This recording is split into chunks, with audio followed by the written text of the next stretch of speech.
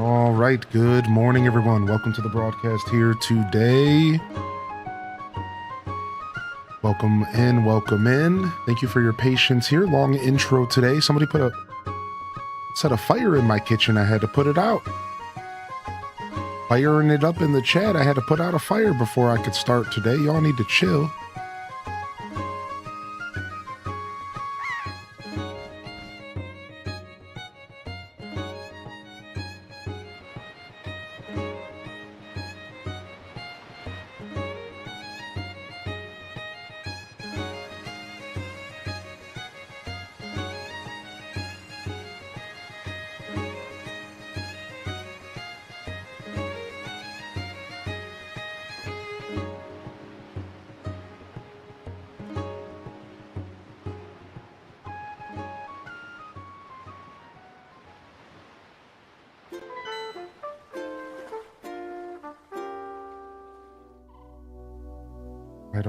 All right. Welcome to the broadcast. Good morning. Cheers, coffee drinkers, and welcome in here to the Monday morning show. Let me go ahead and cross my T's and dot my I's.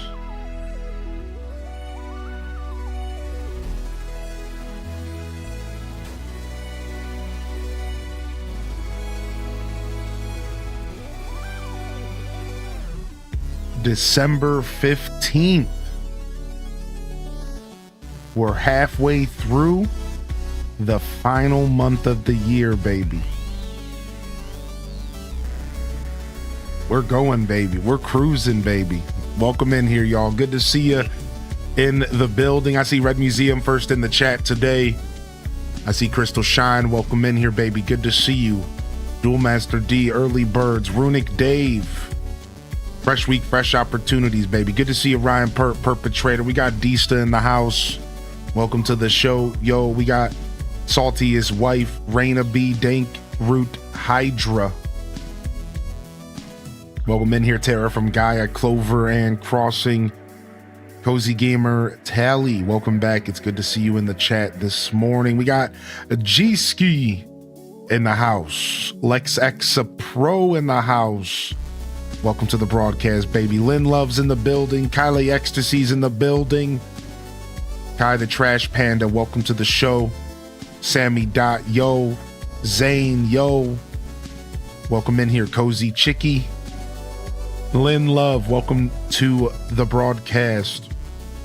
Yo, Rain 5150. Hope and feeling good. Wizard Impaler. Tales from the Fandom. Welcome in here, Impatient Pay, Muzzled Emperor. Good morning, baby. JR Prisma, hope you're feeling good today. Defia, hope you're feeling good today. Chell Dog, Kalika, welcome to the show. Welcome to the stream. Raised by Hypocrites, good morning. And Parappa in the chat as well. Good morning to all the daily check-ins. Good to see y'all here as well. And YouTube, welcome to the broadcast. Consider hitting that like, subscribe if you're new, if you're watching the VOD in the future. This is future. If you're talking to past me because you're watching in the future, we'll get there. Good morning. And I hope you enjoy the broadcast. We will be doing some island designing. More like island refreshing, because we're more so tearing stuff down than we are building things up, at least for now. And then we got our 12 games of Christmas finale game number 12, to round off 15 wonderful days of December. That's right, 15, because I did take a day off and I did play Metroid and I did play DDV as well. And that accounts for those 3 days. Boom. Math. Let me go ahead and make sure everything's set up here today. YouTube, thank you. You'll find the Twitch link in the description. And starting next year, we are opening up the chat on YouTube. So if you are committed to the show over there, be on the lookout for that. And if it's something you're not looking forward to, please be reminded that you can turn the chat off and you can continue to treat it like a lurker zone. Hopefully it's not too tempting to do otherwise. Regardless, thank you so much, and good morning. Let me make sure everything is looking good here. We still got to do our Twitch schedule. Discord schedule's been posted. We still got to do our Twitch schedule. Yo, thank you, Recyclops, for 21. First sub of the day. What up, dude? Thank you, man. Thank you so much. Go over here, pull up the channel. We'll go ahead and we'll slowly pick at our schedule here. We don't have a ton to schedule. Taking a couple days off this week. Probably show up for a day off stream on one of them. But I'm going to schedule 3 off just in case I need it. Big Doggo, welcome to the show, baby. Bert, welcome to the show. Cozy Assassin. Rainbow Mario Party. Thank you again, Recyclops. Good morning, everyone. Welcome in here, the Monday morning show. I hope everyone had a good weekend. Feels good to be here today. Appreciate y'all tuning in. Fresh week, fresh opportunities. I'd love to hear from you. If this is your first time here for the Monday morning show, it's just chatting with extra steps. We'll have a game on in the background, but we're really here to connect as an audience. That's what I like to focus my show on for Mondays. Chat and community interactions. I think we might be pulling from the Discord a little bit today. So if y'all been making posts in there, we might be poking around. I think we might get a little pet pick session in later. I think we need it. I think we might need it. It might be overdue. But let's let the day take us where the day will take us. Welcome in here. What's up? Process Co. of Blackthorn. Hope you're enjoying DDV. Nerdy Nurse, welcome to the broadcast, baby. Good to see you, Fat Cat Plush. Scuffed Eats Holiday, yes. Scuffed Eats is on the schedule. We are Scuffed Eatsing up this Sunday. Little holiday edition. Something I actually don't have my recipe chosen. I'm gonna do that tomorrow.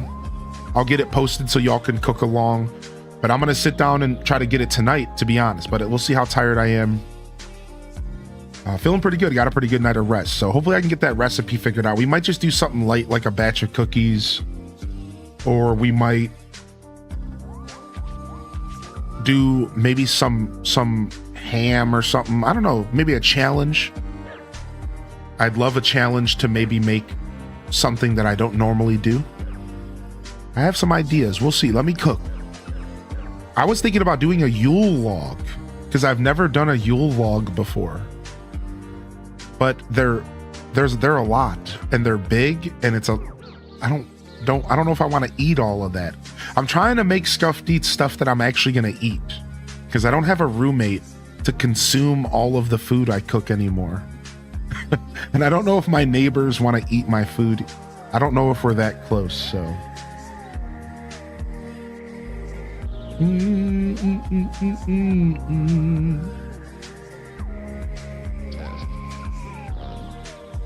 So we'll see. We'll see what we end up doing.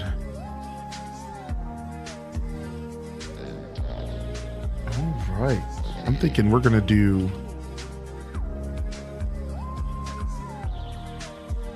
some AC mornings here on Friday.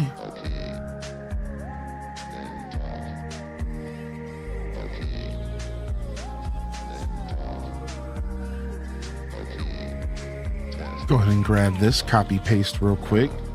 What up, Matt City? It is 10 days till Christmas. Dude, I didn't think about that. I was thinking about January 15th so much and that we're only 31 days away from the update that I forgot that Christmas is only 10 days away. Oh my gosh. I guess this year my Christmas is January 15th. I guess that's just kind of the truth. I didn't really think about that, but I guess this year my Christmas is January 15th. I didn't think about it too much. Last minute panic present buying. I feel like I'm pretty good. There is one more thing I need to go out and buy. I don't want to say because they could be watching, but for a buddy of mine, I have a gift for them, and like I just need to get one component of the gift, and I'll share after I send the gift. Though I'll spill the tea later after I send the gift, so don't worry. I won't keep y'all out of the loop too long. All right, food and drink, Scuffed Eats.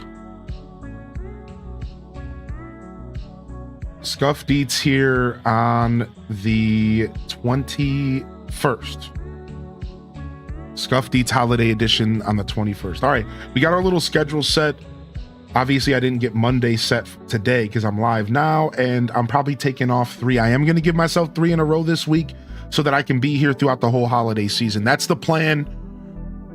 Listen, we'll talk about schedule stuff later, but for the early birds that are here and awake and listening right now, I think I am going to give myself 3. I've been telling myself I'm going to be doing three a month, I think. I really function better as a human if I can get the 3 days off every once in a while. And I've been, over these years of streaming, I would give it to myself like once every 3 to 6 months as like a vacation. Or it would happen due to like tech stuff. But now that I'm living in this house and my internet's not going out every other day and my electricity isn't a problem and my streams aren't getting interrupted and I'm a healthier human and I'm not streaming, always so disheveled, and I realize like now I'm at a point where I do kind of need to make a point to take off those 3 days because it's not like it was even just a year ago.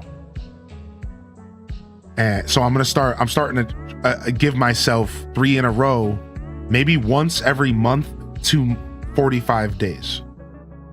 I know that sounds real like analytical, but like that, that you gotta schedule your life sometimes, So it's like once every like 30 to 45 days is the window I'm aiming for. And I think I should be able to make it work with my show, but there's a lot of moving parts and I can't always be taking that much time off.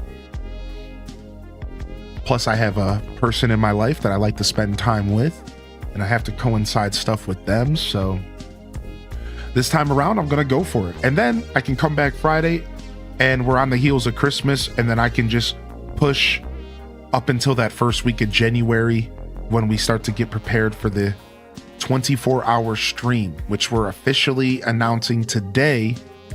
We're going to put it into the schedule on Twitch and we're going to make it official, something that y'all can look forward to, and should be pretty cool. So actually, let me go ahead and pull up the schedule on Twitch because I forgot we were going to do that.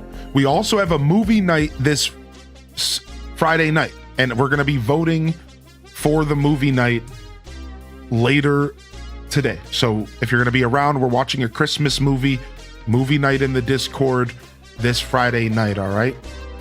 But before we do any of that,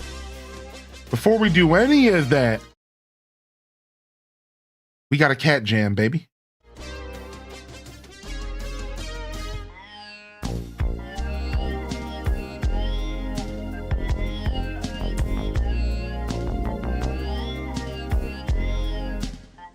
I call this the cat jam sipper.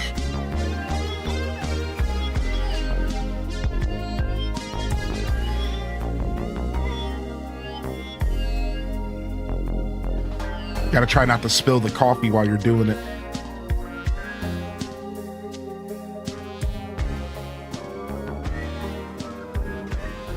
I'm making up dance moves like the sprinkler and the lawnmower. Let's go ahead and do a beard check real quick, and then I'm going to catch up with the chat. I see y'all rolling in today.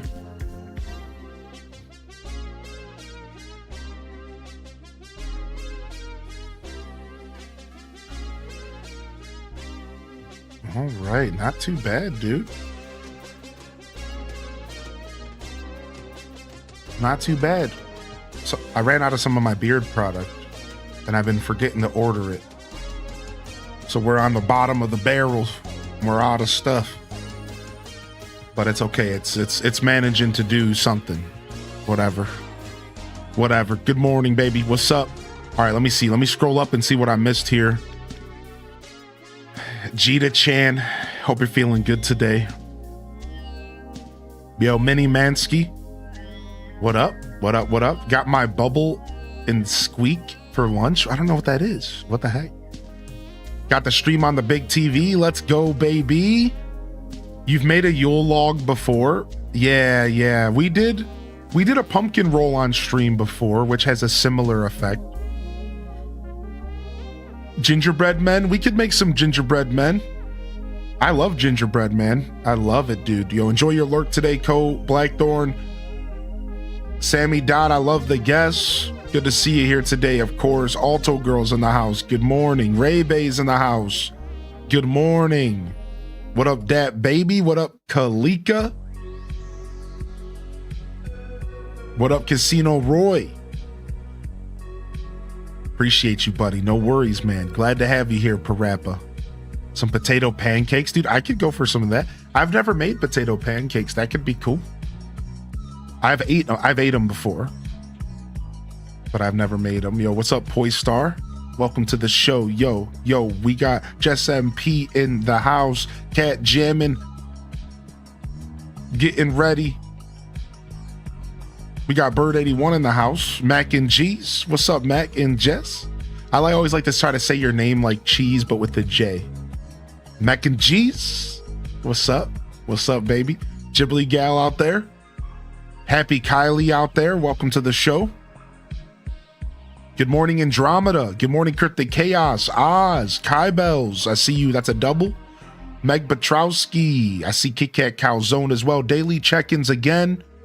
Good morning to everyone out there. I see Planet Kitties in the building. I see Nick 82 in the building. I never played Fast Penguin. No, I never even heard of it. Bubble and Squeak is leftover mashed up roast dinner, fried up into kind of a potato cake style thing. I guess maybe it's British, but it's delicious either way. Dang, dude. I have you on my tablet, so it's bigger than on my phone. I like that. I like a little tablet viewing. We have a Wi-Fi technician coming today. No Wi-Fi the whole weekend. I'm suffering. Oh, brutal. Especially if you use Wi-Fi a lot in your house. Like for me, I use Wi-Fi for my phone, but I don't need it. You know what I mean? And then I use Wi-Fi for like my living room switch, but I don't need it. So it's funny because my life is mostly Etherneted up. However, I know that in some places Wi-Fi is your only option, like apartment buildings, dormitories, stuff like that. What up, Ryan Perpetrator? Welcome to the show. Good morning, Dancing Pearls. Welcome back in here as well. We got Midge in the house. We got Wavy storming on in. Hope everyone had a good weekend.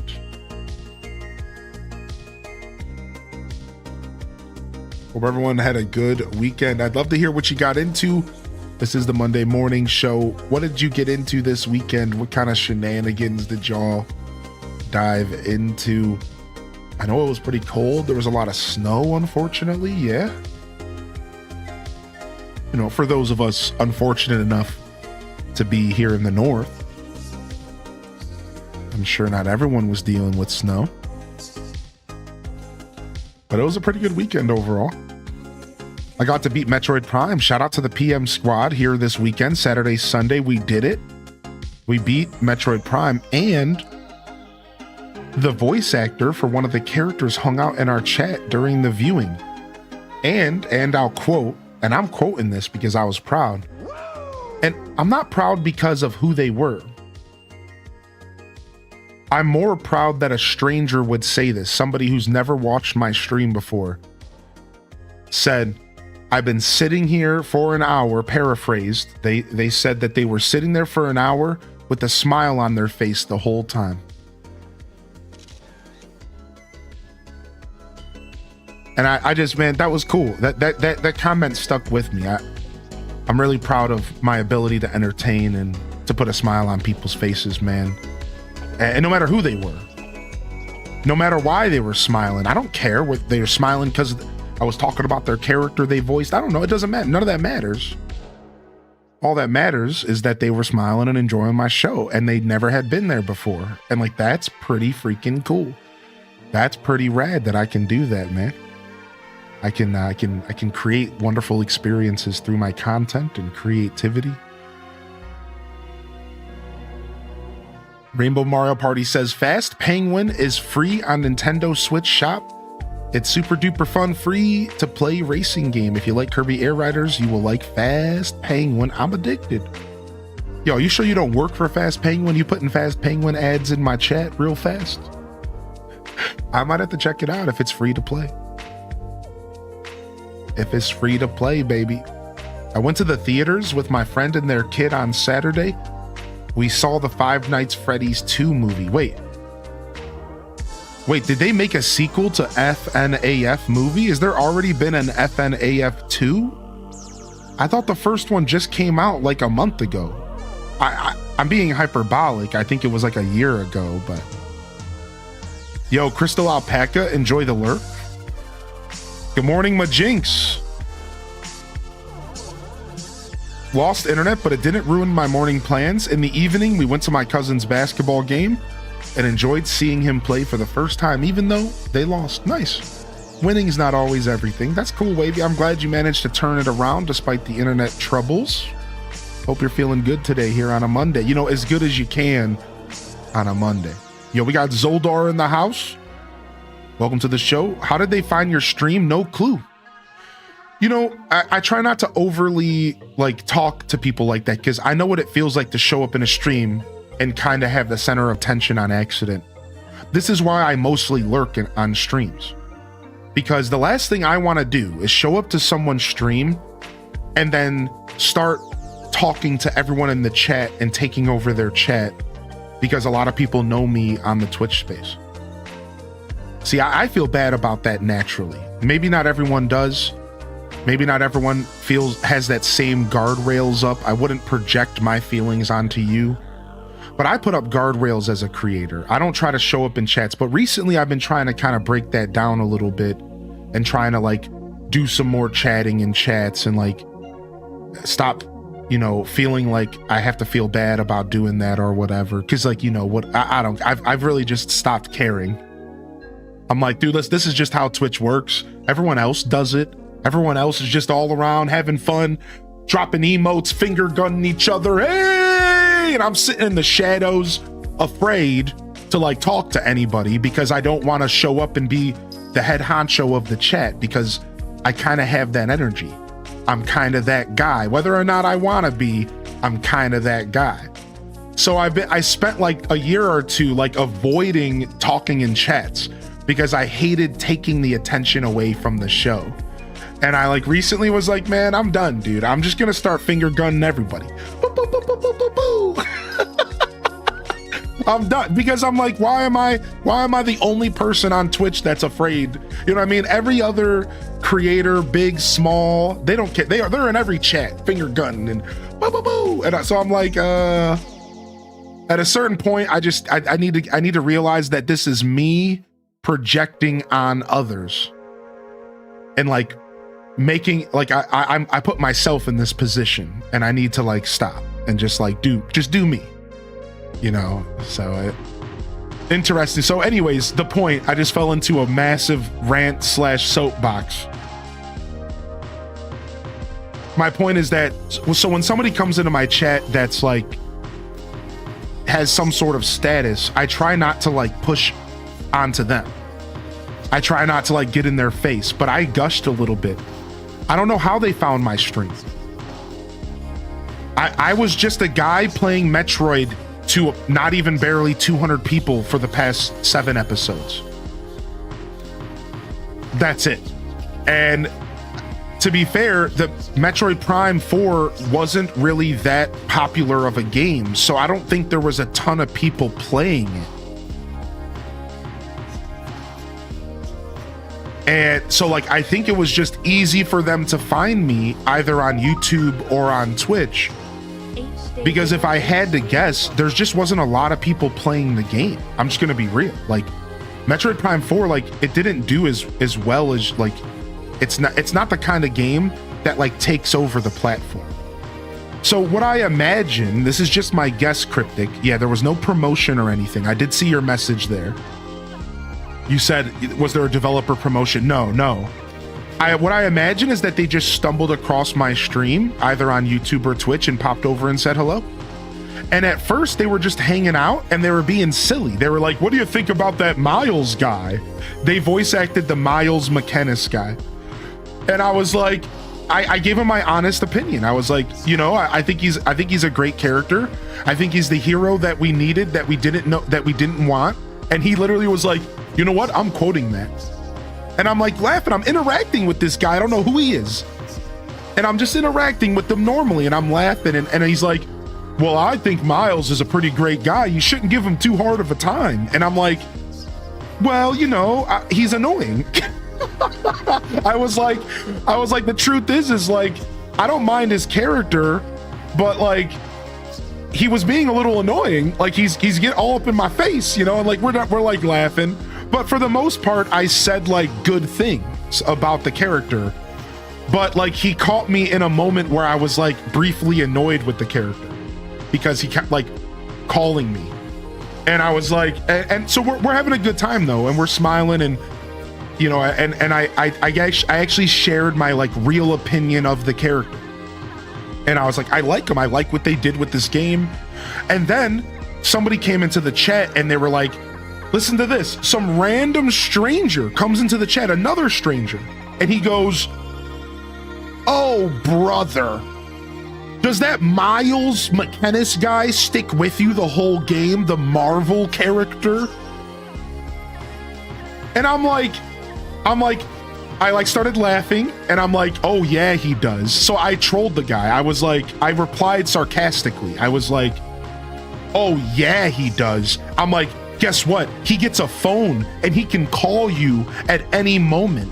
So yeah, he's all up in your ears the whole game. So too bad, nerd. Like I'm like kind of messing with the guy, lighthearted trolling the person who's commenting about Miles. And I'm just kind of messing with this guy. And then the voice actor and this other stranger have a couple back and forths. And then I decide to soapbox briefly about how I feel about Metroid Prime 4. And I proceed to say something along the lines of, the truth is that I wish people would give companies a chance to grow, and there's nothing wrong with retro studios experimenting, and we need to support experimentation. We don't want another Call of Duty. We don't want another Assassin's Creed.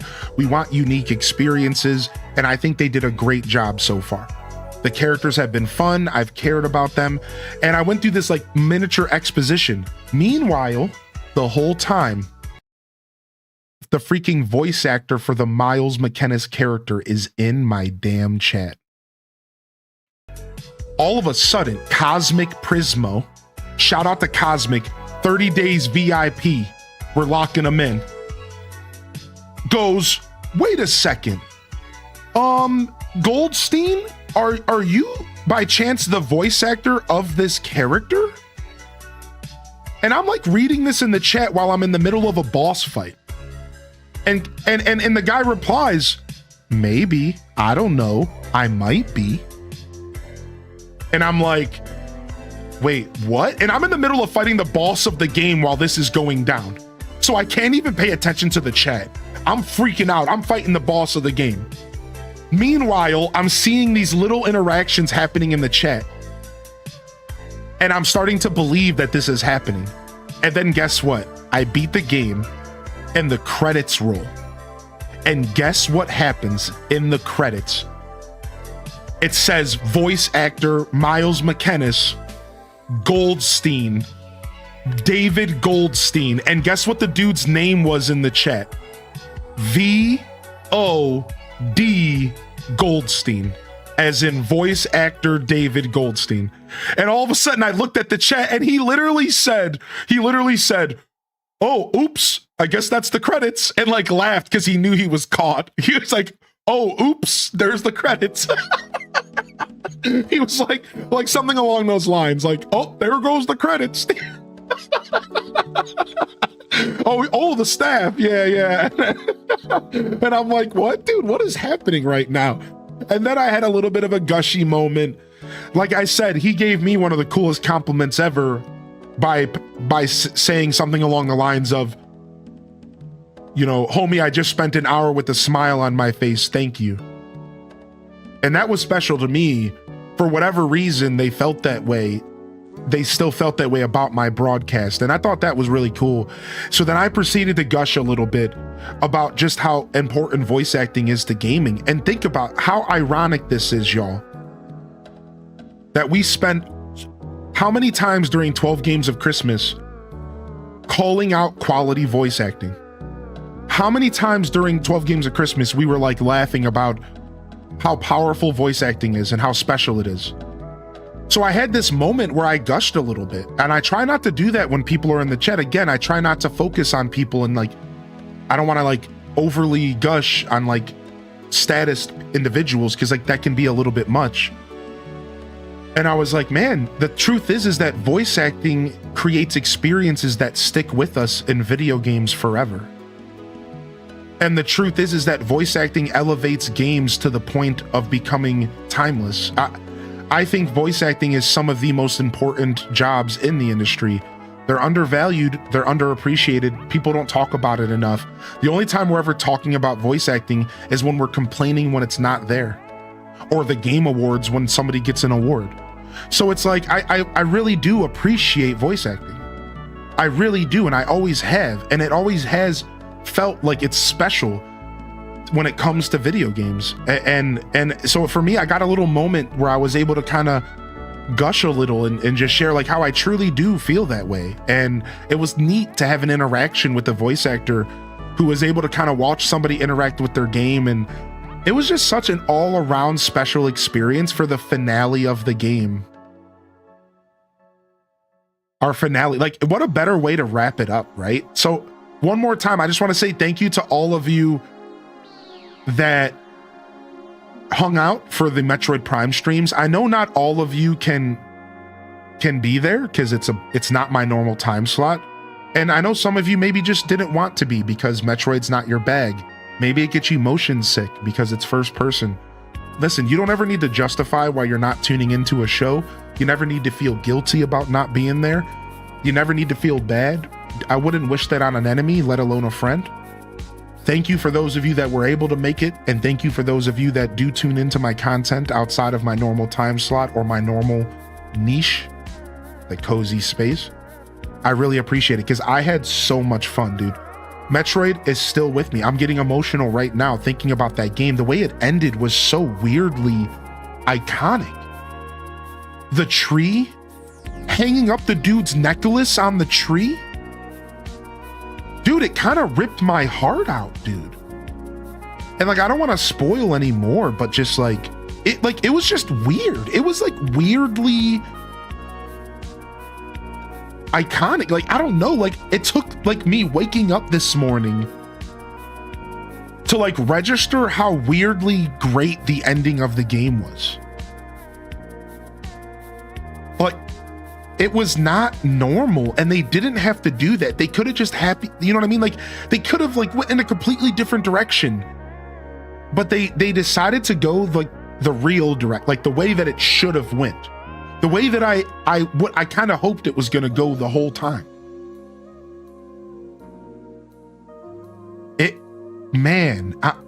I seriously had a great time playing that game. Thank you everyone for allowing me to do this. I'm forever indebted to this community. I couldn't do this if y'all didn't show up for my outside of the norm content, my variety. I couldn't do it if y'all didn't show face. So, you know, they say it takes the streamer showing up. It takes the audience too. What's up, dude? What up, dude Supreme? Good morning. Welcome to the show. What up, Miss K Green Vibe? So that was my weekend, dude. Metroid Prime, a little bit of sleep. Ball X Pit just got super interesting. I'm playing Ball X Pit, and I got access to having two characters in the same run, combining their powers. The whole game is just bursting wide open, and the game has way more content than I could have ever imagined. And I'm just like, I'm loving it. I'm playing that in my free time, and the best part is they're only about 15 to 20 minute runs. So I finally found my new game that I play for just like 10 minutes. I finally got another game in my life that I can just load up for 15, 20 minutes and turn off, and I feel satisfied. and I can go back about my business for the day. I have been looking for another one of those. I kind of didn't have one for a little while. And now I can load up Ball X Pit and I can just play it for 20 minutes and then I feel satisfied. That's the key. Not every game satisfies you in that little window of time. And like this game, no matter if I win the run, if I lose the run, it doesn't matter. I get satisfied, right? I didn't always feel that way about every game I play for 20 minutes, even if it is like a Hades run. For example, Hades didn't always necessarily feel good playing just one run. I think it was because I just always wanted more of the game, but Ball X Pit is like very satisfying in just 20 minutes. It just feels good. Yeah, right, Ryan Perp. Like you got to feel like you accomplished something. So I'm loving that game a lot, and I've been playing that, and that was pretty much my weekend, y'all. It was a lot of stream and back-to-back 10-hour shifts and a little bit of gaming in my free time, a little sleep. I made myself some delicious salmon yesterday, and I made myself a meatloaf on Friday. That's about it. Yo, what up, Lazy Stoneheart? Dude, good to see you here. Beth Chu, good morning. Happy Monday. Welcome to the Monday Morning Show, y'all. But enough about me. I want to hear about all of y'all and how your weekend was and what y'all got into. What have y'all been gaming on the past couple days? Yeah, Cosmic Prismo for sure, man. Thanks for sticking around. Never any pressure. This is a low pressure engagement broadcast. I say that a lot. And the reason I say that is I want to remind people that it's okay to sit back, lurk, and relax. Oodle Doodle came in with 34 months. Thank you, Oodle. I was letting myself finish my soapbox. Thank you, Oodle. I hope you're doing well. I hope you've enjoyed the broadcast for these 34. I imagine you have, or you wouldn't still be here. Hubby and I played a good 10 hours of Baldur's Gate 3. That's so amazing. Oh, amore. Actually played some ACNH. Got to get back into it before the update. Working on catching the legendaries in ZA. ACNH and Expedition 33 UMT. Ooh, you're taking the plunge, dude. The Game Awards got him. The Game Awards got him. Far Cry 6. That's not something I was expecting to read. I like that. I like that. Animal Crossing in between writing and handing in my exam. Yo. Elima, congratulations on finishing up your exam, dude. Get some blesses in the chat. Now that you pushed it forward, now that you sent it forward, you're done. You're done. Yeah, now the universe can handle it from here. You did your part. A Hat in Time. Wow, dude, you're playing A Hat in Time. I've heard nothing but good things. I've heard nothing but good things about that. We got Aurora Sunrise in the house. Ryan Perp, some PBA bowling. I got a bowling game bug when you were playing Elf Bowling. I always liked video game bowling, and it's fun to see a modern version. That's cool. I didn't even know they were making bowling games. That's really cool. The regular PM streams for Metroid was a holiday treat. I'm going to miss them, not going to lie. I'm going to do my best to be doing regular PM gameplays and playthroughs, little spurts. I'm thinking maybe 1 PM game a month. I think we can maybe do that. And we don't, and then we just do scattered little, community game nights, everything we have been doing. A handful of night streams a month, and then maybe 1 playthrough. I think we could maybe do that. I'm not going to push myself, but I think we could maybe do that, where we just once a month we choose a game, we play it. It shouldn't take us more than, Metroid took us 7, 8 episodes. I feel like 10 episodes is the average, probably. Yo, what up, Bus Man? What up, Bus Man? Yeah, we'll see. I'm thinking maybe 1 night game every month or 2, and it'll help me play more games on the channel because I need to play all these Zelda games. So a big part of the reason I'm trying to push back towards night streams, and this is something I've been planning for a little while, is because I'm trying to play more games and I don't have enough time to play everything I want to do. So I kind of need to step up for a little while and do some night streams because there's not enough time in the day, man. There's not enough time in the day, man. Yo, what's up, Chelsea? Happy Monday. I had some fam in town, played some DDV, trying to get through the Winter Star Path. Nice, dude. I hope you're enjoying the DDV update. I'm sure for a lot of y'all, Cinderella's already max level. Metroid Dread. I think Metroid Dread's on the docket for sure, but I want to play No Man's Sky first for a little bit. People are still human regardless of how famous they are. Authenticity probably feels better the bigger you are in that sector. Yeah, it does. It does, exactly. And for me as a creator and as a fanboy, sometimes I try to walk that line where I don't overly fanboy and I give people the respect that they're just a regular person. Because again, that's a lot. That's kind of, I've felt that feeling every once in a while. It's not like I'm a big shot, all right? It's not quite the same correlation. It's not quite the same as somebody like, you know, actually with some status, but I have like felt that feeling a little teeny bit as a content creator. So I try not to project it on others. Yo, Zane, I hope you enjoy the VOD. I am taking 3 days off, but I'm looking to get a bunch of YouTube stuff released tonight and tomorrow for y'all to watch. I think that's what I'm trying to do. I'm gonna try to get a bunch of fresh YouTube stuff released for y'all to watch over my couple days off. So if you haven't already picked up a playthrough on YouTube to enjoy, now might be the time to keep an eye on it. Hit a subscription over there, and I'm gonna try to release a couple things. I have a couple things on my request list. Mystery Dungeon, Metroid Prime 1. I want to get the Metroid Prime 4 VODs up. I think we finished Coral Island. We finished Tears of the Kingdom. I'd like to get Breath of the Wild on there. And I have a couple other notes written down that people have been requesting. So we're going to try to spend at least one of those 3 days just focusing solely on YouTube.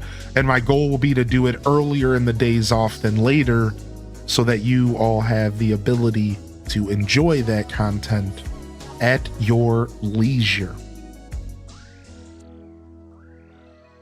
Yo, Cast the Casual, I'm just reading your message here about the VO. I'm just checking. You've been very pro Miles. That dude came to the right stream. People, Ralph, I just think it's cool when people who create something and enjoy going to see how others enjoy their work. That would be the ultimate high as a game developer or a voice actor. That's true, yeah. I think if I could ever set up a private cam in y'all's houses and watch me on stream, then maybe I could get that ultimate high that you're speaking on. Not that I would do that. I would never sneak cameras in y'all houses to watch you watching me. I would never. That's weird. It maybe even a little weird that I mentioned it, but like I was just trying to make put the shovel down. Put the shovel down. Anyways, Lazy Stoneheart says, had a family Christmas Saturday and the kiddo's birthday party yesterday. Did zero gaming, unfortunately. Sometimes gaming isn't everything. The fact that you had a wonderful festive weekend and a birthday, I hope it went well. Care to share a little bit about the birthday? Was it themed or anything? I'm kind of curious. Beth Chu says they've been playing a lot of Legend ZA DLC. It's probably their favorite Pokemon DLC yet. Nice. I think the Legend ZA DLC is good. We're going to try to play some more this week. Yo, good to see you, Bus Man. I hope you enjoyed your AC. I hope you enjoyed your family event. And I hope you enjoyed your pierogies. Good to see you here today, Bus Man. I'm just catching up on chat. I'm a little behind. Good morning, Stormy Rivers. Happy holidays. Xmas crocheting and FTL when I can. Wait, are you playing FTL Faster Than Light? Shut up. Are you playing that game?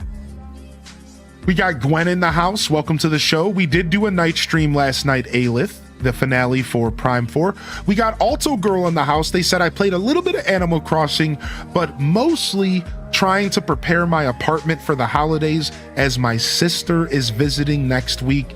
I did myself a favor and I baked a ton of sugar cookies to try to help my tired self get through Monday. Aw.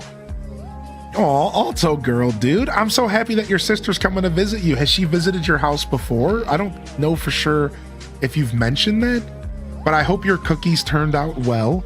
And I hope that you managed to get through today. Can we get some HDES heroes in the chat? It's the Monday morning show. Fresh week, fresh opportunities. Listen, Mondays aren't always the most energetic. That's why I try to bring the energy for you. And you can decide if Monday's the day to be energetic or if Monday's just your day to sit back and relax. And maybe tomorrow's the real start of your week. Cheers to all the workers out there that are commuting, heading to the office, heading to the kitchen, headed wherever you're headed. If you're commuting out there, or maybe you're just getting out of bed, rubbing the sleep out of your eyes, the CSTers, the MSTers, the PSTers, it's starting to get there, 6 in the morning. Welcome to the Monday morning show, y'all. We got this, man. We got this, baby.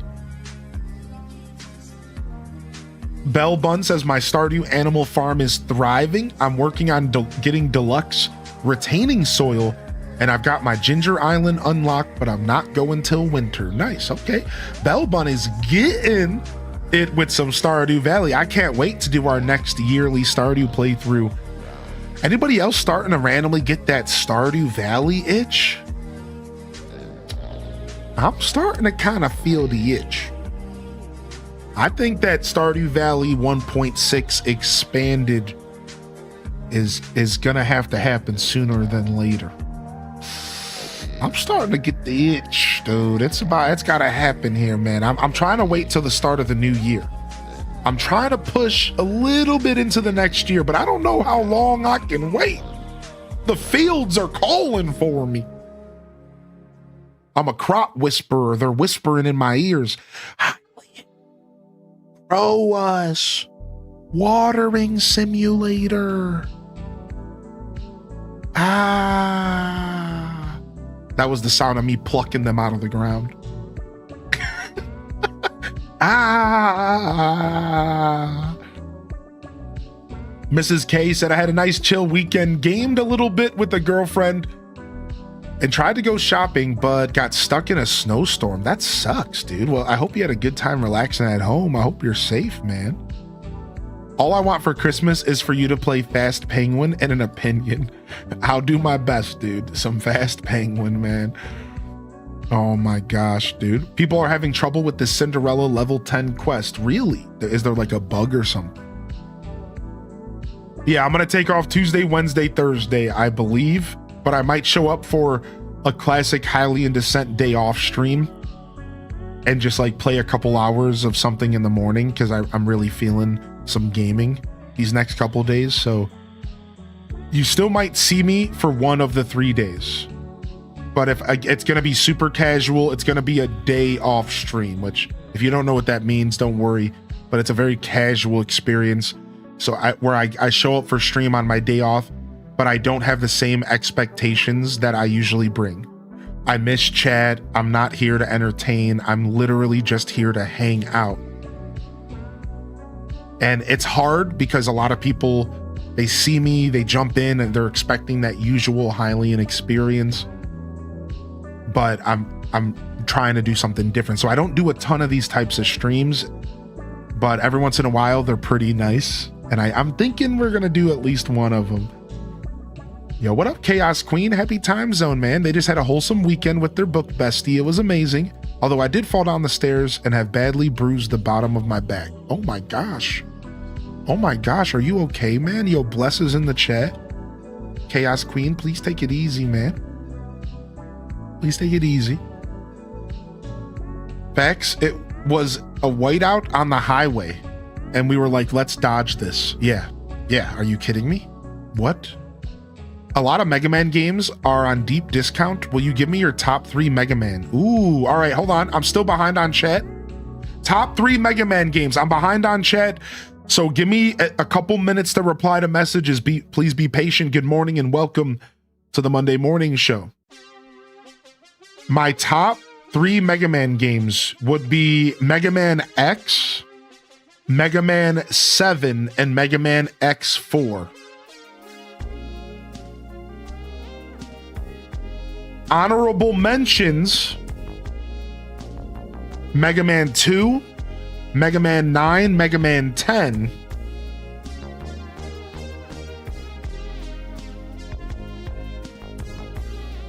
Honorable mentions 2, 9, and 10.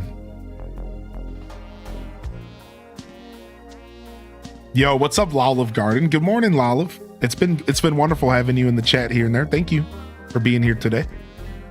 You can't see me right now? That baby. Yeah, I can't. I blink, nod your head and blink your eyes twice to make sure that my cameras are working. The mod dungeon has all of the cameras. Yo, what's up, Card Shark? Good to see you today. Okay, all right. Seems like most of them are online. Thank you. Taco says, happy Monday, y'all. Husband is taking the kid to school today. I'm so congested and cold, but have to work. Yo, Taco, take it easy, man. Please take a day off if you get a chance. Please take a day off and take care of yourself. Good to see you. We got Lazy Stoneheart in the house saying Wicked themed, and I made her dream of having a swimming party in December come true. What? It was a Wicked themed birthday, and you got an indoor toasty pool set up for their birthday? Dude, talk about winning parenting, dude. Talk about literally winning parenting. That's actually so cool. What the heck? Yo, what up, Jesse? Good morning, Jesse in the house. We got Quelth in the house. Welcome to the show, baby. Dancing Pro says, I was pretty low on energy yesterday, so I did my best to clean my apartment. This morning started off with snow shoveling. Oh, make sure to shovel with your knees, not your back. Tomorrow is my work week start. I'm grateful to have Mondays here. Yo, Ryan Perp. It wouldn't be the same without you, buddy. Good to have you with us. I sell Powerball tickets, and it's 1.1 billion. So it's going to be a long day of lotto sales. 1.1 billion Powerball.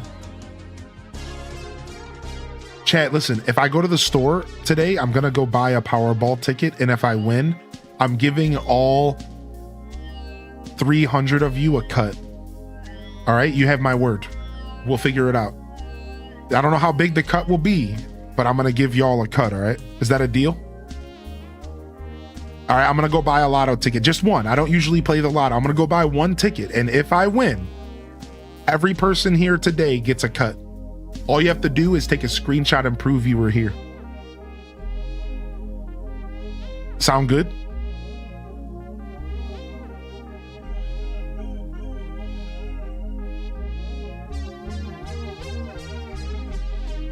I'm being serious. I'm being like 100% serious. Yeah, clips, whatever. As long as I know you were here because you were talking to me, or you take a screenshot, December 15th, Monday, if you were here and I win the Powerball, I'm giving a cut to everyone that was here. I swear, I am not kidding. I will figure it out. We'll convert it to PayPal. We will figure it out. I'm giving everyone a cut. $20 coming my way. I don't know. I think you can add like 2 zeros to that at least, dude. We're talking about $1 billion. What? Do you think I'm talking a couple zeros at least for y'all? What do you mean, dude? What do you mean, dude? I'm talking a couple zeros at least. Even after taxes, that's got to leave me with at least $1 million. At least. And like I can throw a couple zeros on there. You know what I mean? Like, come on, dude. Like, at least, I don't know, dude. I don't know. Like, I know taxes are bad, but I don't know if they're that bad. Yeah. All right, here, let me catch up on chat real quick. Let me catch up on chat really quick here. I'm a little behind, all right? So hold on a second. All right, let's do a speed run. Y'all down? Let's do a speed run so we can catch up, so I can be in real time. Good morning, Dania. Good to see you today, Dania, as well. Hope you're feeling good today. Alto Girl said she had once visited when I first moved in. We had a big old sleepover, just watched movies on the couch, but this time's real special because she's bringing her boyfriend, so I want to make her visit super special and make it super pretty and festive here and bake them a ton of stuff. Why is that so beautiful? Also, girl, you have such a wonderful spirit and energy. I don't know if anybody's told you this recently, but you are a beacon to the people around you, and you are a pillar of this community as well as our creative collective. And I really do hope you internalize this and you take this with you as the truth, because it is. And if you haven't heard that, you needed to hear that. And thank you for being you. I appreciate you. Piku, Hyleen, do you have a suggestion for a different way to play Stardew? I want a new challenge. All right, real quick, a different way to play Stardew. You could do a fishing only farm. I did a fishing only farm. It was amazing. You could also do Year 1 Community Center. It's one of the hardest challenges. Look it up. Year 1 Community Center. It involves having to use the traveling merchant to get a specific set of seeds, and they are guaranteed to sell, but they're not guaranteed to sell more than once. So you have to check the traveling merchant every single time, and it's a really fun challenge. Please consider the Community Challenge, Community Center Year 1, if you're looking to enhance your Stardew experience. Quickly and lastly, mods, the expanded edition. I'm not saying anything else. If you're on PC, I'll say it again. Mods and the expanded edition. Piku, it's time. It's time. Oodle doodle. Definitely getting the Stardew itch. I'm seeing the concert in February and I'm so pumped. I'm going to tell you right now, the Stardew Valley concert was amazing and you are in for a treat. You are in for a treat. Aelith said they have not had a chance to game too much this weekend. I hope your show went well. Aelith, how was your show this weekend? I'd love to hear about it. Cozy Gamer Tally says they're playing Stardew every night. Mary948 says, good morning, beautiful people. Lemons and Lime says, I just got over my Stardew addiction. How you doing today, Lemons and Limes? Speaking of beacons, how you doing today, Lemons and Limes? And speaking of beacons, allegedly, we're getting information about ACNH tomorrow. The beacons are lit. Listen, if the information comes out, I'm going live. If the information appears on the internet or a video or a trailer or something, I'm going live. Now, but here's the thing, we don't know what we're gonna get. This is what we know. Allegedly, Nintendo has been reaching out to media outlets and content creators, doing interviews talking about the content coming January 15th. Allegedly, Nintendo has been reaching out to people to talk about content in 3.0 ACNH. Allegedly. And allegedly, it's supposed to come out on the 16th of December. So I don't know if it's gonna be like a video. I don't know if it's just gonna be like a list of information.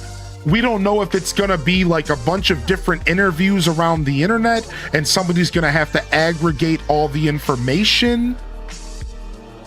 We don't know how this is gonna work. We don't even know if it's real. The only source we have is a pretty seemingly trustworthy source by the name of what is his name? Nintentalk. So there's a creator by the name of Nintentalk who actually doesn't clickbait the Animal Crossing community. He actually is not known for clickbaiting the Animal Crossing community. He's an Animal Crossing creator. He goes live frequently. He does events. He creates content around AC. And he actually seems like he could be kind of trustworthy. Seems like he could be trustworthy. And that's why I'm even saying this to all of you. I wouldn't be regurgitating this if I didn't feel confident somewhat. But just like Dazabound wanted to remind me when I brought this up last week, we also thought that beat 'em ups was trustworthy. Or at least I did. So we're all kind of beat up at this point, and we're all kind of nervous that we're getting played again. I don't think that's happening. I'm gonna be real. I think that we can trust Nintendo.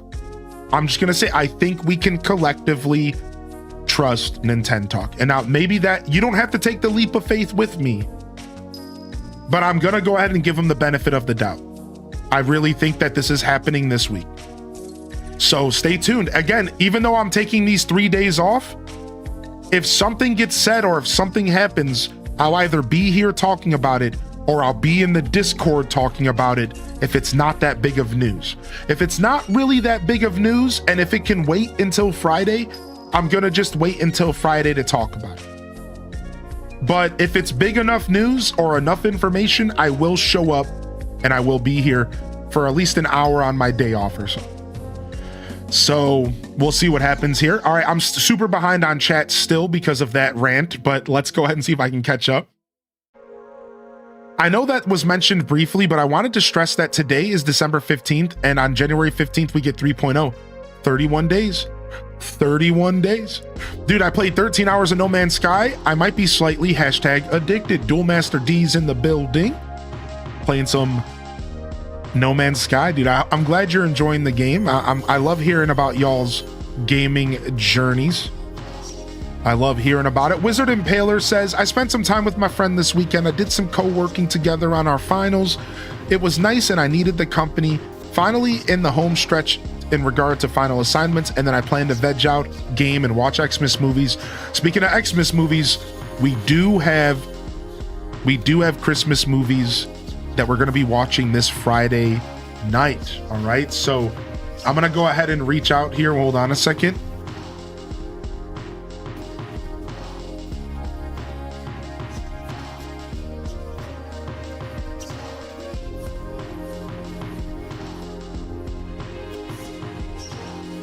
All right, let's see here. Mega Man bundles are discounted. I think I own all of the Mega Man bundles except for Mega Man Battle Network. That's the one I think I need to buy still. Because weirdly enough, I own the Mega Man Bundle 1 on my Steam, and then I own Mega Man Bundle number 2 on Switch, and then I own Mega Man X Bundle 1 on Steam, and I own Mega Man X Bundle 2 on Switch. Wait, no, hold on a second. I'm confusing this. I own the Mega Man 1 bundle on Switch, and I own the Mega Man 2 bundle on Steam, and then I own the Mega Man X2 bundle on Switch, but I own the Mega Man X1 bundle on Steam, and I do have all 4 of them, but one of them's on Steam, and I think it's Mega Man X1, but I think Mega Man X2's on Switch, and I own all 4, but like I think I own all 4. I also own Mega Man Zero Collection, but I haven't bought Battle Network yet. I probably will now that it's on sale. The only Mega Man I played was the NES back in the day, but it made me rage. Dude, Mega Man games are hard. Mega Man games are difficult, period. I'm catching up on chat. Lolive Garden says, I spent the weekend in Richmond, VA. There's an amazing science museum with all interactive stuff for the kiddos. Aw. Dude, Lolive, appreciate you, dude. I hope you had a good time hanging out this weekend with the Science Center. And yeah, no problem. Every once in a while, I just like to acknowledge when y'all are popping in, and I like a lot of y'all's energy, and I saw you vibing here when you get a chance, and I just wanted to say thank you, man. I think I can say thank you 1,000 times to everyone in the room, but I think sometimes expressing my gratitude individually matters, and I hope people appreciate it, and if it doesn't matter to you, that's okay. That's okay. Taco said, I took 2 weeks off next January 5th. Don't worry, I'll be resting. Okay, good. I'm glad you got some time off here planned. G-Ski, halfway to mastery on Stardew Valley. We got Colorless Blue in the house. We did not finish the new Dream Island yet. Our island stuff, I'm not sure what you're mentioning, actually. Colorless Blue, we'll get to Animal Crossing here shortly, and you're welcome to ask your question again if you're interested, but I'm not sure about what island you're speaking of, but we are currently undergoing an island refresh, and we'll talk about that here very shortly here. Yo, Espresso Jeffro, welcome to the broadcast as well. I know what I'm doing with my 1 billion cut. I don't know what you're doing with the rest. I did a game rot this weekend and sat for 6 hours and binged at my time at Sandrock.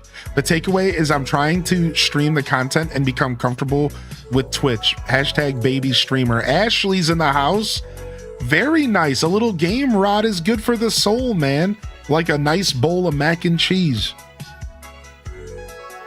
I thought you were going to say all you got to do is blink twice and nod your head so I know the cameras are there. I swear I thought you were going to say that. Well, I delivered. Pastel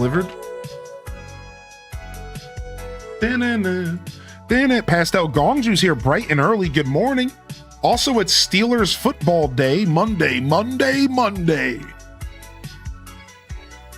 All right, we're getting there. We're almost caught up on chat. I have 2 messages I'm gonna get back to, but let me catch up first.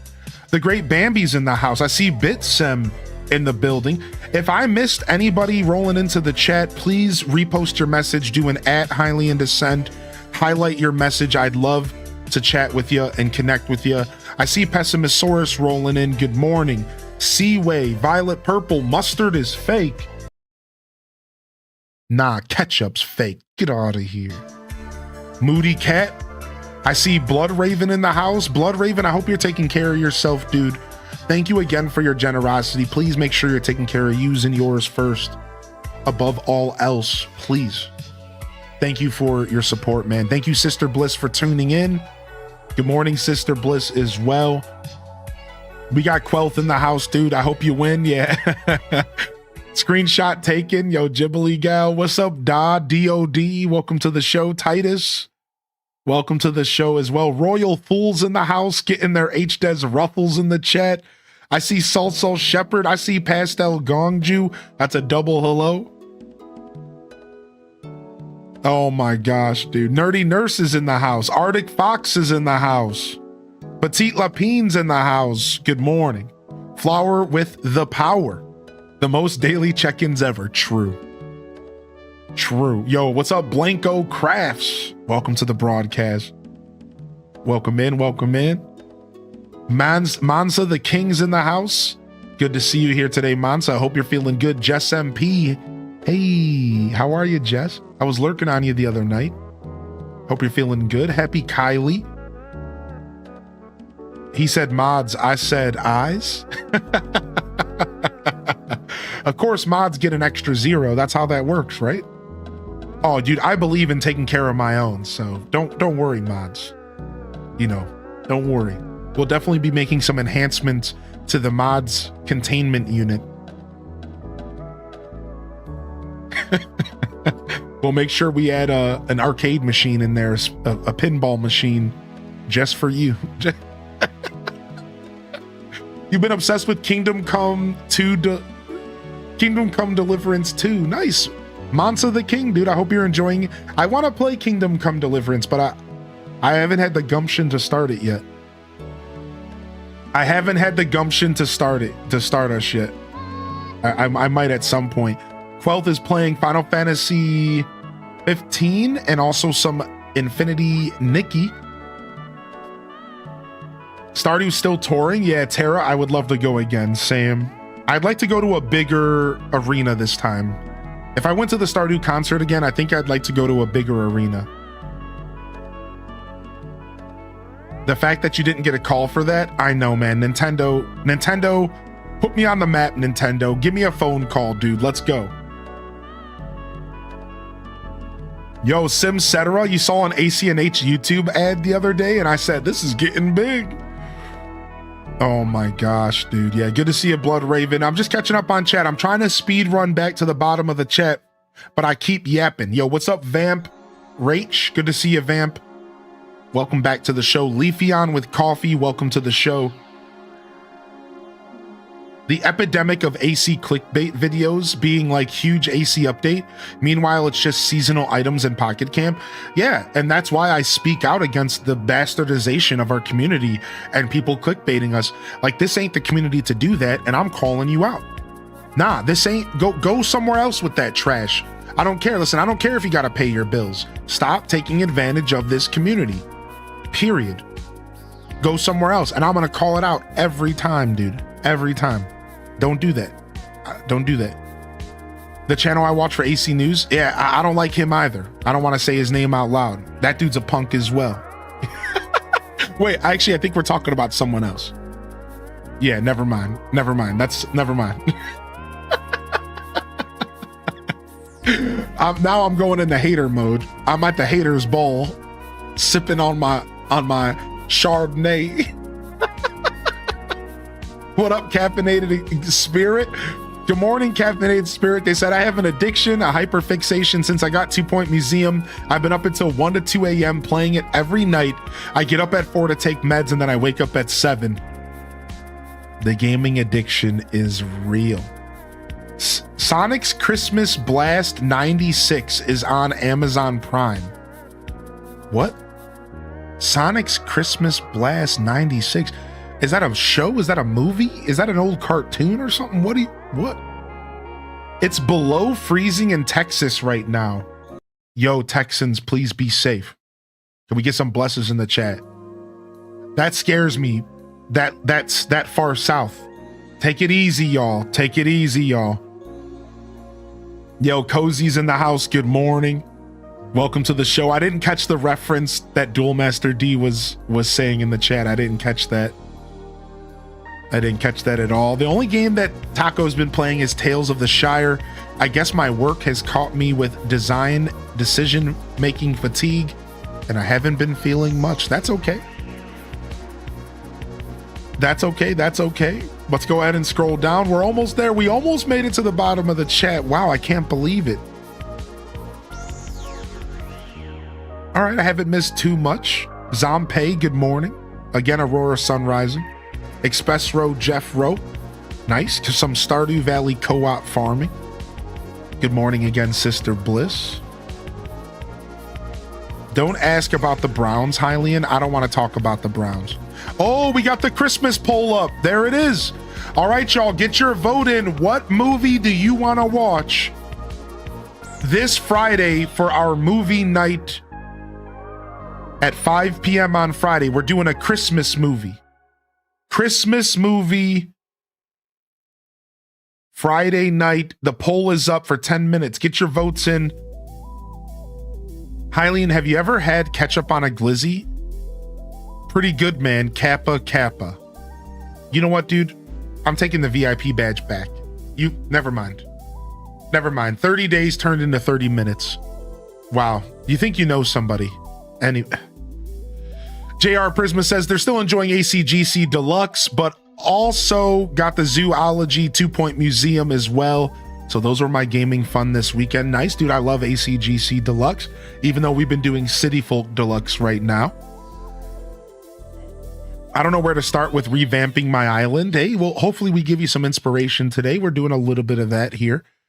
Feeling good, baby. Thank you. No problem. Howdy. Fresh Subway? Question mark. Did you ever pick a new mod, or did you decide you didn't need one after all? I currently have mod stuff in the works. Yes. I did reach out to a handful of people, and I'm working on that right now. We'll have 2 new official mods in the Twitch chat relatively soon.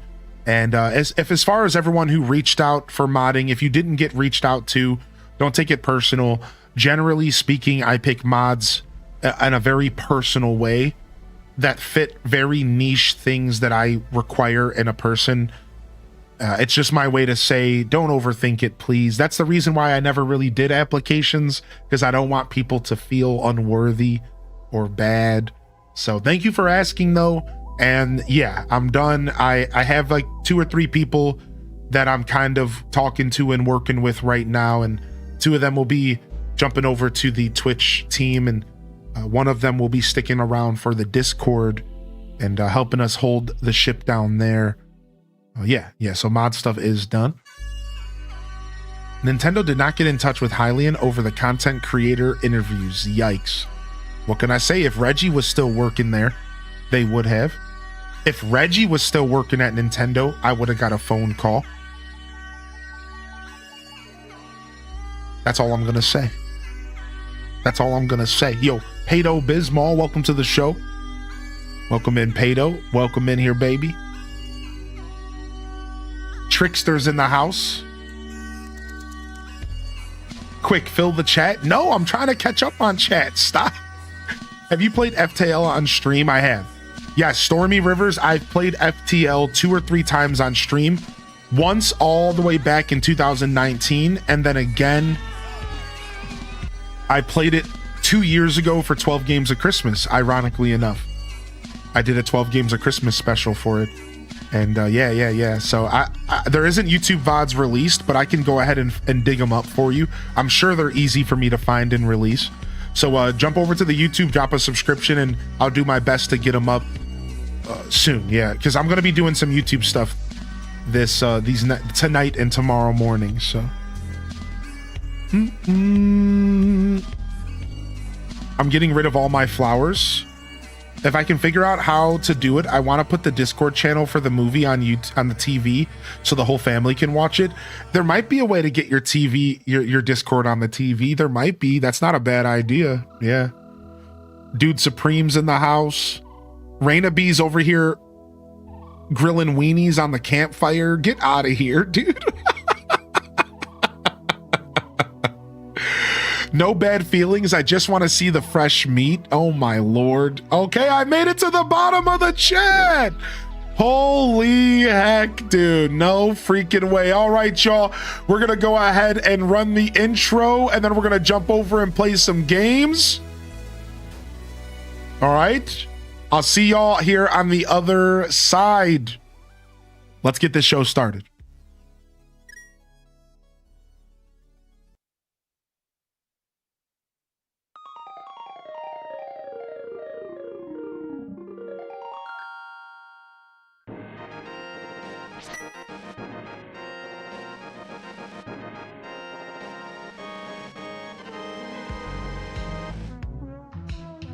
All right. Good morning, everyone, and welcome to the broadcast. It's the Monday morning show, and I'm your host today, Highly in Dissent. Fresh week, fresh opportunities is the theme of the broadcast here. Just chatting with extra steps. We're going to have a game on in the background, but we're really here to connect. It's a live, interactive podcast experience. Low pressure engagement, of course. You can always just sit back and enjoy the show, or you can come and chat with us. Don't worry, just get down with the flow. We almost nailed the end there. Good morning, everyone. Welcome in. As I said, your host today, Highly in Dissent, and we are still voting on the movie night movie, so get your votes in. It looks like the Santa Claus might take this one. Get your Tim Allen grunts in the chat. HDes grunts. If you want some Tim Allen in your life, apparently you're going to get it this Friday night. Thank you so much for handling that poll. I appreciate y'all, and welcome to the show. Yo. We're going to be doing some island refresh here today. That's right, 31 days till the 3.0 update. But also the finale of 12 Games of Christmas.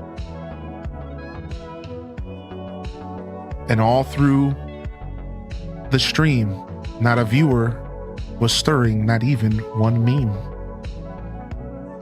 And we're going to play that game today later. So we got some ACNH here on deck, more island refresh, and then we're going to dive into our finale, our final game of 12 Games of Christmas just a little bit later. The hint is up, and you can dive into it here. But if I missed you rolling into the stream, don't be shy. Jump in the chat. Let me know you're out there, all right? I definitely didn't miss you on purpose. Now, there was 2 questions that I want to answer. First, Famed Guardian, or if you're still out there, jump in the chat and I'll answer that Mega Man question. I did answer it once, but I wanted to wait to make sure you were here before I answered it again, because I was trying to speed run the chat. Also, if you're here colorless blue, we can talk about the island stuff I've been up to, all right? So Famed Guardian, my favorite Mega Mans are 7, X, and X4. However, my honorable mentions are 2, 9, 10, and 8. Honorable mentions would be 2, 8, 9, 10. I love all of those, but my favorites are X, 7, and X4. I've never seen A Christmas Story. It's good. It's actually based out of Cleveland, so it's a favorite of mine around my house. Yeah, sometimes you have to refresh with the polls, if that could be a thing. That could be a thing for sure. Quelt said, over this past weekend, I went to my local grocery store, and I seen an employee with an inappropriate logo on a sweater, but I couldn't believe what I was seeing. Was it just like a very phallic image or something? No Die Hard on the movie list. No Die Hard on the movie list this year, but we can maybe sneak in a Die Hard movie night later in December if y'all want. I haven't seen that movie in a long time, so it would be fun. It would be fun for sure. Yeah. And again, if you're out there, Colorless Blue, enjoy the show, but I'll gladly answer the Animal Crossing stuff here as we go forward. Yo, what's up, Runic baby? What's the best Mega Man I should get for my Switch? You could probably start with Mega Man 11. It's a great game and it's probably dirt cheap, and it's the most recent Mega Man game. But you could also grab yourself one of the collections that are on sale. I would recommend maybe Mega Man X Collection number 1, because there's like part 1, part 2. I would recommend maybe Mega Man X Collection part 1. It comes with X1, 2, 3, 4, and I think 5, and those are all solid games. You could always go with just the classics, Mega Man Collection 1, and it's just got Mega Man 1 through 6, and it's all pretty big bangers. It's hard to recommend Mega Man games. The truth is that all the collections have a little bit of input lag, and that's not ideal for a Mega Man game. I've experienced just a little bit of input lag playing all the collections on Switch and on Steam. It's unfortunate, and it doesn't seem like they're going to ever fix it. So really, I think, in my opinion, Mega Man 11 is totally worth your time, and it's the most modern. I would check it out. I think Mega Man 11 is actually really good, even though it's not a classic, right? So, Miss Sandwiches, I usually watch on YouTube since I have premium, so I avoid the Twitch forced ads, but I wanted to pop in and say that I got my 11-year-old cousin into Animal Crossing, and it's one of the best accomplishments as a gamer. Let's freaking go, dude. She has liked to play on my account since she was little, but recently I let her borrow my Switch 1 with the virtual game card for Animal Crossing to make her own island. She's hoping for ACNH for Christmas, so I'd then help her transfer her island. Aw, let me tell you how special that is. I have gotten a handful of people into Animal Crossing in my years, and I am so in... I concur so much, so heavily with your statement about it being one of the best accomplishments as a gamer. Seriously, you should feel proud about that. HDes cheers. That is so freaking rad, dude. And all right, it looks like we're watching the Santa Claus. Yo, Cozy, if you have a minute, I'm going to ask one more thing of you. I apologize, but if you do it, there is an extra piece of fruit stripe gum in it for you. Could you just set up a quick event for Friday night, 5 p.m., in the Discord when you get a chance? And then you can also just send me a DM that says no with a middle finger, and then I'll do it myself later. That's also okay. You can also just HDes foo me, and I'll just do it later. Like, it's not that big of a deal. My mods are never expected to do anything, even if I ask them. Like, that's not how this works. It's a voluntary thing. So you always have the option to say you, and like, that's fine. Like, I'll do it myself. Yeah. Oh, all right, looks like I'll do it later. All right. I argued with the lady the other day about her not letting her 9-year-old child play Animal Crossing New Horizons because of the naked statue. I was like, it's art and it's the body autonomy.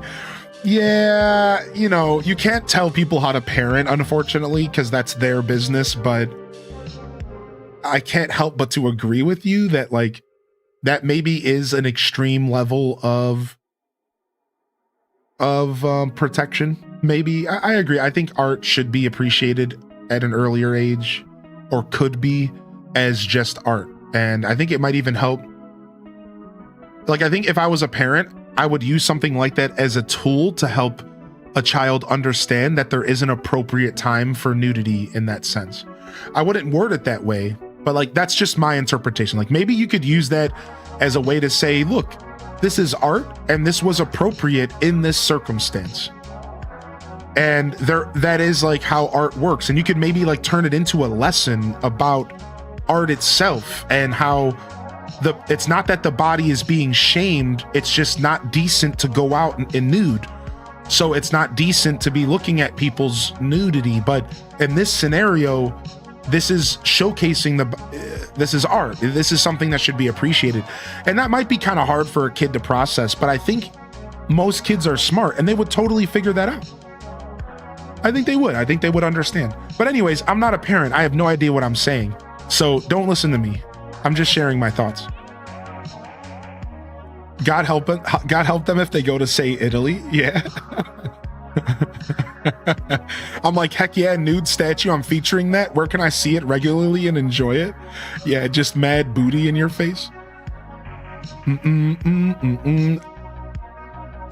I find it funny because when I was 9, I lived in Rome and my parents took me to see the real naked statue of David. It's world-class art. That's such a cool experience. But again, not everyone is going to have the same parenting tactics, and we can't judge people for that. We can quietly judge them because that's our own right to do that. I'm thinking about someone right now and judging them. Idiot. Anyways, so like that's fine, you know, but like, yeah, that's their prerogative. You know, everyone's going to have a different journey. So. All right, let me see if I missed anything here. I want to get my 9-year-old niece into AC, but I don't know if she'll be able to get into it. She loves Minecraft, though. There's some parallels. Don't laugh at me, but I've also never seen It's a Wonderful Life, but I'm going to watch it this year. I've never seen A Wonderful Life. Don't laugh at me either. Yo, what's up, Nixie Bar? Hey, ahoy there, me matey. Ahoy there, me matey. Good to see you, Nixie Bar. Feeling a lot better than I was this week from the ick, but not 100% yet. Yo, Necro, I'm gonna put some blesses in the chat, and I'm hoping that you're on the mend here, bud. I have a Christmas sweater with Santa in a thong. I might wear it at my company party on Wednesday. Cozy, are you okay?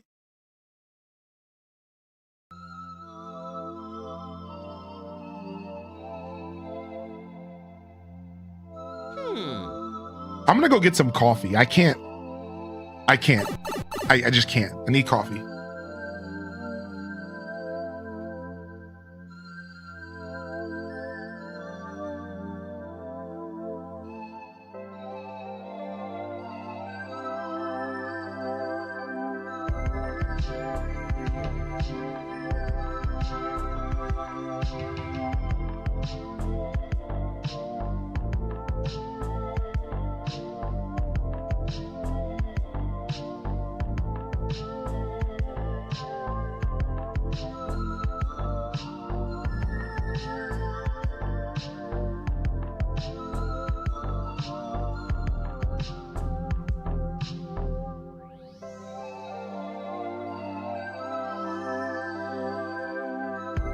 All right. We're back. What happened here? Not that I'm just trolling. I'm just trolling the chat.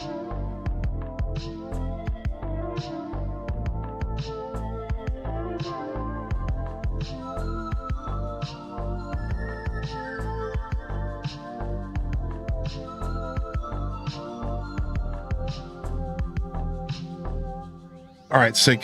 All right, sick. Yeah, just trolling the mod team. So many cozies in the chat. I can't keep up with who he's referring to. Oh, my bad. I should have said cozyology. Yeah, there is a lot of cozies. We have a cozy community. What can you say? Yo, what's up, Little Lig? Hey. Leia says, I got a question. I'm in EU, but I want to buy a game in the US eShop, potentially. Could I create an account to get the game on the US eShop and play it on my Switch, or would I need to change my region to NA? All right, Leia, if you're out there listening, good question. Good question. All right. Dad, Josh, you sound ready in my opinion. Shut up. The only person I'm going to be a dad of is a cat or a plant. All right. So Leia, the way it works is that digital games are not are region locked, but physical games are not. So a physical game on your Switch can be played no matter what the region is. In fact, you could buy a Japanese copy of a game, and as long as it has language settings, you could switch it to English. You know how when you load up an English game and it has the option to be put in Japanese? That's the same for in Japan and for Europe for a lot of games. If you buy a game in Japanese, it has the option to switch it to English. You can just play it and it doesn't matter. And then digital games don't work that way. So if you were to buy a digital game on the American eShop on your Switch, you would have to play that game with your American account on the Switch. Does that make sense? So first off, if you wanted to buy a game on the American eShop, you would have to have an American account. You got that right. Or you would have to change the region of your main account, which could be kind of messy. But here's the thing I really want you to understand, is that in order for this to be even remotely successful, every time you went to load that game up, you'd have to be using that account, the American account you made. Or you would again have to switch your main account to the US region to load it up. If that is what I understand, that is what I understand how this works. So unfortunately, digital is region locked, but physical is not. And it's really messy trying to play games from different regions. It can be really messy. It might not be worth it, but I think the best route to go is just making a second account. I think if you want my advice, which you didn't fully ask for, the best route is just go make a completely separate account with a separate email and commit to the whole bit. Fully commit to it. And just make a separate account, a US account, load it up on your Switch, buy the game, play the game, enjoy it. And in the future, you could just have that account available if it ever happens again. That's my opinion. I think that's how you really want to handle it. Just make it. And the only problem is you're not going to have access to your Nintendo Switch Online, because that's a separate account. So you are kind of getting screwed. You're not going to have all the same features on that account, on that US account. I think that's probably the best way to go about it. In fact, there's a bunch of content creators that have an Australian account for their Switch so they can buy games and play them early, because Australians get the game early. There's like that used to be like the meta on Twitch. Like you would make an Australian account and you would own it. Like that was your side account. And then you would log in, you could download and play games early on Twitch, like a whole day early. And if you understand how the market works, first to market matters. I've never leaned into doing that because I've seen some like issues happen where people get banned. So I get freaked out about that stuff. I've seen too many times where like somebody's playing the game early and something happens where for some reason they get in trouble, even though technically they were allowed to play it early. I don't know. I don't mess around with that.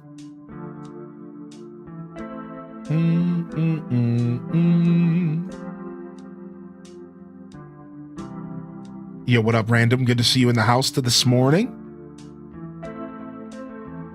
Yeah, we need chapstick. It's winter, baby. It's chapstick season. It's always chapstick season for me, but... Yeah, what up, Sam Squatch? Welcome to the broadcast today.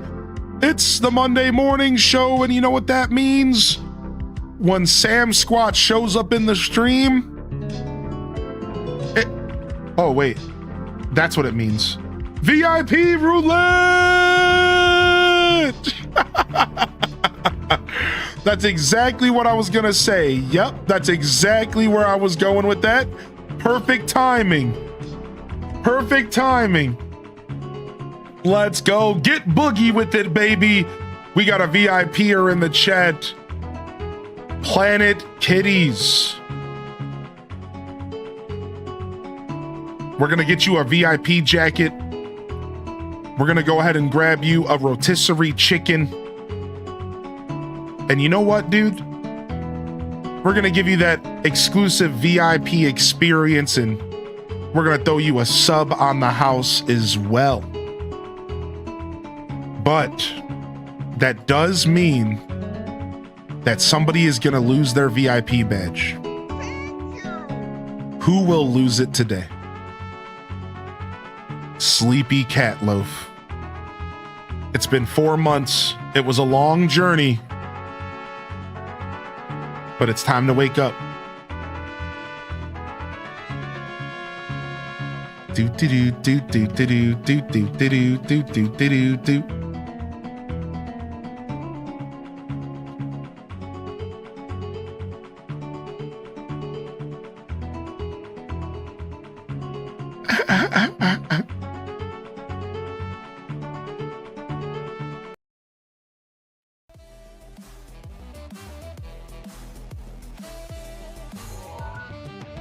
This one's for you, Sam Squatch.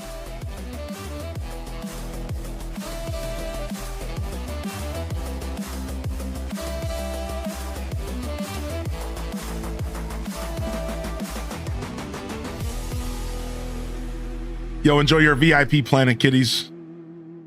Thanks so much for being here. Thank you for being here, chat. I believe in you. I believe in you, chat. If you're feeling good, tell me where you're listening from.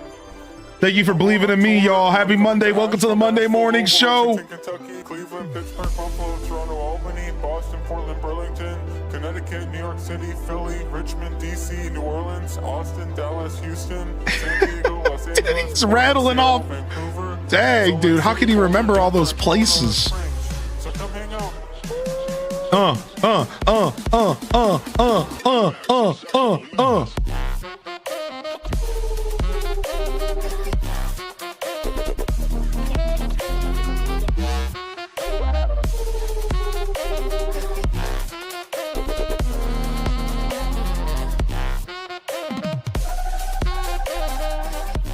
Dude, what is this funk? What is this funk, dude? All right, let's do our daily knuckle to sack squatch. Let's do our daily knuckle to sack squatch. All right, let's go, baby. Let's go. Yesterday's villager was Gaston. All right, we're gonna put Al the gorilla in here as our starting villager. Dang, we got nothing out of that.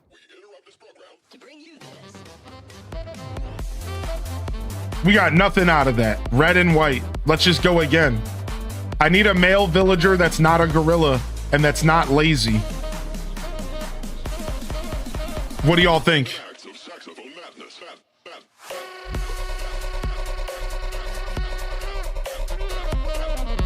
Okay, all right. You're doing too much, Sack Squatch. Sorry, buddy. Thanks, though. Thanks for the good time. He was going too hard, all right? That was fun, though. Welcome to the show, Sam Squatch. That was for you, buddy.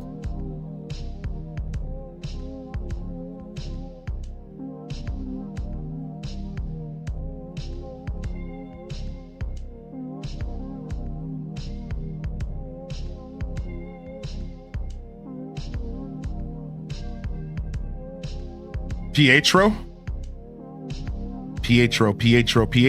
Is Pietro lazy?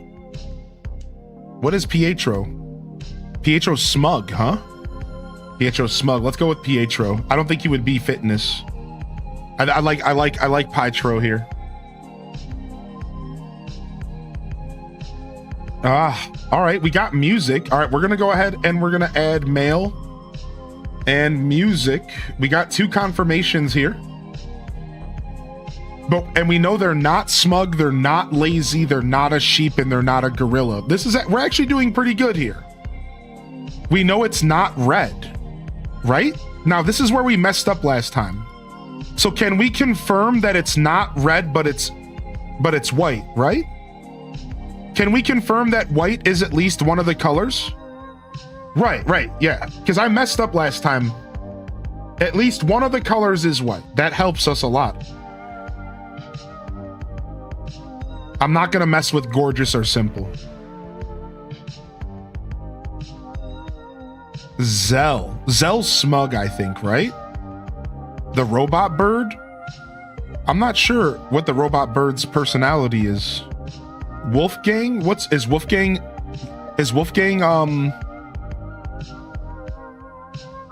cranky, right? Wolfgang's cranky. I like Wolfgang here. Oh wait, hold on a second. There's only 4 choices. Wait a second, look. We got it down to 4 choices because of the music and because of the color white. It has to be one of these 4. Camo Frog, Chief, Keaton, or Kyle.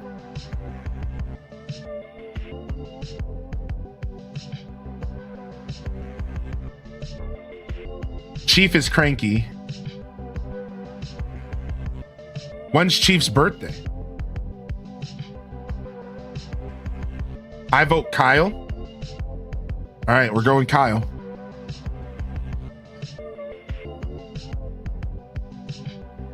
We were so close, but Kyle's smug and we weren't paying attention. We weren't paying attention. Kyle's smug. Dang it. We were so close. We just weren't. We forgot about the smug, dude. It's hard. It's hard to remember all that stuff, you know? All right, we got it in 4 guesses. Not too bad.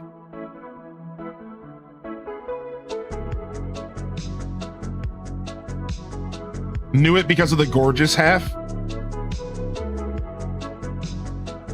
Look at that. Look at that, dude. All right, let's go get our Nookonomics. Yeah, Nookopedia is apparently running really slow. I thought it was my internet, but apparently Nookopedia has actually made a statement and they're going through like some issues or something. Or no, they haven't made a statement, but Reddit was talking about it. Reddit was talking about it. Yeah, there's some kind of issue with Nookopedia. I hope it fixes it because I really love that website. Yellow leaf pile. Didn't we just get red leaf pile the other day and it was mad expensive? I'm starting with 1500 here. All right, double arrow up on 1500 here. Price is Right music needed. Let's go. It has to be the same price as red, right? I don't remember what it was. I don't remember what it was. I don't remember what it was. It was 5K last time. All right. 5K, Bob. 3,000, Bob. 3,500, Bob. North of 4,500, Bob. 5,000. $1, Bob. 4,800. Arrow up. 1 arrow up. 1 arrow up. 5,001, Bob.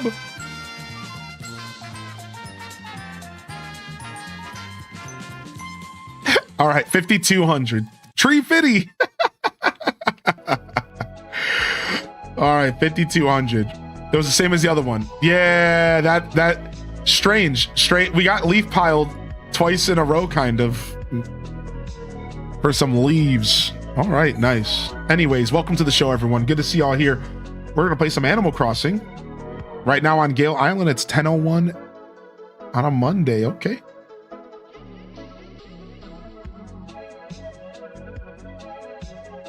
All right, we got ornaments in today.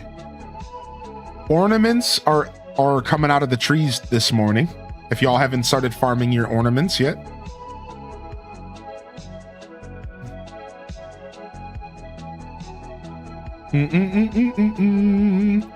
And we got our Christmas fit going. We got our Christmas fit going while we get Holly and Jolly up in this piece. All right, and then I'll do a quick rundown of what we've been up to. So I'll do a quick rundown of what we've been up to here on the channel. So what we're doing right now is more of an island refresh because in all reality, we're not necessarily island designing yet. We're actually kind of gutting most of the island. And we have some plans and we're going to be continuing to push towards those plans, but as of right now, what's really going on around here is we are extending our mountain down and gutting a ton of our island. Take a look at this. Yeah, we are gutting a ton of our island. Take a look at this. All of the light green is the new mountain. And now today, we're going to connect the mountain here. Right here, we're going to connect it. And we are going to create a sunken campsite. So the mountain's going to wrap around the campsite as a sunken experience. And we're going to be almost prepared for the update. Because after this, we're going to start cleaning up some of the southern areas. And our goal is to be prepared to start designing for January 15th. And to explain, my island was known, and the theme of my island is a mountain forest village. And my island has a kind of cascade effect where it goes from mountain to dense forest mountain to kind of lighter foresty down to the village at the bottom. And it's all tiered from tier 1, tier 2, tier 3 cliff size.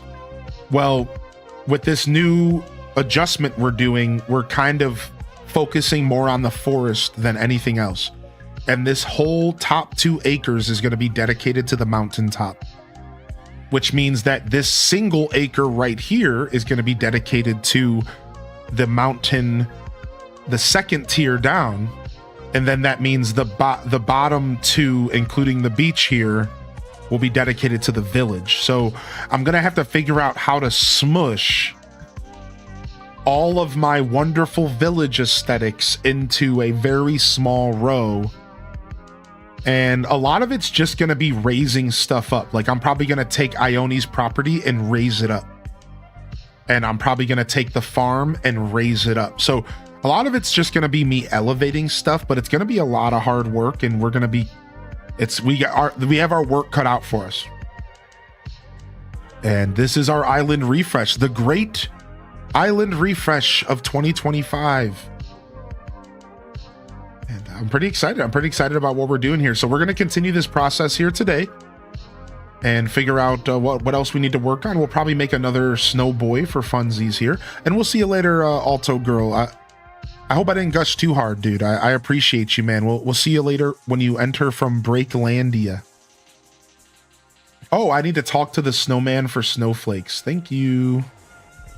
Yep, this is Gale Island. That's right. This is my first ever island and we're doing the biggest ever overhaul to the island. When I say the biggest, I mean that. Like, this is the most change I have ever done to my base island. I have never manipulated the basic shape of my island like this ever. And it's going to be pretty cool. It's going to turn out pretty dope, I think. I'm really excited about it.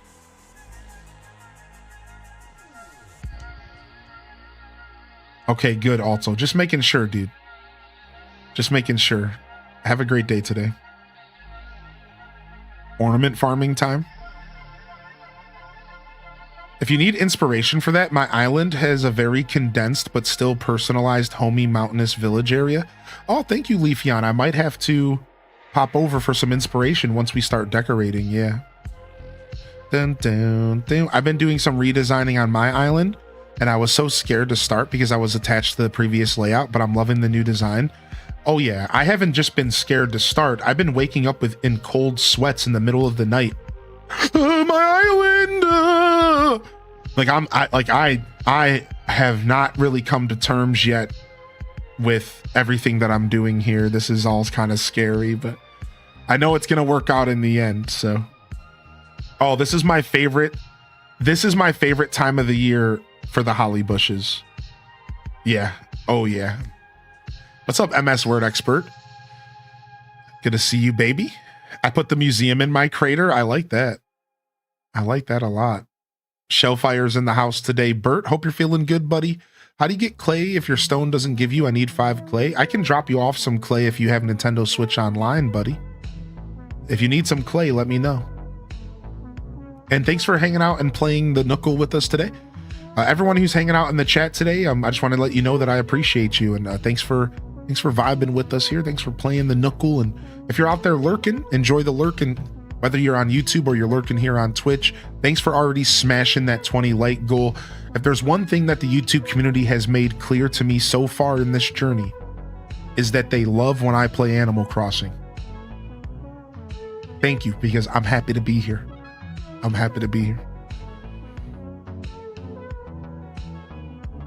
Are you gonna try to make your snowboy good? Yeah, I'm making a good snowboy. Yeah. I'm making a good one. What up, Jillian? Hey, dude. Welcome to the show. Silver Knights in the house. Queen Breeze in the building. Mahogany Chica. Toad. What up, Toad? I don't know how it works, but I think you can help me out to go to your island. So I would come to you, and if you have Nintendo Switch Online, the way it works is you go to your gates, you go to your airport, and you open up your town online via a dodo code. The more the merrier, or to anybody. So go to the airport, open up your town for anybody online with a dodo code, and send it to me in the chat here, and then I can pop over and drop you off some clay or whatever else you need.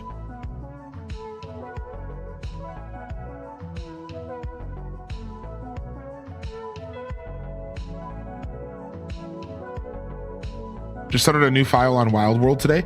I haven't started a new file on Wild World yet, but I was recently gifted a copy of it, and I was thinking about starting one because I actually have a save file on my phone for Wild World that I had already going, but I think I'm just going to start fresh anyways, even though my phone version I was enjoying.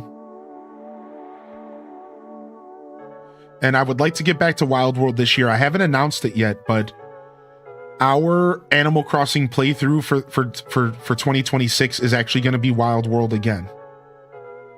We're going to attempt Wild World again. I'm not giving up on Wild World. So for those of you that were looking forward to more Wild World last year, we're actually going back to Wild World. We're not giving up on that. I think it's too big. Nope, perfect. Your perfect snowboy is here. Yeah, we're not giving up on Wild World. We're going to go back to the same save file. We're not going to start fresh. For the record, we're not starting fresh. We're going to go right back to the save file that we haven't quite had a chance to conquer, and we're going to focus on it, and we're going to try to make it something that we play maybe every week or every other week. I still want to keep playing ACGC Deluxe, and I still want to keep playing City Folk Deluxe. That's a lot of Animal Crossing. I'm going to do my best to balance it all out, especially because we have AC and H as well. New Horizons. So patience is required. I'm going to try to at least play once or twice a week. We're going to rotate the games. We're going to be rotating them all right? All right, yeah, all right. Let's try and see if we can drop off some clay to Bert. Do you need anything else? Do you need some iron as well? Maybe some stone? Well, let's see if we can drop you some stuff off here, all right? If it doesn't work, it doesn't work. Sorry, I'm not reading the Snowboy's text. I just wasn't in the mood. Let me go ahead and drop off all these bushes and flowers, and I'll head over.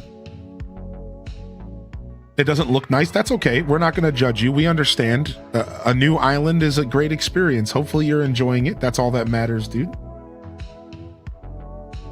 Yeah. Just let me know if you need anything at all outside of the... Let me know if you need anything at all outside of the clay, and then we'll take care of you here. All right, 1 second here. Itchy eye. I need to get some eye drops. I forgot to eye drop this morning. I'm going to have to go do that here at some point during the show, I think. You know, it's that dry house season. Yo, please let me through. Please let me through. I hate when this does that. Okay. All right, let me plant these bushes real quick, and then we'll clear our storage out.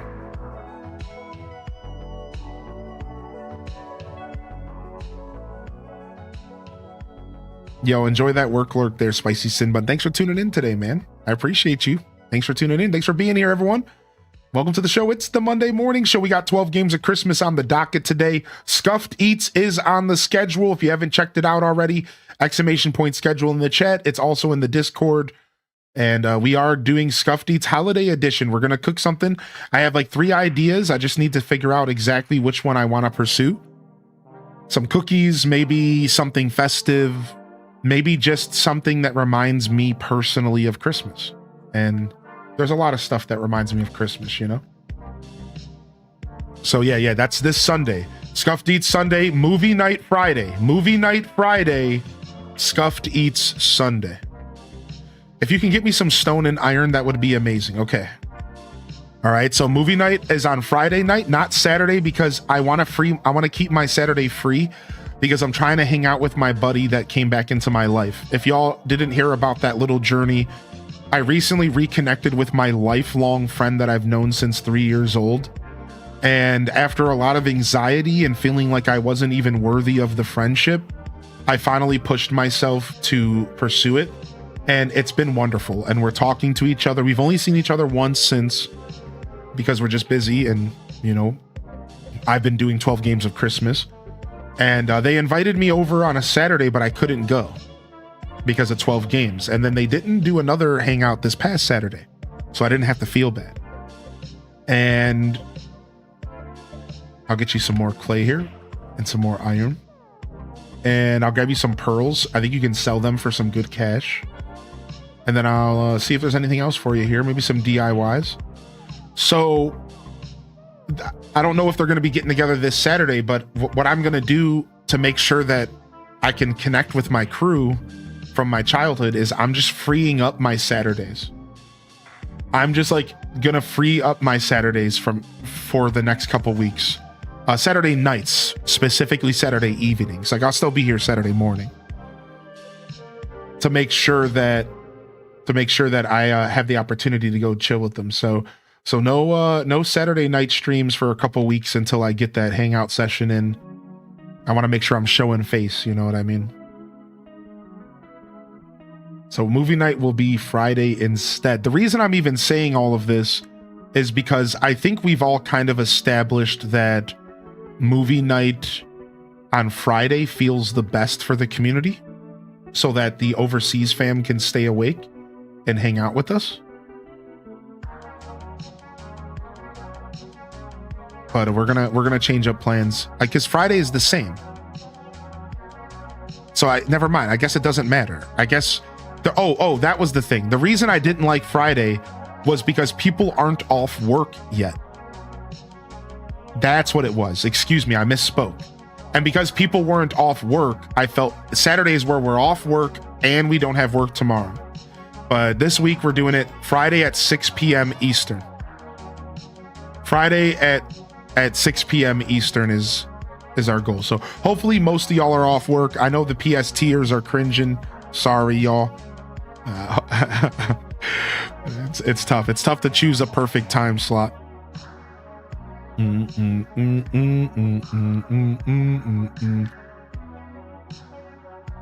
right, let's see if we can get over to Bert here. Sometimes there's issues, so I'm hoping that there's no issues here. I recently moved and I feel like I'm having more connection issues with people ever since I moved, because I think that my NAT address changed or something. So there's like, I'm less compatible with more players. So more than ever before, this has always been an issue with Animal Crossing, this weird NAT code issue, but for some reason, ever since I moved, I have a feeling that this issue is way worse than it used to be. And I can't do anything about it because my router isn't compatible with changing the NAT. So I need to get a new router and then I can fix the problem potentially. A lot of people are having those issues, not just you. Yeah, here it is. It might not work. Let's try a different code. Maybe I messed up in my entry here.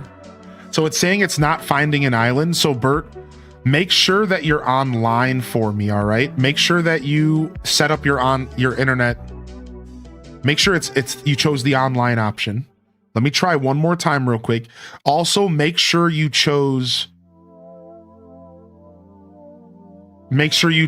with anybody can join, not just friends, because I'm technically not on your friends list, all right? Even though we might be on each other's friends list, Animal Crossing's different than the Switch, all right? So let's try one more time. 970BD. All right, and if this doesn't work, I know if somebody else is hanging out, maybe you could try, and if somebody else can try to, maybe it'll let us know if it's on me or if it's on Bert. Yeah, sorry Bert, Sometimes this just happens. I'm not finding your island for whatever reason. You do have to have Nintendo Switch Online. You put the S first. Wait, did I put the S first? The S? Wait, there wasn't any S at all. All right, I'll try one more time. Did I mess up again? I'll try one more time. Maybe I messed up. All right, hold on a second. I am a little distracted today, so.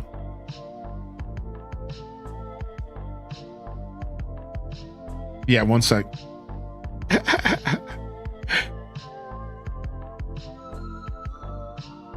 Yay, dyslexia. Yeah, dyslexia is a thing, man. What up, Shy Chai and Allie Allen? How you doing? Happy Monday, dude. You're enjoying a day in with the snow we got? Nice, dude. We love a good snow day, man. We love a good snow day. We love a good snow day. Yeah, the gates have to be open to more the more the merrier.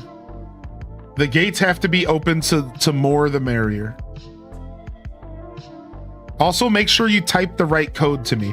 So what you can do, Bert, is you can go back and talk to Orville. Make sure the code is correct. I need to do it. I need to do that. Okay, cool. Yeah, go ahead and reopen your gates and choose online the more the merrier dodo code, or dodo code the more the merrier. Yeah, no problem, dude. We're not in a rush at all. Yeah, take your time, bud.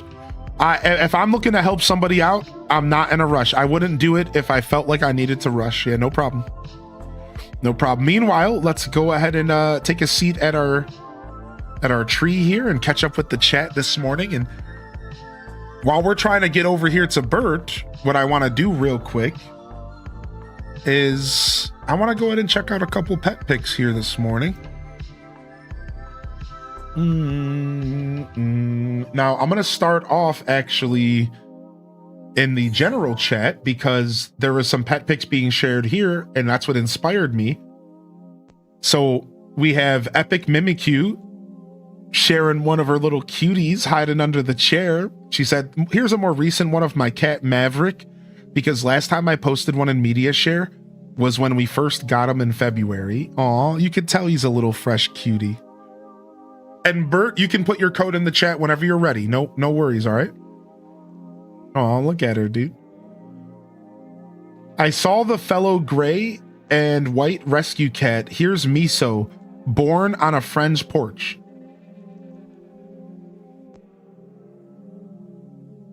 Oh, look at little Miso, dude. Look at little Miso, dude. That's Shanna Nana.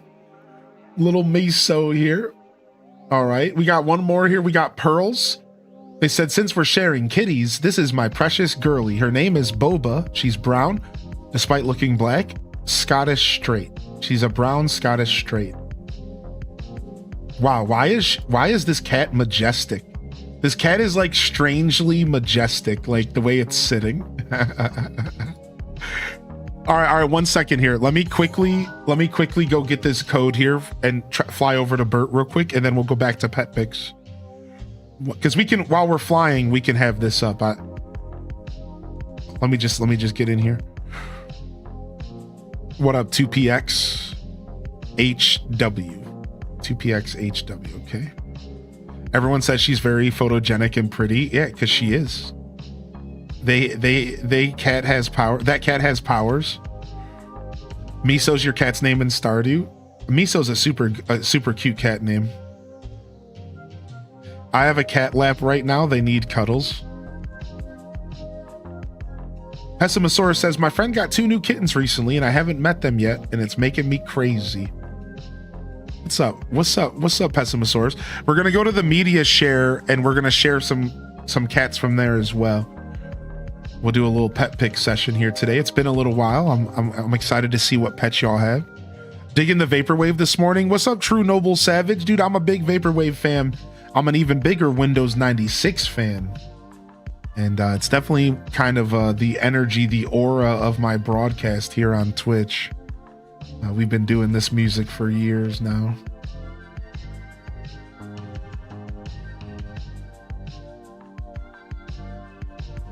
All right, we're going to Yes Sir Island. Yes, sir, we are. All right, we're flying in. We're flying in, my dude. We're flying in, and we're going to go ahead and pull up the best cat pick songs ever. ACGC 1 p.m. It don't get much better than this for pet picking. It don't get much better than this. Wait, this is 1 a.m. Get this out of here. What? The one time I don't read the letters afterwards. You son of a B word. All right, hold on. Let's go here real quick. Because I can't find the individual video. Okay, here it is. You have 18 cats? That's a lot of cats, dude.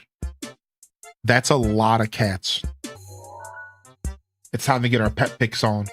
My cats don't parrot, but they like to snuggle our heads on the couch. He's leaning against my husband's head and neck.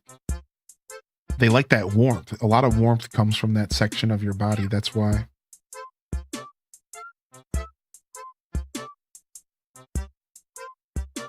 Look at this. Long cat on your head. Long cat on your head, dude. Pastel constellations. Long cat on your head. Oh, dude, I love this. What a cute pic. This is a cute picture. Stop. Stop. Random interjection for some fresh strawberries. Okay. Cat pics. Continue. All right, nice. Let's go down here real quick and catch a couple of the strays that are just jumping in here. We got a quick dog pic. Darling is pooped after experiencing a new place for 3 hours. Darling the dog. Let me go ahead and drop these items off for Bert. What up, dude? What up, Bert? Dude, I love your look, man. Look at your fresh new island. Look at this fresh new island paradise, Bert. Are you enjoying the game, dude? I didn't bring you a full travel package like I usually do because I didn't want to just give you a bunch of trash from my inventory. Secretly, it's because I already cleared most of the trash out of my inventory, or I would have gladly dropped it off to you. So here's some DIYs. I figured I'd at least hook you up with some stuff. I don't think you can do cooking recipes yet. You're probably too early in the game for that. But enjoy. And we'll have to come back and visit again soon. Now, the next time I open up my gates, bud, you're welcome to pop over and come shopping and stuff, all right? And if you need more stuff, let us know. If you need more stuff, just let me or the community know. We can come drop you some bells. We can come drop you some items, wherever you want. Where do we post animal pics in the Discord? So we have a channel called Media Share where you can share any media, and that's generally where we put pet pics. But as of right now, people are sharing in the general chat just because that's where I'm looking at the moment. The truth is you're welcome to share wherever.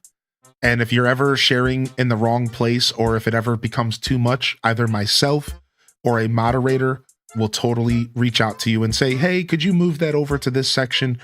Rarely are we the kind of people to kind of like criticize where you're posting stuff. We just like people posting stuff. So speaking of, let's get back to our pet pics here. And again, we got Darling the doggo. So yeah, share wherever. Generally, the media share is where we like to keep some of that stuff. Or we also have a channel called Memes and Miscellaneous, which is just for anything. It's kind of a catch-all.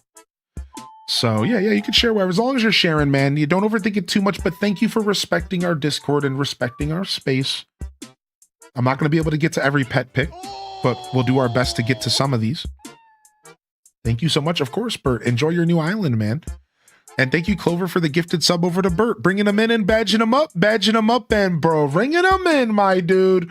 We got Rainbow Mario Party jumping in with two adorable kitties. Cat and Tabby, named after Animal Crossing villagers. Wow. We got Cozy Natalie, my lazy baby Gigi. Oh, hey there. Oh, are you looking to sit here? Oh, well, I guess that's too bad, darling. Oh, while you're up, would you mind getting me a glass of milk? That's right. Yeah, I'm just gonna go ahead and stretch out over here. Oh, my bunions are killing me today. Oh, look at that. Luma constantly steals my seat. Oh, look at that. Cat looks like they're about to watch NASCAR and crush a Miller Lite. Yeah, exactly, dude. About to watch some NASCAR and crush a Miller Lite. Dude, that's this cat right here.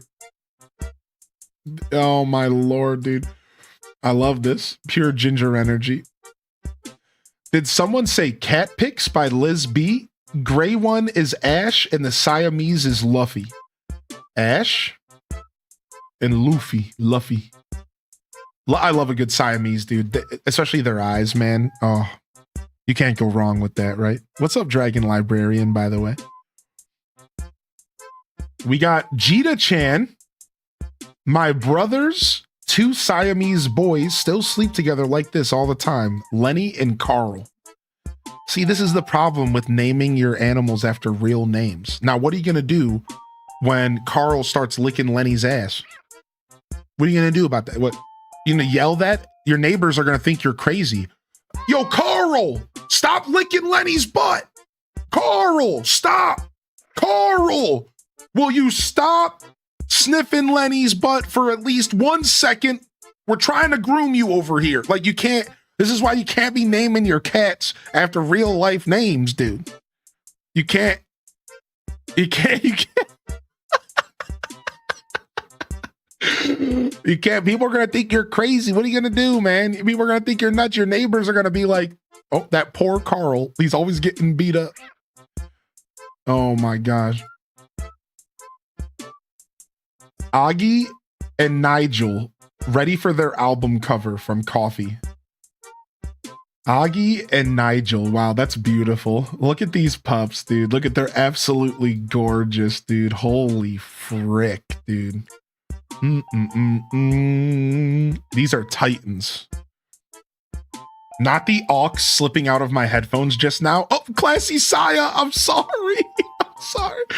Hi there. Hey, what's up?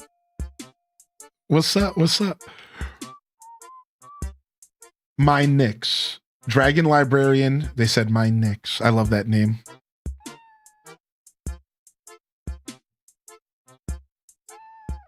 At work, at the vet clinic last week, we had dogs named Steve, Kevin, George, and Sam. George is probably my favorite, the tuxedo. Zompe Nutmeg says, my baby Luma. She just turned 6. Rare. This is a photogenic shot. This is a special shot for sure. I love this. Pages says Kirby on the left and Honey on the right. Curbs on the left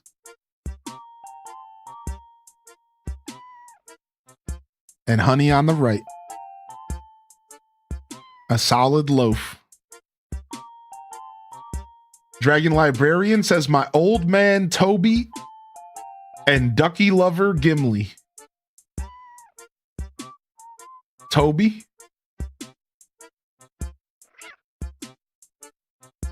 and Gimli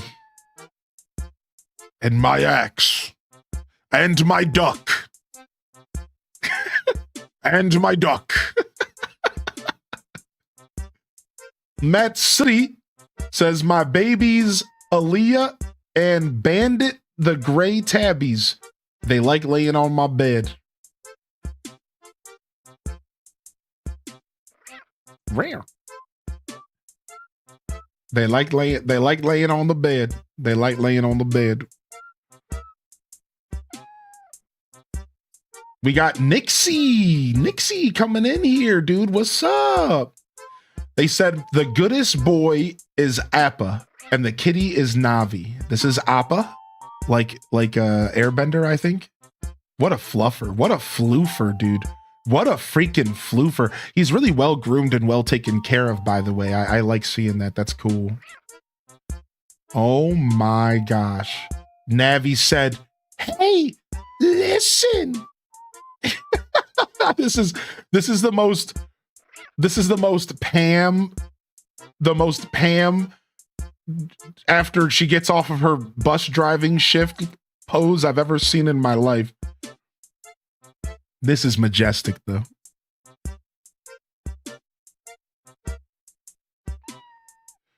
We have Mal Dal. What's up, Mal? Yo, good to see you here today. They said the first pick is duck, the second is pigeon. With the 3 cats in the tower, the top is goose, pigeon, and duck. So we have duck,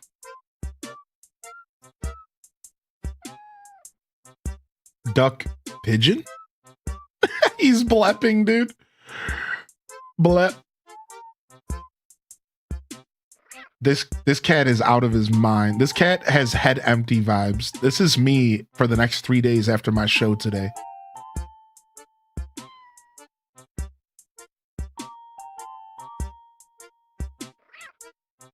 And here's the cat tower. Goose, pigeon, duck. Is that like a new game, like Duck, Duck, Goose? Goose, pigeon, duck. All right, we'll do a couple more. We got Blood Raven. They said, Maya doesn't look happy. I put her in this. Someone's got a case of the Mondays. What's up, Mango? Dual Master D said, Hercules and Della are the 2 dogs. And this is the new beta fish that he's sharing. So we learned about this. The wifey brought home a fish and a tank setup for Dual Master. And here's our 2 doggos here, Hercules and Della. Hercules is a good dog name. Hercules and Della, cute. Crystal Alpaca. They didn't even, no words, no comments, no names, only snout. You don't need anything else. This is all you need. Snout. What a gentleman. What a gentleman. Put him in a bow tie. Put him in a bow tie. Mary948 says, I had to share my baby boy. He's so grown. This is Karen.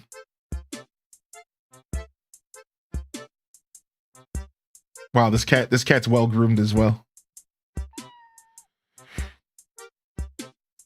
Who needs OnlyFans when you have only snouts? He's stunning. Yeah, stunning for sure.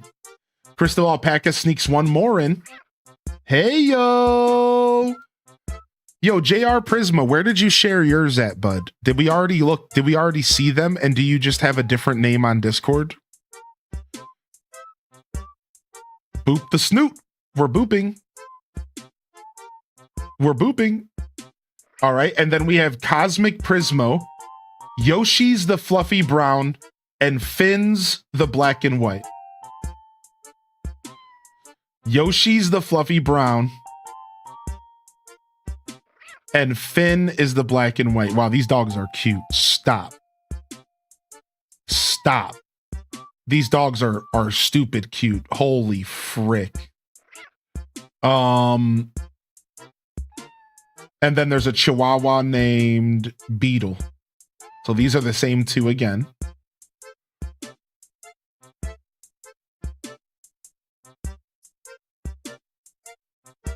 Yo, what's up, Fox? Good to see you today, man. Yo, Coffee Cream's in the house as well. Good morning, Burger Smalls.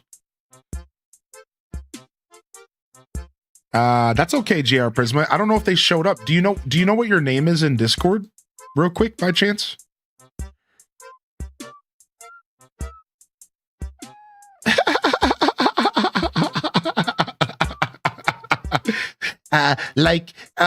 Totally rad and stuff.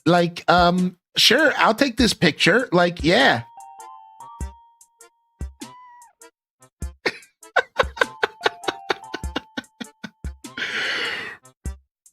Yo, good morning, Daisy Cat. What up, baby? That's okay. Yeah, listen, Discord is really tough to learn. Listen, Discord is tough to learn. This is why I'm being patient with you, and I want to make sure you got your share in, JR. Yeah, it's no problem. If you can figure out what your Discord name is, I can figure out who you are from there, and we can go from there. If your share might have not gone through because of the internet or lag, if you want, you can quickly just send me a DM. Media share. Okay, sick. Okay, you're good. Yeah, I was about to say, like, we'll always work with y'all, man. Listen, Discord is not for everybody. To the point to where if you ever really want to participate in something like this, real quick, I'm going to say this. And I'm going to say this while this cat's behind me because it's hilarious. And you aren't a Discorder, you could always just @ me on Twitter or send me a DM on Twitter or Instagram. All right? And just let me know in the chat. If you ever feel, if you're out there and you're like, listen, I don't know what Discord is. I don't want to do Discord. I don't want to be all about that. I'm assuming you're on Blue Sky, you're on Twitter, you're on Instagram. You can DM me in those places and say, hey, I sent a pet pic there. I don't know Discord. I will do my best to interact with you, all right? Discord is obviously ideal. Maybe I shouldn't have had the cat in the background. Y'all aren't even listening to me. I mean, how could you? Look at this thing. I'm not even listening to myself. Anyways, all right, there's a couple more. Let's do a couple more. This is my new boy, Chancho. Chancho. This is my new boy, Chancho.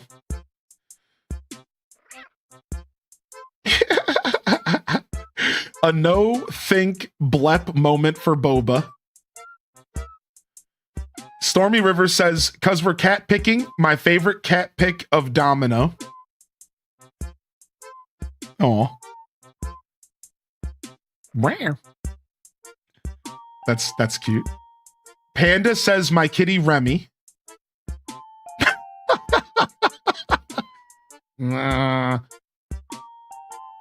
It's your turn to let the dog out. It's your turn. What was that? This is the cat wake. This is me waking up in the middle of the night, hearing a bump in the middle of the night. Remembering I live alone.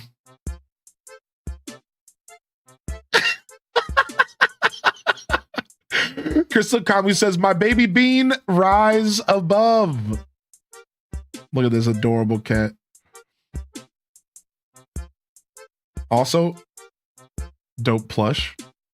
Zompei says, one more. Throwback to Tango being hungry.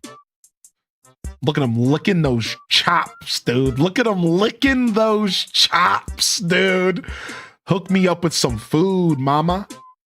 And then Elephant drops one here. Elephant says, can I get good luck for Alona?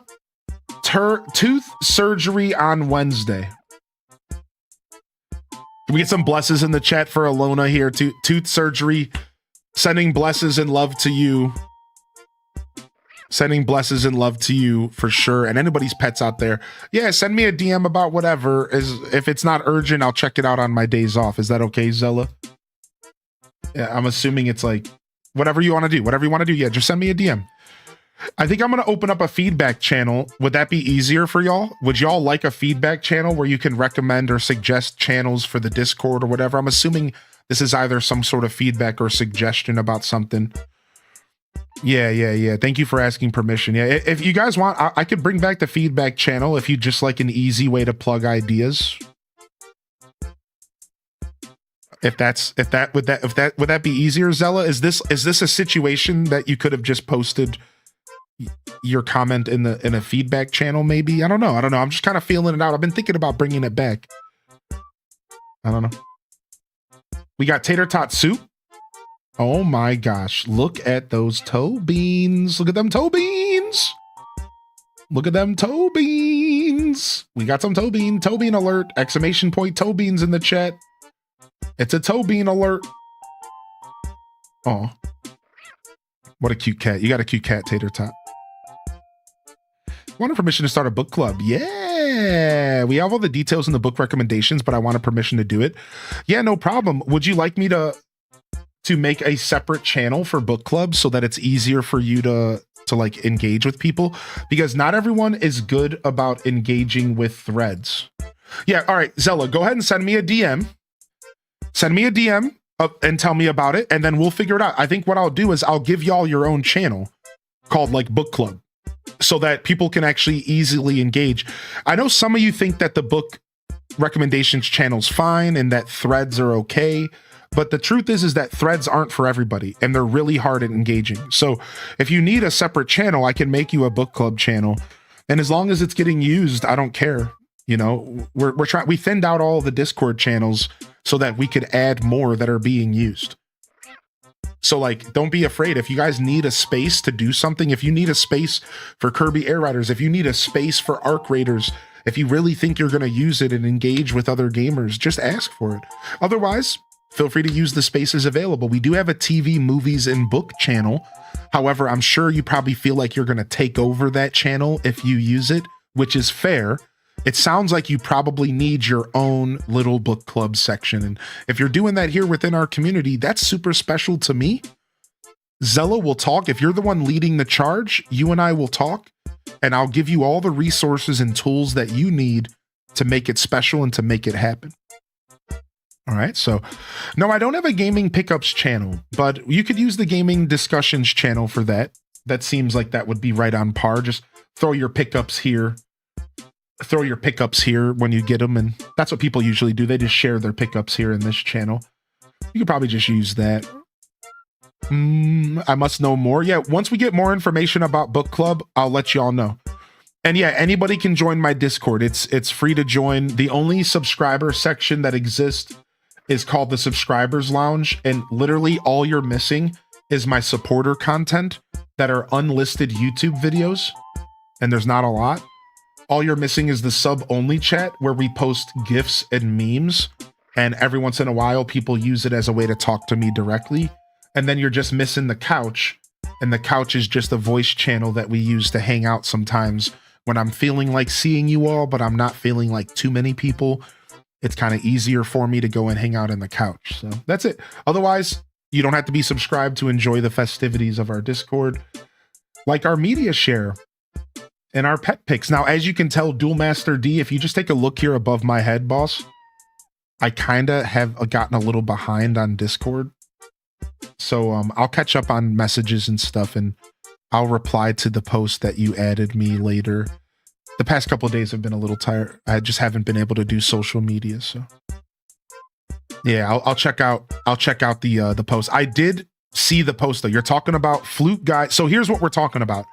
Flute Guy made a comment. Here, let's actually go look at that right now, though, because I thought that was super funny. I thought that was super funny, dude. Hold on. Let me make sure I don't dox myself here. If I go to my inbox and I go to mentions, it shouldn't show my DMs, will it? It might show DMs, so I need to be careful. Yeah, it does show DMs. Okay. Mentions here. Let's see if I know how Discord works. If I understand how Discord works, if somebody adds me, it should show up here.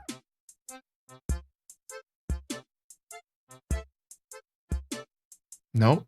Maybe it's because I already clicked on the message and read it, huh? Yeah, that's probably why. It popped up on Twitter and I had to share. It's on Twitter. Yeah, but where did you share it in the Discord? Didn't you literally just share it in the Discord like yesterday? Sorry, I didn't mean to confuse you. I'm literally just looking for the post that you just made in Discord like a day ago or something. It was in general. It was Trips that shared it in the general chat. Thank you. That's the confusion. I thought Duel Master shared it in the Discord. Duel Master meant that he added me on Twitter about it. Yeah, you know, Twitter stuff is Twitter stuff. I'll get to it when I get to it, you know.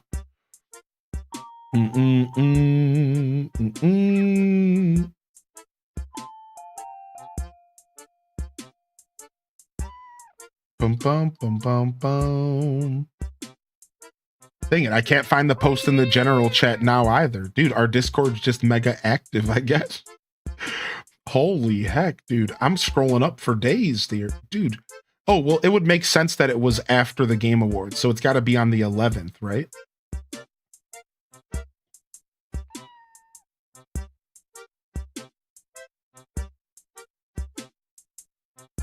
Bum, bum, bum, bum. Yeah, I can't find it. I give up. Anyways, let's just move on. Never mind. I'm just moving on. We're just moving on. Anyways, it was cool. So it was the flute guy talking about his pipe. So you guys remember during the movie, during the Game Awards, the flute guy was talking about his he had that crazy PVC pipe. He actually commented on it and talked about the PVC pipe flute thing that he made. And I watched it for like a second. So anyways, let's just go back and check out a couple more pet picks here.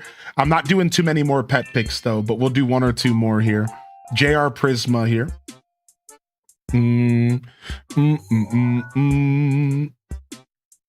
All right, sick. This is JR Prisma, and their name is Zelda.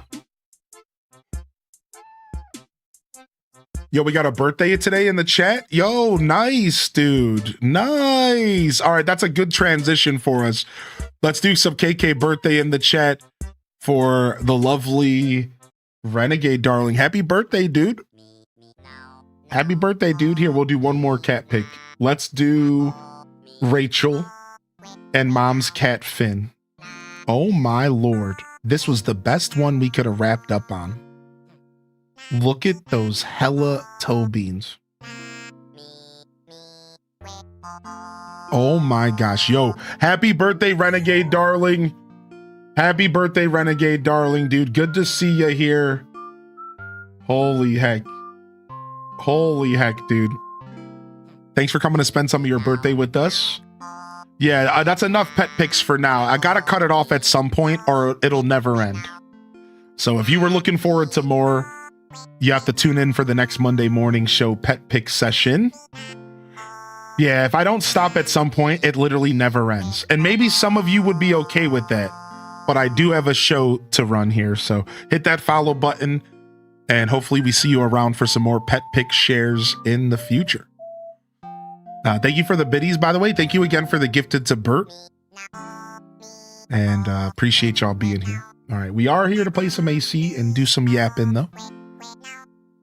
We need a pet pick day for stream. That's too much. That would be too much. I think that everyone gets burnt out of pet picks after a little while. It is at some point the content dries up. You can only look at so many cats and dogs before you go numb. It's like looking at game reveals during the Game Awards. It's like at some point you're just gonna go numb to it. Yo, birthday love in the chat for Renegade, dude. Matt, ma. Ow. I've never seen too many dogs and kitties. The truth is not to go too far into the behind the fourth wall curtain. The truth is that, and this might be shocking. I think for some of you it's going to be shocking. As far as my analytics go, doing media shares and pet picks and stuff completely tank my shows. And it's been like that ever since I stopped doing media shares regularly on Mondays. Turns out people don't like watching me do that stuff. And some of you are here for me and you guys like it, but turns out people actually don't really like watching me react to stuff. It's not really the vibe, and it is what it is. So I can't really do a ton of it. It's if it's not something people want to see, I'm only going to do stuff that I either am really excited about or that people want to see. And so I share pet pics and I share media share stuff when I'm really excited, because then it's passionate and exciting and people are here for it. But that's just the truth. That's just the truth. The truth is that not many people care about that kind of content. I'm just being fully transparent. So it's like, I can't just sit here and do pet pics and stuff all day, or people just leave my show and stop watching me. And this is my job. This is my business. And you know, I got to keep things 100 around here.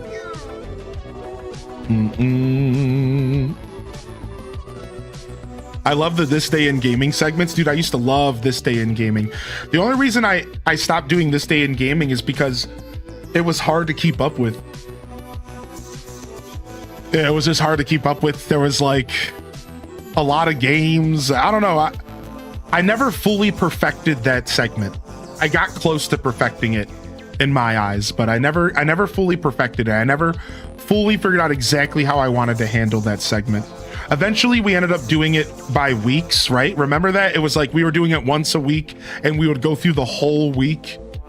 That also didn't feel right. That segment never fully came together for me the way I wanted. I think if I were to go back to doing a radio show again, I think if I did something that was a little closer to a radio show, which I've been actually cooking on that for years now, I think I would bring it back though, because I think it has really good radio show energy. Let's talk infrastructure. I'm not here for reactions per se, but I do like the ability to stay up with the community in that way. Yeah, me too. Me too. That's why I like to do it every once in a while. Like whether it's pet pics or we share art or we just go through the media share and jam out for an hour or two. I usually at this point do it once every 2 weeks or once a month, Mamateller. Yeah, it's nice, just bite size, keeping up with the community. It's really refreshing to do it every once in a while. It's just something that I don't think people want me to do all the time. You know what I mean? I think if I were to do it every single Monday, it would change the flow of the Monday morning show too drastically. And I don't think people are here for it. All right, layout changes. Yo, thank you, by the way, for the gifted sub over to Renegade, the birthday gift. That was very kind of you, Cozy, bringing them in and badging them up on their birthday. I appreciate that. Sometimes I like sharing that kind of information with y'all because it's fun to kind of open up the curtain and tell y'all a little bit about the inner workings of my show. Just a little bit, you know, just a little like, actually, here's why I have to cut those segments short, because when I go back and look at my analytics, I notice a drastic, steep decline in viewership anytime I do those types of segments. And after a while, and I collected enough data, I was like, well, truthfully, I don't think people want this, you know, like it's you have to kind of navigate the mass appeal with the individual appeal, and, you know, you have to kind of keep it tame, you know? Yeah, curate the show, right, exactly. Because I do I'm a pretty analytical guy. Like I use numbers to help me drive a lot of my decisions, but numbers can't drive all of your decisions. Sometimes you have to just do what you gotta do, like spend some time connecting with your community. And so that's why, like, numbers don't drive everything, not even close. Not even close. Most of the decisions I make are based off of my heart and my passion than they are anything else. You know, it's about what the people want, you know?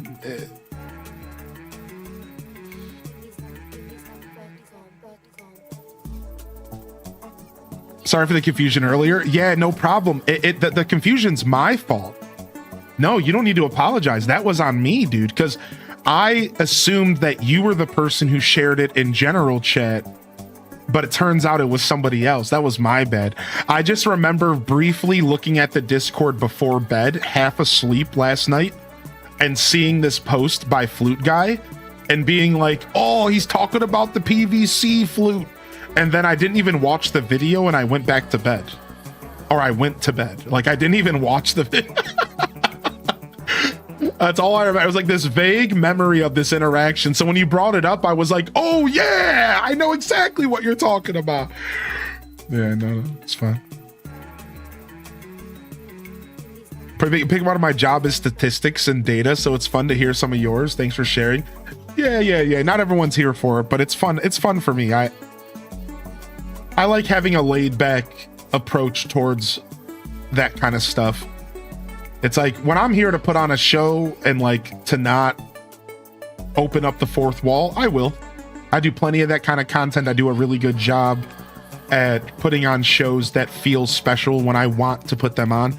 But then when we're here hanging out casually on a Monday, it's like, why not just throw the curtain away and just hang out and just talk like it's a human. I'm just a guy hanging out on Twitch on a Monday, you know? That Monday morning show for me is the perfect balance between being a showman and also just being myself. It's like the perfect balance.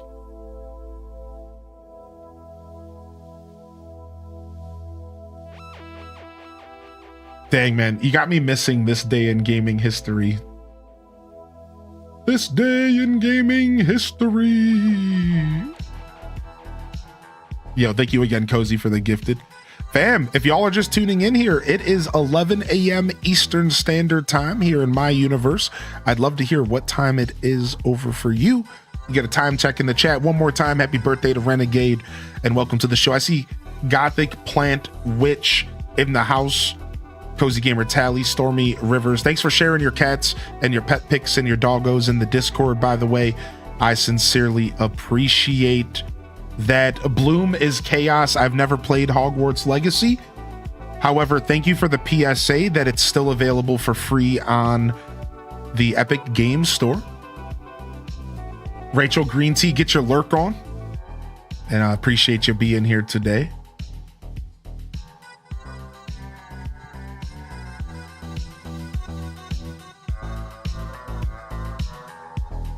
Welcome in here, fam. How was your weekend, y'all? If you're just rolling in, how was your weekend?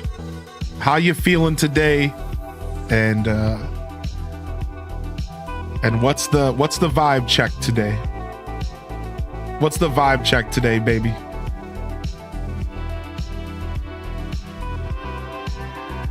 Mm-mm-mm-mm, mm-mm-mm-mm-mm-mm. 5 p.m. Nice, dude.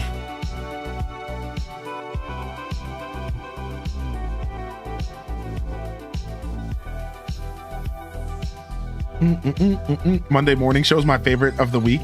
It's one of my favorites too. I think the winter solstice sale is going on for ACNH. When's the winter solstice? When's the longest day of the year? Isn't it coming up?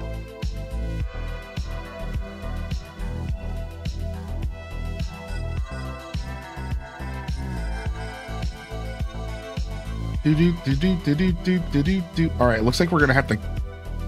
I think we're gonna have to move these bushes.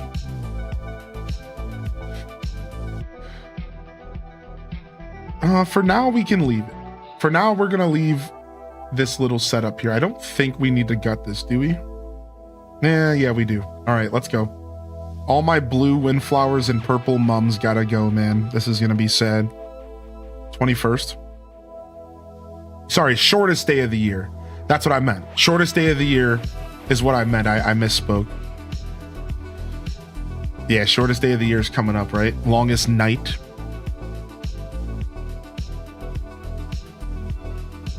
$11 a.m. here in Florida. Woof woof. What up, big doggo? Super snowy outside and I'm loving it. I wish I could just stay home all day, but I have errands. That was me on Friday. I did everything I could to avoid going outside on my day off on Friday. Thanks for the distraction this morning. What's up, Pirate Hooker? I'm sorry to hear about the passing of the grandmother. You have my condolences, and I hope that you managed to find some comfort, some peace of mind in a trying time. My heart goes out to you and your family, of course. And be kind to yourself. Be honest. Be patient. Don't let anybody tell you how to grieve, all right? Take it easy, man. Thanks for popping in today.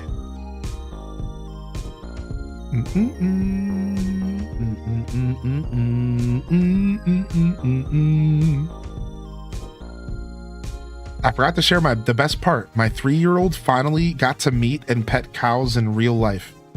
He had the time of his life. Wow. I don't think I've ever even met or pet a cow in real life. Now I'm kind of feeling like I need to question all of my life choices up until now. What? I've never met or pet a cow in real life, dude. Yo, we'll see you later, lazy.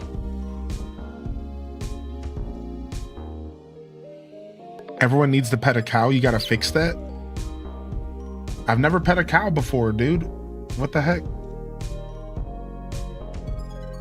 I miss growing up on a farm. Do you have a design in mind? Yeah, right now it's more about us clearing the island up and then we're extending our mountain. So we're stretching the peak of our mountain down right now.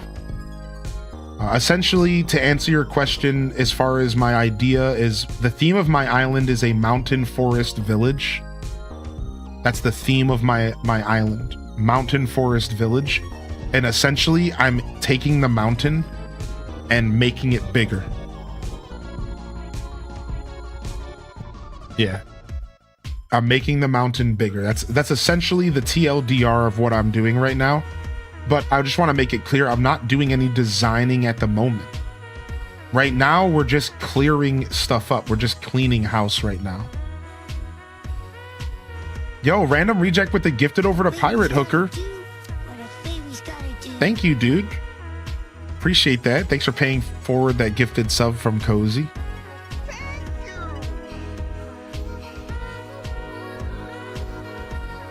All right. Just trying to find places to squeeze these flowers so I don't have to get rid of them. Any plans to use the dormant volcano item? No, not necessarily, but any excuse to use that item would be amazing. Yeah, I haven't been able to use it either. That name is epic. It really is. Can't wait for the update when you can put flowers in the inventory. Yeah, for real. Yeah, for real. I cannot wait.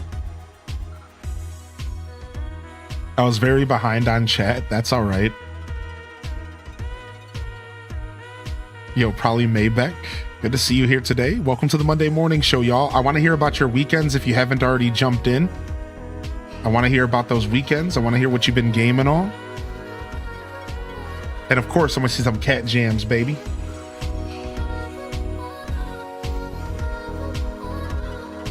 I don't got a ton of energy today, I'll be honest. I got a little bit of an empty gas tank.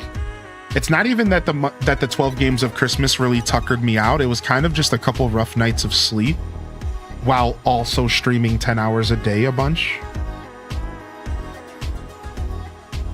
But when I look back in hindsight, we didn't really go too hard, right? Because 12 games of Christmas started. We only did little light days, Monday, Tuesday, Wednesday. It wasn't until Friday that we started doing doubles on the 5th. So it's not been too bad. I'm trying to be honest with myself. It's not like I can handle 10-hour days all the time. I used to work a lot, dude. I used to work 12 hours a day, 5 days a week. Like, it's not that bad.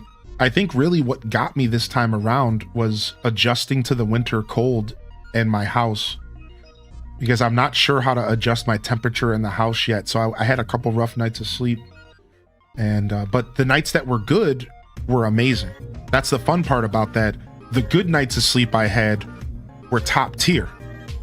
They were delicious because my new bed has really changed my whole life. But I had a couple like weirdly overly hot nights where I was like waking up like 8 times over, like burning up. And then like I would get cold, and then I would burn up, and then I would get cold. Like I had a little bit of that going on a couple nights, dude. So we're figuring it out. We're slowly figuring it out, you know.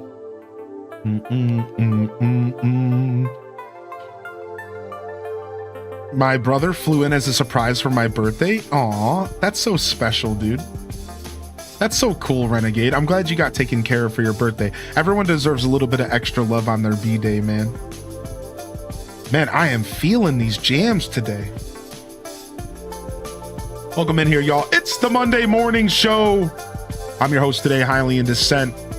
Jump in the chat. Let me know you're out there, baby. I see L Rob. I see Reading Brooks. I see Chamomile Court in the house.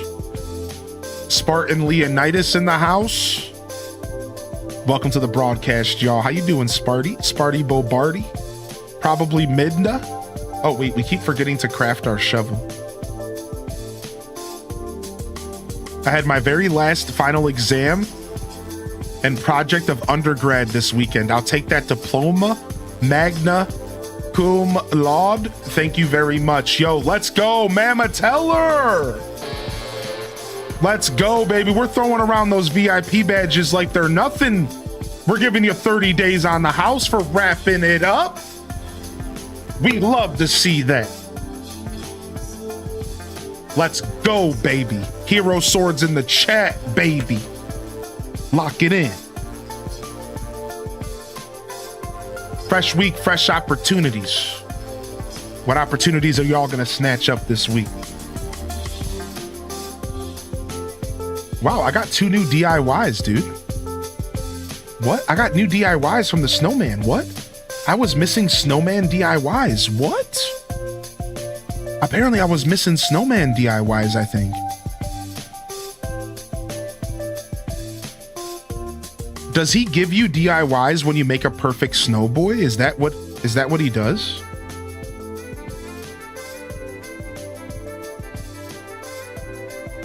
I don't remember. Yeah, I think I didn't. Apparently, I haven't made enough perfect snowboys over the years because I just got 2 new DIYs, dude. Look, if they're still up at the top. Look, I just got the snow person head and the ice wand. I wonder if that's like 2 of the last ones you can get. That would make sense if they were like kind of the last ones.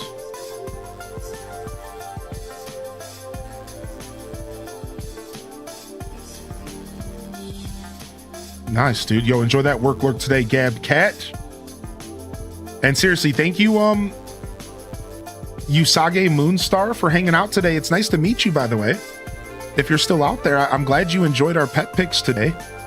We're gonna have to do another little pet pick session here shortly. By the way, I didn't say that when I was talking about a little bit of fourth wall-y stuff. You know, because I wanted to chat about that because, like, man, if I could just sit here all day and look at pet picks, I probably would. And probably one day we should. Random 18 ain't wrong. But that's why I don't. You know, I try to keep it bite-sized. So I think people get it. People know what I'm trying to do around here. We're trying to put a show on around here. We're trying to break our golden axes around here when I can't craft a new one because I don't got no golden axe recipe because I haven't popped enough balloons because for having $5,000 in hours in Animal Crossing, apparently I don't actually play the fucking game ever. I just sit here and yap and jabberjaw. Apparently I just don't even play the game.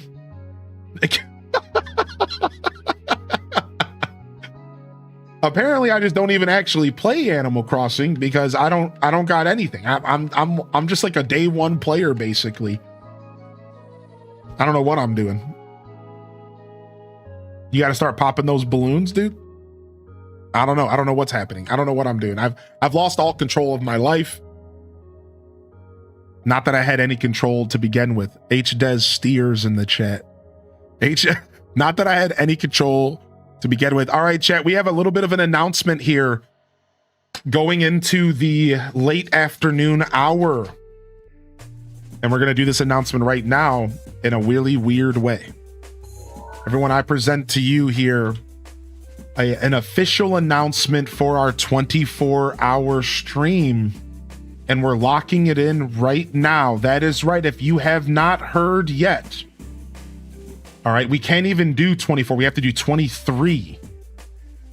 We are doing a 24-hour stream. 3.0 launch party. This is happening on January 15th at 8 a.m. and will be going until January 16th at 8 a.m. This is going to be for the celebration of the 3.0 launch party. Now, the thing is that 3.0 might likely launch the 14th at 9 p.m. And you all might get a chance to play it early. And if you took off the 15th, you're probably going to be staying up all night. You know, do your thing. Either way, we're not going to let that affect our show. I'm just going to show up at 8 a.m. on the 15th. Fresh as a daisy, rose, whatever. Ready to stream for 24 hours in a row. All right. And that's officially being announced today. It's locked in. The 3.0 launch party is official. The 3.0 launch party is official. All right. So we'll get more information in the Discord. There is going to be a couple events. We are not going to just play ACNH all day. We are actually going to be making it fun. We have some giveaways planned. We might do some Lego building, and we might build the Blathers Museum Lego set. So it's going to not just be me sitting in front of the game, but a party celebrating the launch of 3.0. I'm gonna have giveaways. I'm gonna do Legos. We might do some scuffed deets if I'm feeling like it. We might do some marbles and some marbles on stream stuff. We're gonna be designing an island. At the start of the day, we're gonna start an island and we're gonna build the island the whole stream, and we're gonna let people come in and out.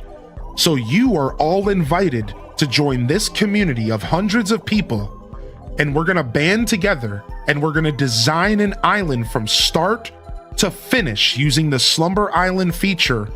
If it's available right on release, we don't even know if I'm gonna have to do something to unlock it. We're not even sure. Either way, we are going to be designing an island the whole day. So throughout the whole stream, you're all going to be invited to come visit my Slumber Island and help us design. And together, we're going to be designing this island. So, for example, the first 8 people are there and they start designing a park and a mountain and a forest. And then we get a new group of people in. And then maybe you continue the build of the forest while I continue the build of the drinking fountain, and then somebody else starts a new build over here, and we're gonna slowly but surely create a wonderful island over the 24-hour stream. It's gonna be phenomenal. I think it's gonna be super cool. I think it's gonna be so cool that I might time lapse the experience and make a video out of it. And you're all gonna be a part of that journey if you could make it for the 24-hour stream. And we'll have our own little special day where we design an island all in one take, all in one sitting, all in one day. We see what we have at the end. We celebrate it. We could even make a little time-lapse video and, you know, shove it into a 10-minute video showing off the silliness, and it could be seriously cool, right? So come on by for that. I have a lot of little fun things planned. I don't want to spoil it all, so I'm not saying everything right now. But just know it's gonna be more than just sitting and playing AC&H. That's all I'm trying to get across here, all right? So come on by, man. I'm really excited about it, dude. It's gonna be pretty cool. It's a launch party, and I can't stress that enough. And we're gonna be jamming out. Yeah, it's gonna be lit. It's gonna be a blast, dude. So hopefully y'all can tune in. Of course, no pressure to be there for the whole stream. I might even have a rough schedule so that y'all can make a point to be there for the stuff that you want to be there for. Does that make sense? So like, if I have an event planned, I'll try to schedule it like little sessions. Like, these are the times we're going to be designing. These are the times we're going to be making Legos.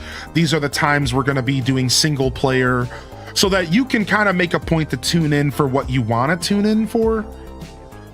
And you don't have to have that pressure of just being there all day if you don't just want to hang out all day. So I will do a little rough schedule, and then you can like schedule your day around it, you know, and just try to have some fun with us. I guess losing my job has benefits. It kinda, yeah. A little bit, yeah, just a little. What day? This is January 15th, and we're gonna make a command for it right now. So give me just a second to do that real quick. Let's make a command for it I forgot I was gonna do that. All right, here, hold on. Go to my channel here real quick. While I'm going over and grabbing this command, how you doing today, y'all? Let's check in with the chat. How we feeling? How we feeling today? Is it a Monday? Or is it a Monday? What's the vibe? I want to see how you're feeling with an emote in the chat. Let's sound off. Let's do our daily sound off. If you haven't been here before, sound off with an emote in the chat that best represents your mood today. Any emote. Doesn't have to be one of mine. Doesn't have to be one of mine. All right. Does that link work? That link should take you to my schedule, to the 24-hour stream. Yep. Yeah, it does. Okay, that link should work. All right, we're going to put that in a title. That link's a little ugly, but I think it has to be ugly for what I'm doing. Exclamation point 24. All right, so let's go ahead and do 24-hour Animal Crossing stream 3.0 launch party. When? January 15th.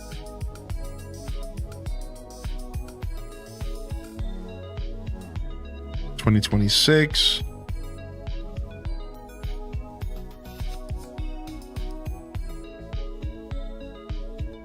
And then let me just do the link here, and then some hero swords. H does hero. H does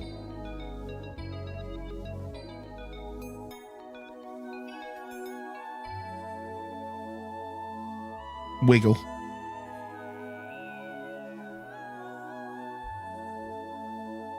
All right, let's see if that works.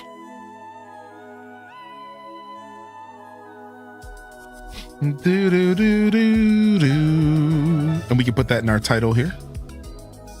Cozy Gamer Taily is continuing the gift sub they got from Highly in Descent. All right, sick.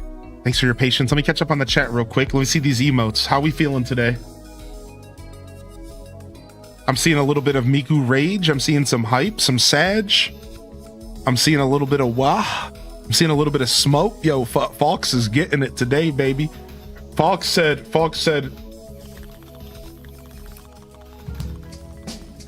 wait, 24 hours? Isn't that like a whole year, man?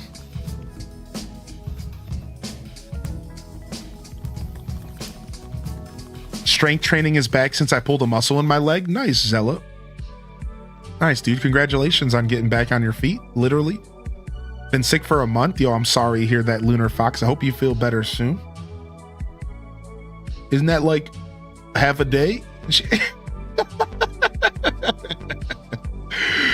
I'm just messing around. I like to tease.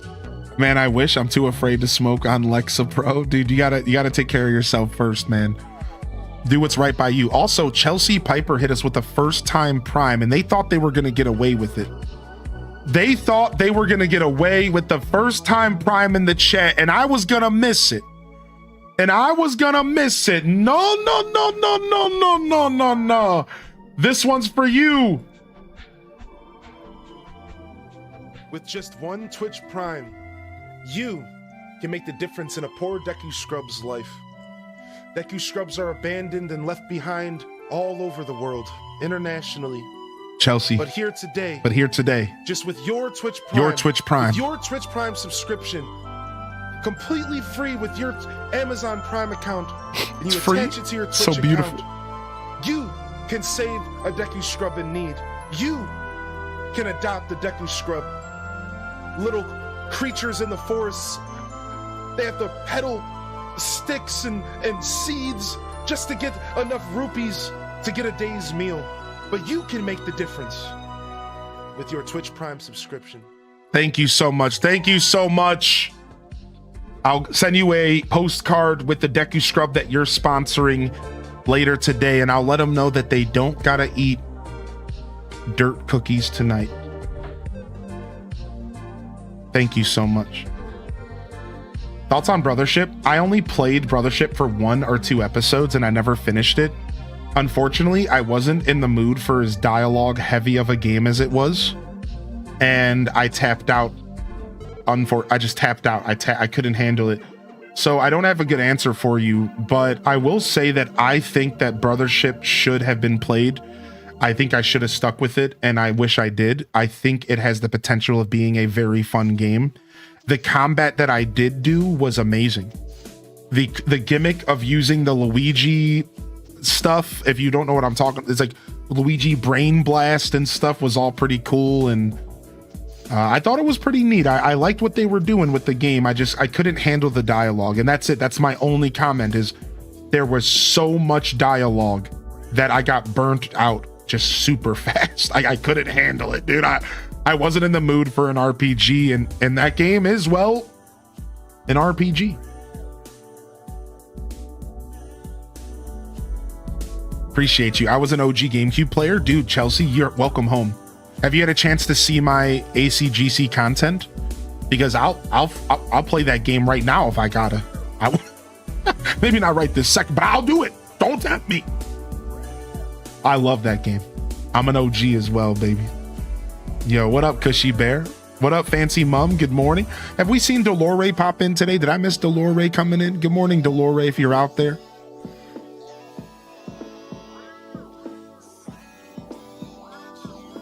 And welcome to the broadcast. Yeah, we do a lot of ACGC. We do a lot of the retro stuff here. I think it's important to show people the roots of AC, so you will see plenty of retro here on the channel. I take it upon myself as a mission to expose the New Horizons community to some of the best games ever made. Animal Crossing is so much more than New Horizons. That isn't to say New Horizons isn't the best game out there. It's great.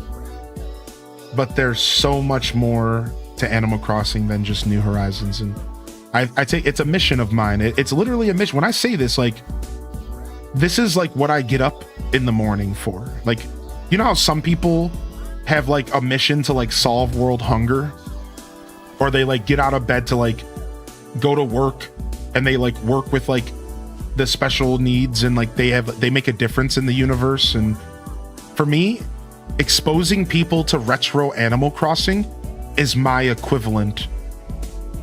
That's right. It's what gets me out of bed. And when I look in the mirror at the end of the day and I go to lay my head on the pillow, I think about all the people that I exposed myself to.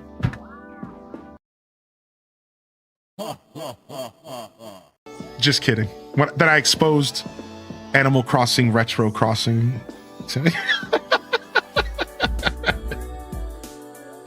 Just kidding. No, for real, man. I it's special to me, dude. It really is. I know it sounds cheesy, but listen, somebody just in our chat this morning said that one of their proudest accomplishments was getting one of their family members into Animal Crossing. And I haven't felt more in tune with my audience than when I read that message today. So checking out the YouTube playlist. It's bringing back old memories of brother with me, or playing with my brother and BFF as a kid. We used to have a set timer and switch off. That's so special. I'll get some more Animal Crossing content up there as well. Yeah, we got a bunch of Animal Crossing Deluxe on the YouTube. My cat gets me out of bed. That emote is so classy. I love it. What up, Chewy Solo baby? How you doing, man? Welcome to the show. That's just too powerful. It's literally just Kim. I hope you're feeling good today. Happy Monday, man. Happy Monday, Kim. Hope you're feeling good. Is this a big list? It's not too big.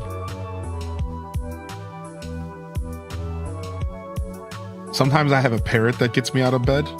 What's up, Mandy Roots? All right, let's turn these jams down and let's squeeze in another cat pick session because I couldn't get to anything in the media share, and I absolutely have to. So let's go check out Gemini Panda's animals real quick. This is my dog Evie and my cat Lily.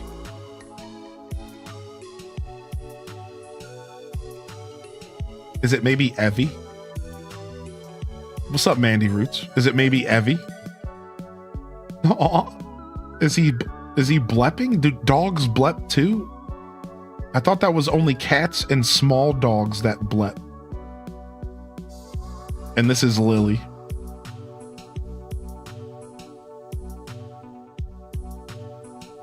It looks like they're Kilroying. Fallout Season 2 just got moved up a day to tomorrow. 9 p.m. Eastern. Do y'all want to watch episode 1 with me in the Discord tomorrow night? As an unofficial movie night? I'm not even going to ping any rolls or anything. I'll just show up and watch it. Star Wars Outlaws is $15 at Target for Switch. Dude, I want to buy Outlaws on Switch so I can play it for all of you, because it didn't really play well on my computer.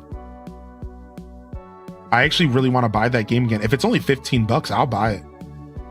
I'll buy Outlaws on my Switch just to play it again. I liked it enough. Oh my gosh, this is the ultimate puppy thread from Neo, and it's just too much. Like, look at these puppers. Like, I can't stay here for too long, or my brain starts to disconnect. And then a dial tone happens. Look at this. Oh my gosh. Ready for pet picks? Yo, Mini Mansky, we made it, dude. Mini Mansky was so ready for pet picks today, dude. Thanks for your patience, everyone. Thanks for understanding that I gotta do my flow of the show. Thank you for understanding. We can't always, but it's a lot of fun. Look at this. Have we heard this song once today? Hold on a second. This song, we gotta cut this one off. I'm assuming we already heard it once today. Let's switch up our album real quick. Let's put on some plugged in so we can get some energy in here.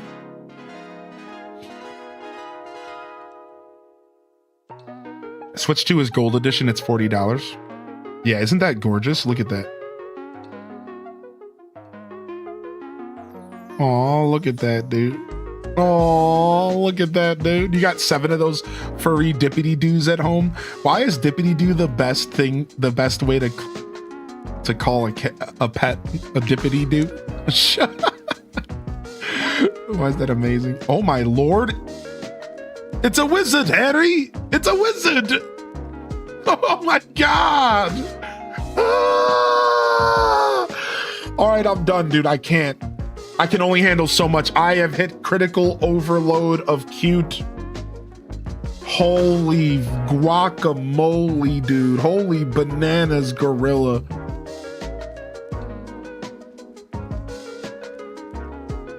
+1 extra. All right, let's do 1 or 2 more. We got Fat Cat Boy Oliver.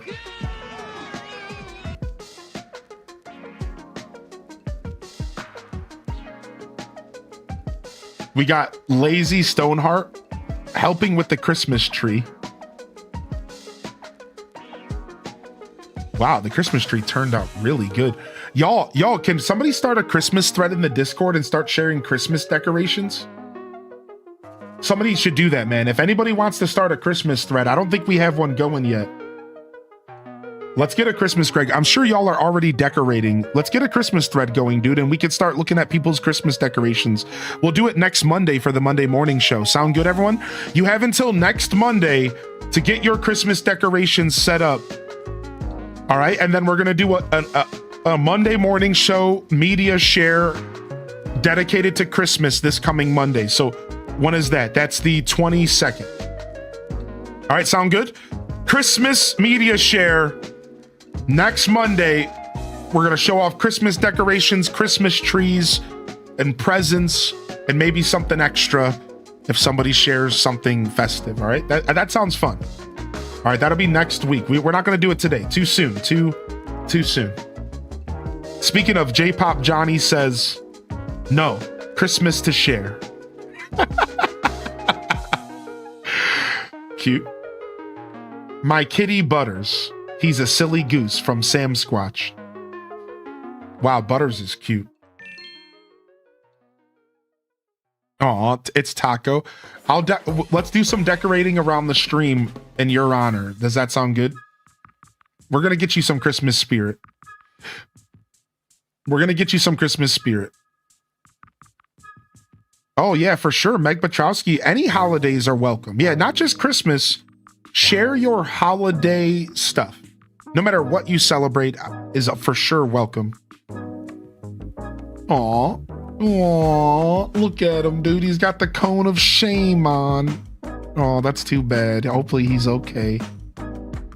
Fox. So this is Fox. So this is Princess Pepper Poopy Paws. Hello there. I'm Princess Pepper Poopy Paws. Wonderful to meet you, darling.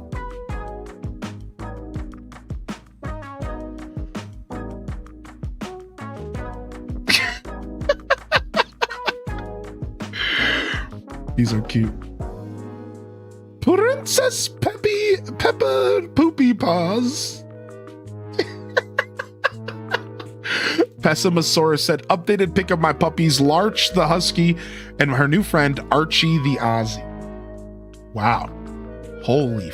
Okay, that's it. I'm done.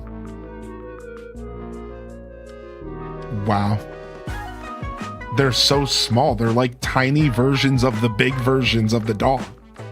This is like if you went to the store and you said, "Can I have a tiny dog?" And they were like, here's a miniature version of a husky. And yes, I understand that I just described what a baby dog is, but shush, because don't take away this moment from me.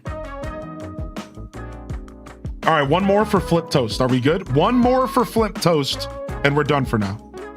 One more for Flip Toast, and we're done for now.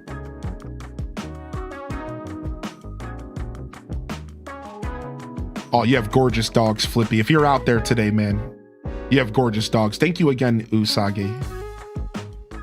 I hope y'all needed some pet pics in your life. The reason we do pet pics is for two reasons.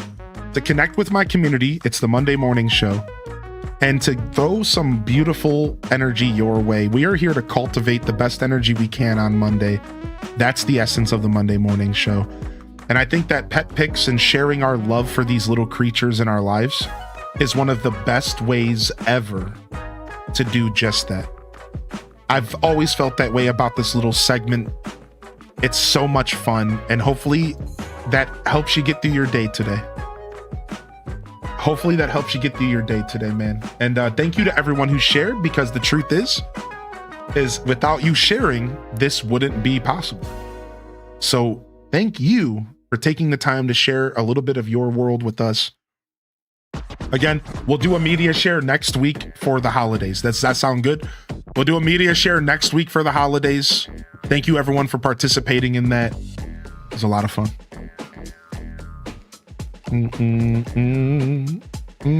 What's up, Varaxis? Good to see you.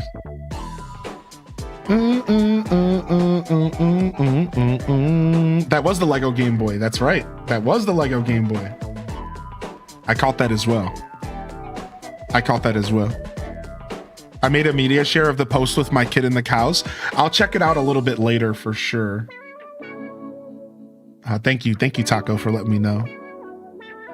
It was a lovely session. Yeah, it was nice. Nice. I wanted to split it up into 2 parts so I could keep some sort of brain goo all up in my noggin, because the pet pics just empty my brain out completely. Like straight head empty. Statically, I just can't. Yeah. We had to split it up.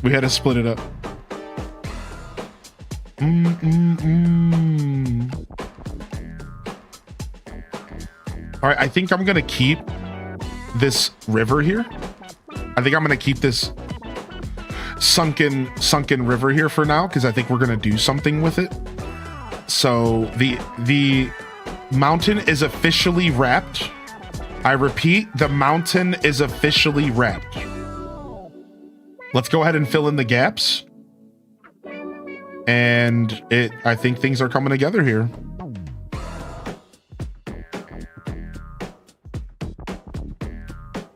Bam, bam, bam.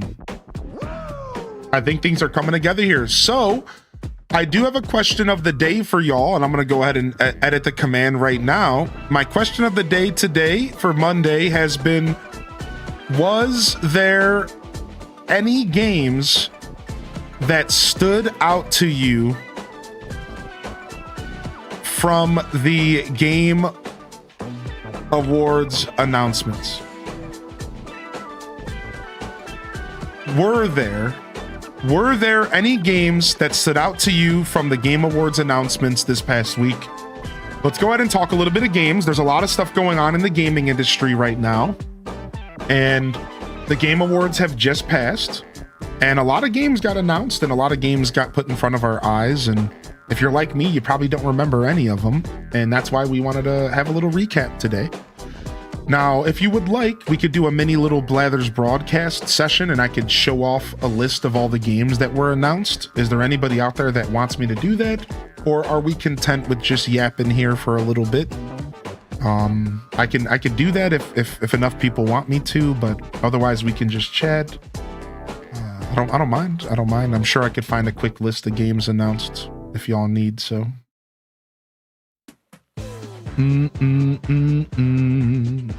Yeah, you guys want me to do that? Here, let's pull up a list. Everything announced at the Game Awards 2025. And let's hope that there's somebody that I like here that pops up. Like, here it is. We found Reddit. I don't like that because that's Reddit/Xbox. Let's go to games. No, I don't want to do GameSpot because it's only the biggest announcements. Here we go. Let's go to Engadget. Everything announced and all the winners at the Game Awards. Maybe Engadget's going to do it for us today. I'm trying to avoid IGN. Don't ask why, I just don't like him that much. All right, so let's see if we can find everything announced. All right, here's all the game trailers. We're not going to watch them. We're just going to talk about them. You guys down? All right, let's go. So without further ado, for those of you that don't know, the Game Awards just happened last Thursday, and there was a slew of games announced. And fun fact, a lot of stuff was announced for the Switch 2. It turns out 2026 and 2027 are going to be some bright years for the Switch 2 third-party environment. We might finally start getting a reason to why we all went and bought our Switch 2s. Games might start being released and on the way, and it's going to be pretty exciting. But let's not get too ahead of ourselves. Not everything was announced for the Switch 2, but enough was, I would say. Now, I'm not going to remember everything that was announced for the Switch 2 without watching the trailers. But if anybody in the chat knows, you're welcome to shout them out. So the first big one was Pragmata. Pragmata got announced for the Switch 2, and this is this interesting game by Capcom that follows this little girl. We have no idea what to expect from this. We got a massive drop of the Star Wars Fates of the Old Republic. This is a brand new entry into the Old Republic universe. And if you're like me, you are likely very excited. Fates of the Old Republic. Divinity by Larian Studios got revealed. A brand new Divinity Original Sins game. If you don't know, Divinity Original Sins is a Dungeons and Dragons style experience, just like Baldur's Gate, but with its own universe, its own characters, its own world, and its own lore. Nothing to do with Dungeons and Dragons outside of the actual gameplay. So if you are a Baldur's Gate fan, I'm going to tell you right now, you need to check out Divinity. It's the same developers. Here's the thing. They said they're not doing another Baldur's Gate because they don't, not only do they not want to buy the rights for it again, because if you don't know, Dungeons and Dragons and Baldur's Gate is owned by Wizards of the Coast, I think. So not only do I assume that they didn't want to deal with buying the IP again, they also came out and said they just want to do their own thing. They don't want to be stuck making Baldur's Gates games for the rest of their life. They have artist integrity and they want to follow their passion. This is their passion. If you are a fan of Baldur's Gate 3, you need to check out the original Sin games 1 and 2. You also need to go check out Neverwinter Nights and the original Neverwinter Nights games. These are all Baldur's Gate adjacent experiences. You need to go back and play Baldur's Gate 1 and 2, man. They're on the Switch. I promise you, these games are worth your time. But to go back to my point, Divinity got announced, and it's going to be a new entry to the Divinity Original Sin franchise, I believe. We also got a game called Coven of the Chicken Foot, which, crazily enough, we called out our chicken feet, and then the game ended up being named Chicken Feet, which is weird, but no idea what to expect from this game. Again, I'm just going to click through the trailers, so kind of try to keep your eye on the screen, and I'm just going to click through them to give you a brief idea of what we're looking at here, but I'm not going to like sit here and stare at them. All right, so just a kind of goofy looking game. I don't know what to expect from it at all, but I like the art. Then we got Ontos, which I have no clue. I think it's like some first person trippy, yeah, who knows what's happening here, right? We got 4 Loop, which looked like Stranger Things, but it's done by the Left 4 Dead studio. So if you like the Left 4 Dead 1 and 2, this game is the next game that they're releasing for Loop. We got Resident Evil Requiem, another trailer for that.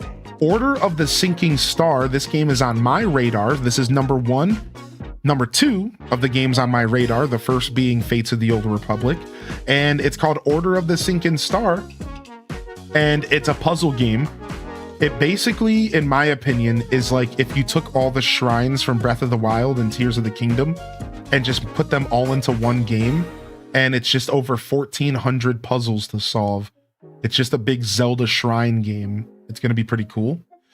Then we got Exodus, Rise of Jun Ashlyn, Aslin. I don't know what's up with this, you know, futuristic shooter game. Warlock, which is actually Dungeons and Dragons. It's done by Wizards of the Coast, and the game's called Warlock. It looks like kind of Neverwinter Nights-esque. I don't know what to expect from this, but it's D&D related. We got Control Resonant, which is the Control 2, the next Control game in the Alan Wake universe. If you like Control, you got an announcement to go look up. We got Gang of Dragon, which is a Yakuza game, but not a Yakuza game, but a Yakuza game, but it's not a Yakuza game. I don't know how else to describe it, but it's a Yakuza game. Street Fighter movie sneak peek for the movie Street Fighter is coming out, and it seems like the movie's gonna not take itself too serious. So it's gonna be like lighthearted and kind of quippy and, I don't know, Miles McKenzie-y, I guess. Just kidding, but I was gonna make fun of the the whole Marvel thing, you know, the whole Marvel character meme that people can't get over. Yo, J-Pop, thank you for the gifted over to Usagi, man. You didn't have to do that, homie. Lego Batman Legacy of the Dark Knight, and this will be a day 1 game on the channel, I believe. I believe this will be a day 1 game on the channel. And otherwise, I am hoping that maybe it could be more than just a day 1 game on the channel. I don't know, we'll see. We got Tomb Raider Catalyst teaser. So 2 Tomb Raider games got announced. One of them is a brand new Tomb Raider game called Catalyst.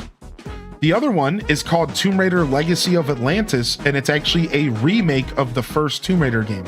That's right. If you grew up playing Tomb Raider, they did a full blown out remake from the ground up of the first ever Tomb Raider. So this isn't a remaster. This isn't a port. This is a remake, which means it's going to be basically a brand new experience, and it's probably going to gut all the tank controls, and the game's actually going to play better. Like, the big thing you want to take away from this is that it's not going to have tank controls. If I had to guess, it's going to probably play like Uncharted, but maybe a little bit more puzzly. If I had to guess, it's probably going to be like an Uncharted style game. Invincible got a fighting game. So for those of you that have been watching the Invincible show, there's a fighting game coming out for Invincible. We actually knew about this, but we got a trailer. Diablo 4 got the Lord of Hatred trailer, which is Mephisto. I'm a big fan of Mephisto. I'm a big fan of Diablo 2, and I'm a somewhat kind of fan of Diablo 4, but they also announced the Paladin as a playable character. So if you like Diablo, if you already own the game, you're in for a treat. We got Deadpool coming to Marvel Rivals, and some people said, finally. Deadpool's coming to Marvel Rivals, and Rogue is apparently just released as well. We have 007 First Light has been getting a lot of teases, and apparently Lenny Kravitz is starring as a character. Sure. Saros is the game that is created by the people who made... What is the name of the game? It starts with an R. Either way, this game is kind of following in the footsteps of another game by the name of...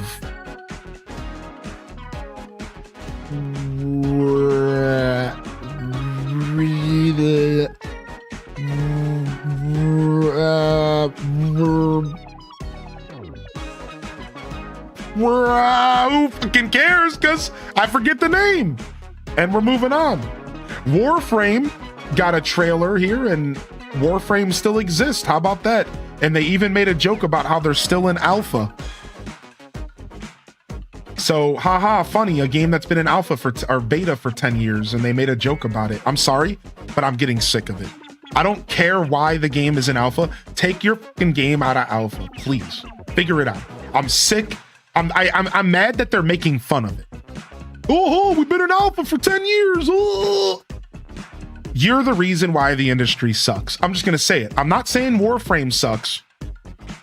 I'm saying this idea that a game is sitting in alpha for 10 years sucks, and I hate it. And it needs to stop. So they need to figure it out.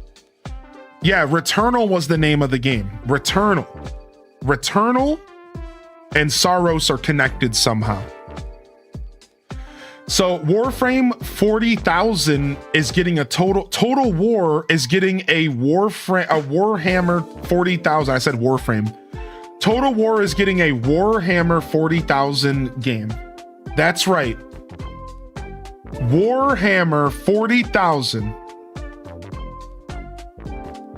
is combining with Total War to create a future sci-fi RTS experience.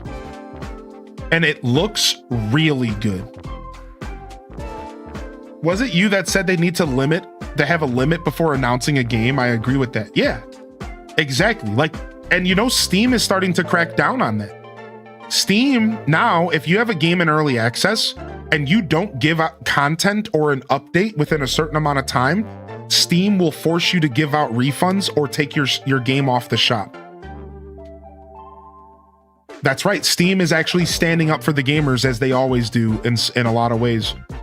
Because it's dumb, man. If you put a game out in early access or alpha, there should be, just like Classy Saya said, a literal release date. And you need to be adhering to that release date within 6 months of it. Like, you can move it around a little bit, but that game needs to have a date that it's going to be finished. Because I think they're playing games with us, man. I think they're playing games with us. They're messing with gamers. They're making the industry really weird and uncomfortable. Nobody knows if a game's finished, and then if you criticize it, oh, but it's an alpha. Like, nah, man. They need to figure it out. Anyways, soapbox aside, Hitman World of Assassination got another update. This game apparently gets updated every 15th day of the month, and here's another update for Hitman World of Assassin. You can play as Slim Shady or something. Anyways, Ace Combat 8 Wings of Thief, which is actually a pretty big deal. Apparently a new Ace Combat game has been released, and this is a pretty big deal for Ace Combat fans. I've never played an Ace Combat game. I agree. What was it? Paralives that just delayed early access? What is that? It just release it in early access plus work on it. Why are we tailoring to the idea of early access? Anyways, and rant. What's up, Minty? Hey. Yeah, I thought Hylian was being sarcastic. No, Eminem is actually in the game, and apparently it's actually a good mission. I was just joking about the fact that Hitman World of Assassination gets constant updates, and y'all are eating good if you like this game. If y'all are eating good, it gets constant updates. So yeah, I never played an Ace Combat before, but apparently this is a big deal.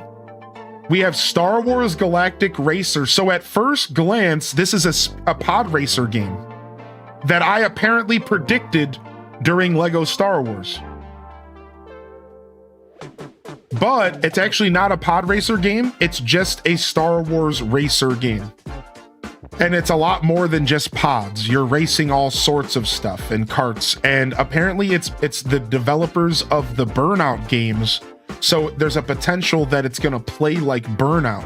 And it's going to be all about destroying the other vehicles and kind of like Road Rash-y vibes, which could be cool. We got this game called Out of Worlds, which I believe is a co-op experience. We got a game called Phantom Blade Zero, which was already announced and is the next in line for the like Souls adjacent genre.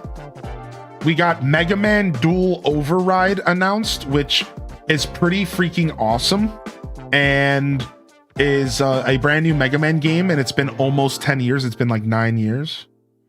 We got a Galaxy Super Mario Galaxy movie trailer that we already saw, and this was literally Nintendo's only showcase, which is kind of sad. I was recently reminded that apparently Nintendo announced Smash Brother characters during the Game Awards at one point in the past. And it's like, man, where are you, Nintendo? Where's that at? Where's that energy for the Game Awards? Why aren't you here announcing stuff? Why are you showing us a trailer we've already seen for 30 seconds? Why don't show up and do something? Like Nintendo's like the meme of the guy using a stick, and they're poking Nintendo and they're saying, do something, do anything. Like, will you please like actually participate in one of the biggest gaming events of the year ever once in your life and announce something, dude? Like, can you stop being so much bigger than the gaming space that you're too good to put an announcement out at the Game Awards? Like, get over yourself, Nintendo, and give us some content, dude. Again, and apparently in the past, they've done that. Apparently in the past, they've done some little Smash Brother characters here and there. It's like, come on, dude. Like, give us something, man. High Guard was the final game announced, and it's apparently getting destroyed on the internet. People are calling the Game Awards the worst Game Awards we've ever gotten because of the final game. So the drama on the internet is that the Game Awards, that was a solid probably B if I had to rate it between A and F, solid B, lots of fresh experiences, lots of color on the screen. It wasn't just a bunch of zombies. Apparently people are rating it as one of the worst Game Awards we ever got, all because of the last game they announced, which just so happened to be a super generic hero shooter. And now Jeff Keighley's getting a bunch of blowback, a bunch of negativity, and everyone's calling Jeff Keighley a punk for it. They're basically just calling him out for having this be the finale game. They're like, yeah, you ruined the whole show. And there you guys go. So there's now that you have some context, your question of the day: was there anything that stood out to you that was announced during the Game Awards?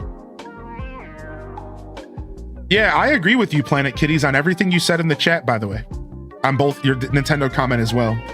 You know I went on a rant about how Nintendo's not showing up, but I agree with you. I understand why maybe they just want to save their stuff for themselves, but come on, I feel like they could do something.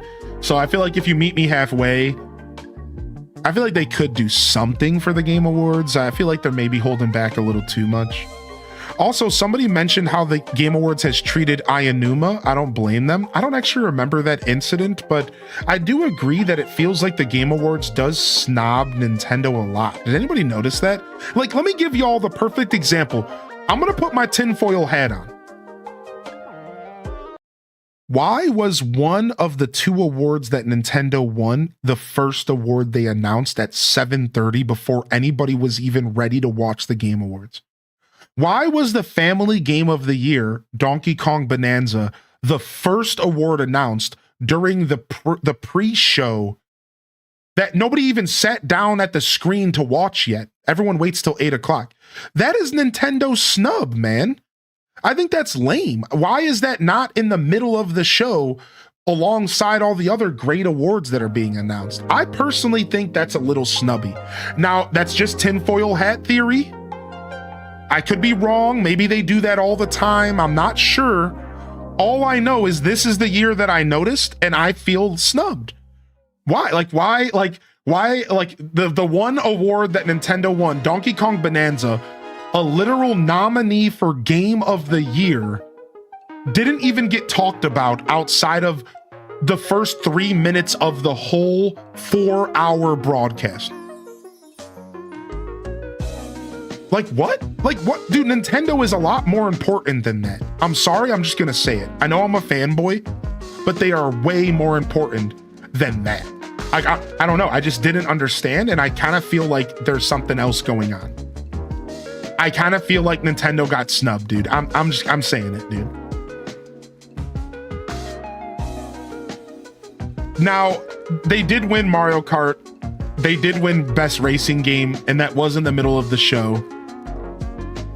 So my tinfoil hat theory doesn't quite hold a ton of weight. I'll admit it. Like, I'll admit it. Maybe I'm just overthinking. Maybe it has more to do with the kiddie game thing, right? Like, I don't know. Either way, I just wanted to share my thoughts on it because I felt like it was weird.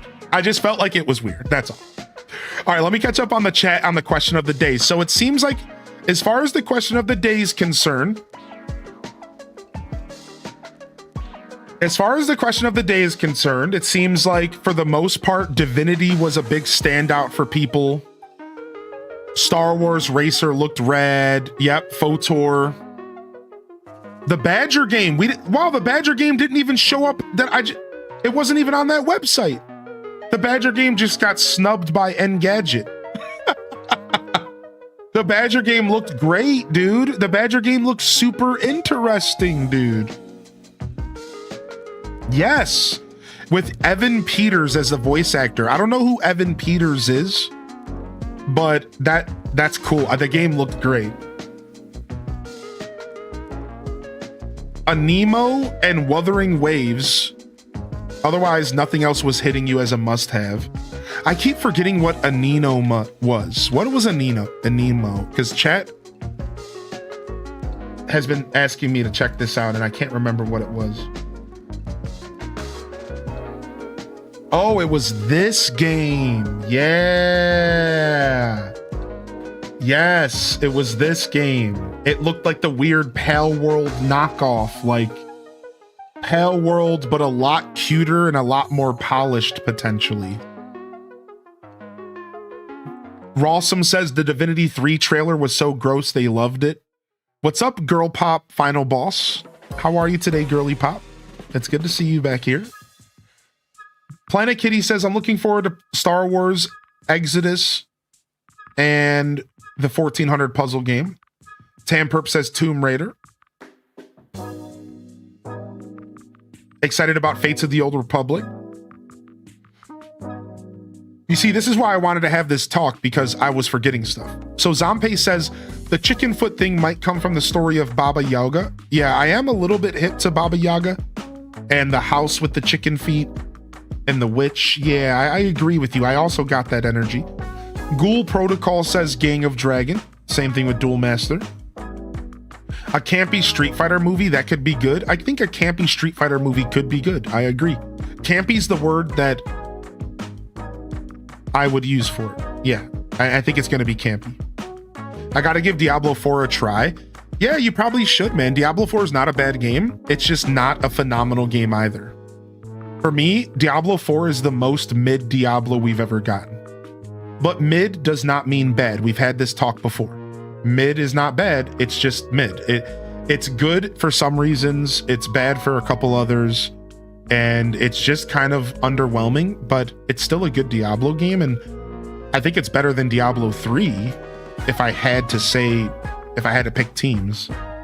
And then, of course, Diablo 2 Resurrected will never be touched. So good to see you today, Minty. I hope you're feeling good.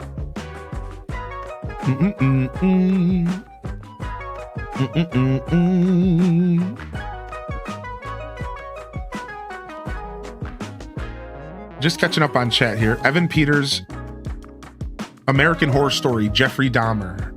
Thank you. Thank you. Also Quicksilver and X-Men.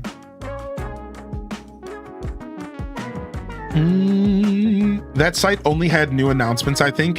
Anino and Wuthering Waves wasn't on it. Yeah. That Engadget failed me. I was hoping Engadget didn't fail me, but it failed me. Honestly, no games caught my interest personally, but I'm excited to see the others play the games, if that makes sense, of course. It's unfortunate that if you come away from a game event like the Game Awards and you don't come away with a game you like, I do think that is a little unfortunate, because your hope is that there's at least one game for every type of gamer at these types of events. That's like kind of the hope. But I think it's totally okay if you're just like, I'm all right. Nothing stood out to me. I don't feel bad. I wouldn't feel obligated to like stuff. Yeah, it happens. And like I said, the reason I'm saying this is I think ideally everybody pulls something away from a Game Awards, but if it doesn't work out, that's okay too. Freaking Engadget. Cute Pokemon open world gotcha. All right, I don't know if I want to connect this because I like the shape of this mountain, so I'm gonna leave this mountain separated for now. I'm gonna leave this mountain separated for now.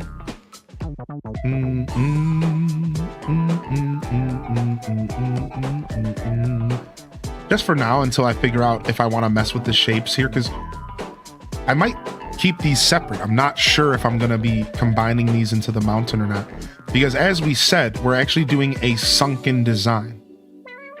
So we're going to have a big portion of this area sunken down as a sunken campsite. So I might leave some of these structures that I've built over the years. I might not completely gut them all, so I'm not ready to clear that stuff out yet. I'm actually going to wait until we are in designing phase to decide. I don't feel the need to gut a bunch of stuff right away. So once we get into designing phase, then I'll be able to better assess what I want to do there. Apparently the mechanic that my brother worked on in Lego Batman was shown in the trailer, but they can't tell us about it, but it was pretty cool to hear that. That's cool.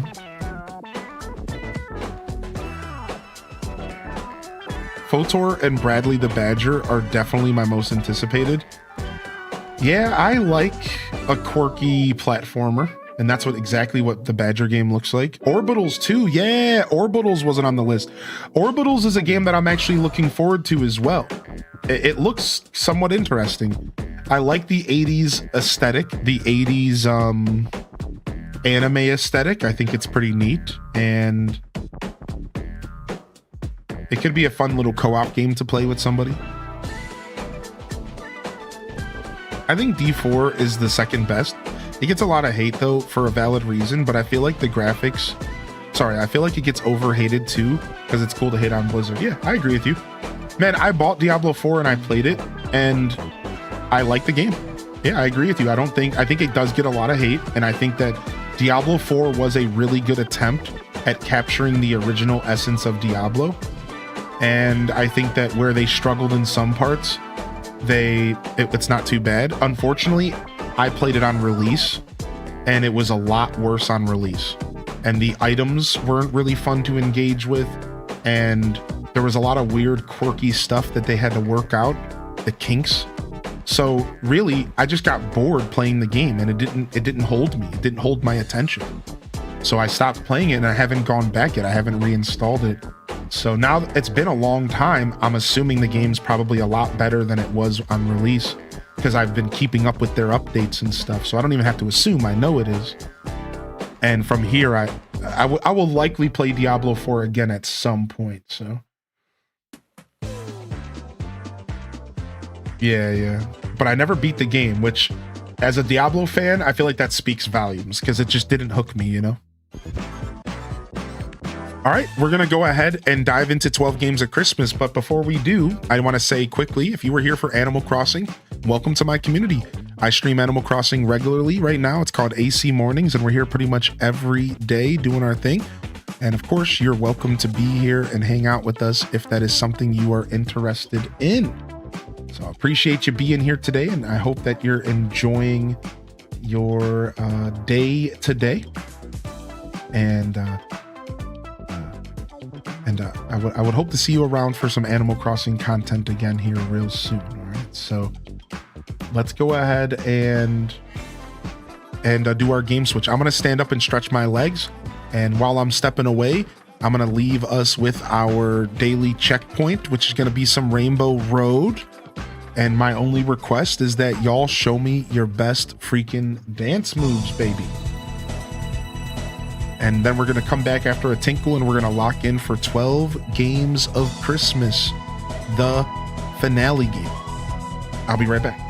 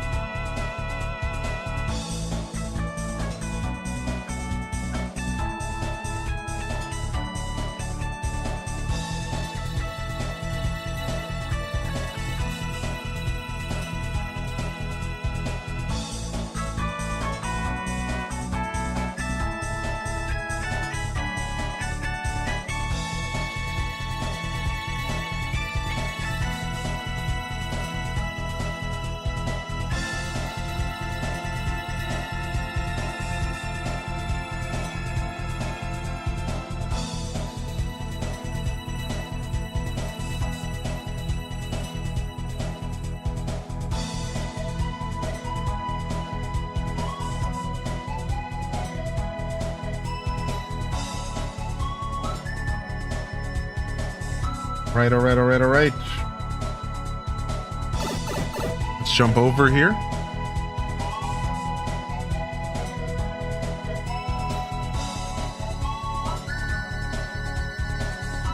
Okay.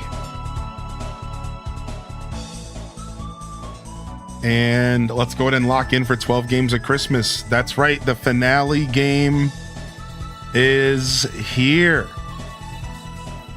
The finale game is here.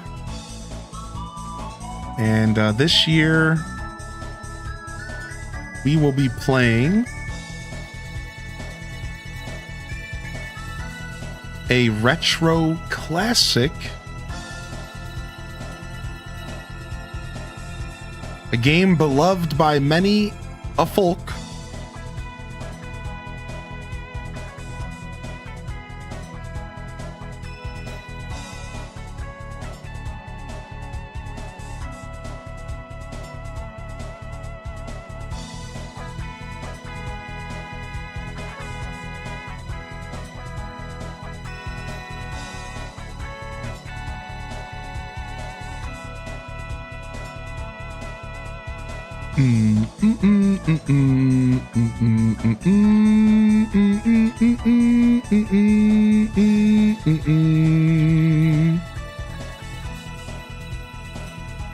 Right, give me just a moment. I just need to quickly do all my titles and stuff, and then we'll get there, okay?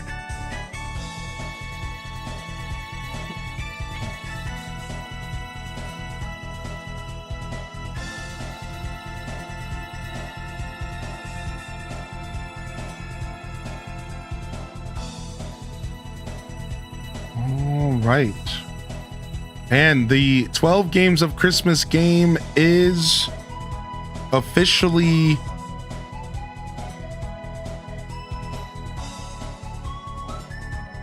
Castle Crashers UFO Edition. Woo!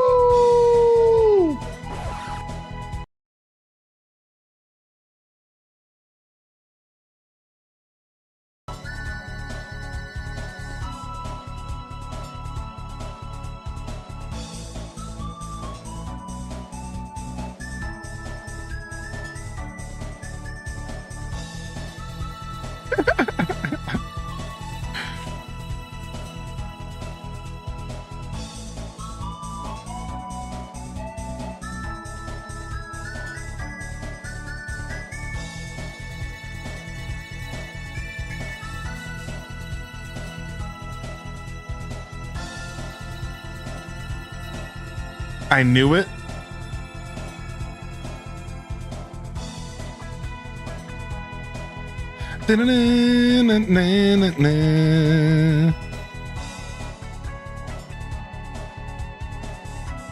All right, change this thumbnail. If you're over on YouTube, they're getting the first peek. All right. All right, so I'm ready. Thank you for your patience.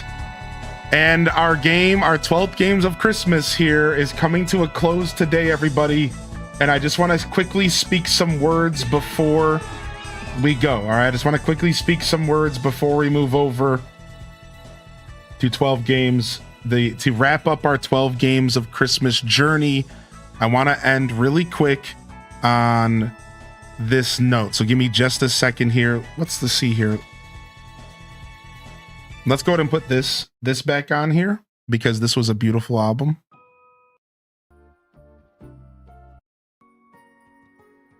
All right. All right. What I want to say here is, first off, thank you for being here for another year of 12 Games of Christmas, everybody. It's been a beautiful journey, and I had a lot of fun here with y'all. And we're going to do one of the few final songs just for you. On our 12th day of Christmas, my streamer gave to me 12 Mario Galaxies, 11 Moonlighter 2s, and 10 Stocking Stuffers, Elf Bowling, Light Up the Town, and Home Alone included, 9 Pokemon Mystery Dungeons, 8 Star Wars Legos, Lego Star Wars, I guess. I was corrected. 7 Spy Fox Dry Cereals. 6 Farm Together 2s. 5 Castaways. 4 No Man's Skies. 3 2 Point Museums. 2 Plants vs. Zombies. And 1 Animal Crossing City Folk Deluxe.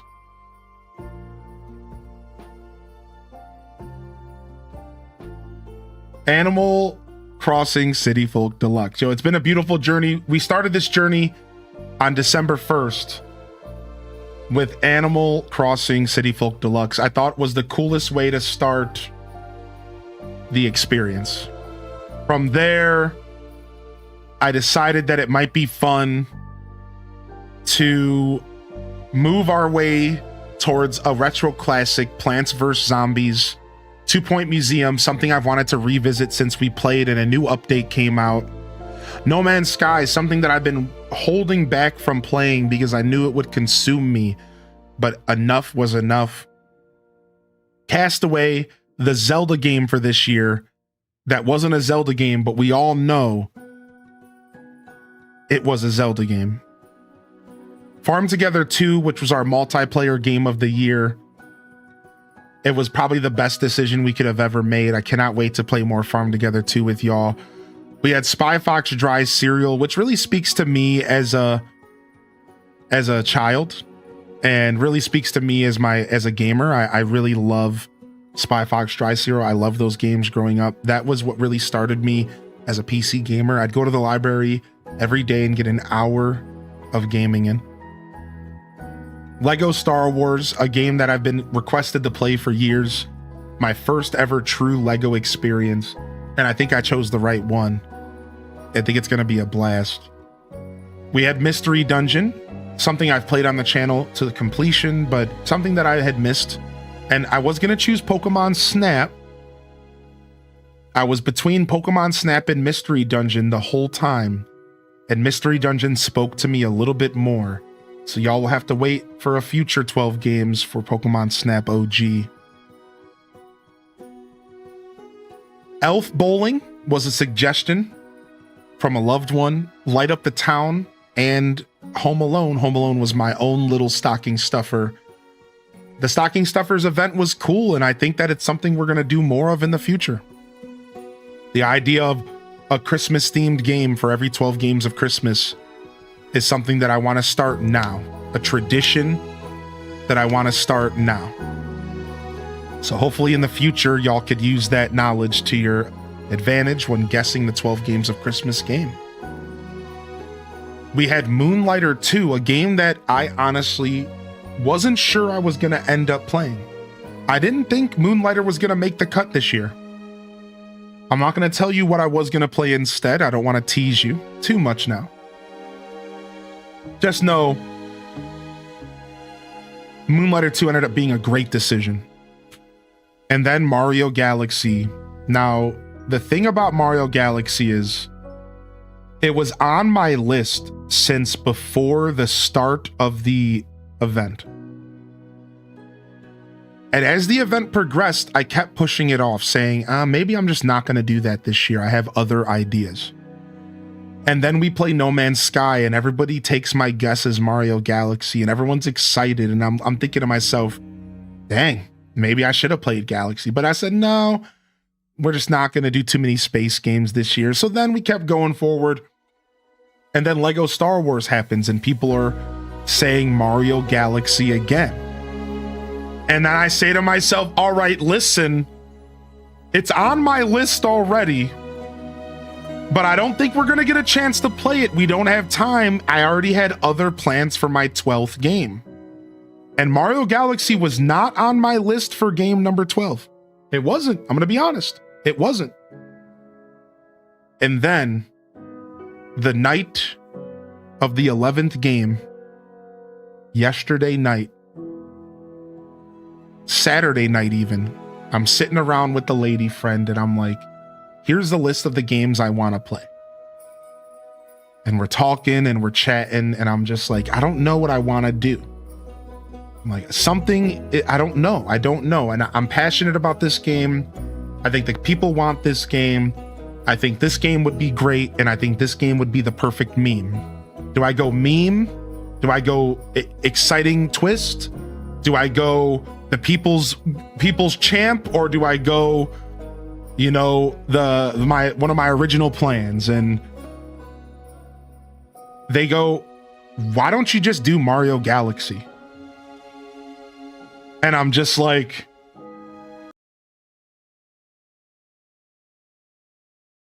you know what? You're right. And I was just like, you know what? You're right. And I threw the other 4 games aside, and I just plugged Mario Galaxy into the day.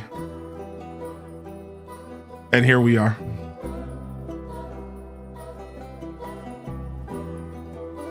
And here we are. Mario Galaxy is the game of the day today. 12 games of Christmas.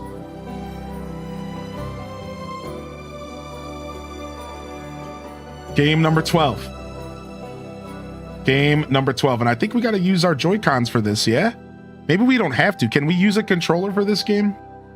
Or do they want me to use Joy-Cons? I don't remember how this is set up. I think we want to use Joy-Cons. You can use controller? Okay, we'll try using this. We'll try using this, dude. I did play SSX Tricky. Yeah, we played it out last year for Christmas.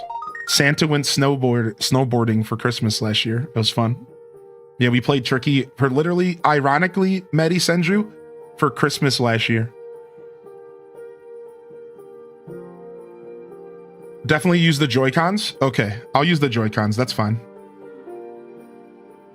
And we'll see if it's a big mistake, because I kind of hate motion controls. But the last time I played this game was over 15 years ago, and it was on an original Wii, so. All right, and let me go ahead and lock this in over here. Yo, fam, welcome to 12 Games of Christmas, game number 12. Thank you for being here. Thank you for being here for this ride. I just wanted to wrap up that little spiel by saying, I said this at the beginning of the year. Sometimes when you create a cool event for your show, it just hits different.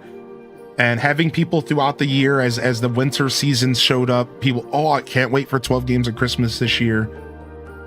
It really hit me special. And, you know, this isn't me crying for compliments. Please don't start telling me things just to make me smile, because those people were genuinely just saying it because they liked what I do. And you know who you are. And that really just made this whole thing even cooler. The whole time I was doing this little cheeky event, I was just thinking about those people and how I was able to make their you know, event come back and make them happy, and that's cool, man. So thank you, everyone, because I love doing this kind of stuff. It's not a big deal. 12 Games of Christmas. It's an advent calendar, a different game every day for the first 15 days of the month, and 12 days out of the month. And it was just fun, man. It was a blast. I was happy to be here. This year we managed to balance it alongside a full Metroid Prime playthrough.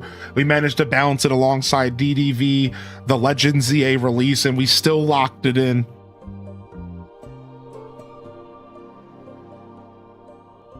And it should be pretty dope. It should be pretty dope. So thank you, Nick82, for the 5-month primer.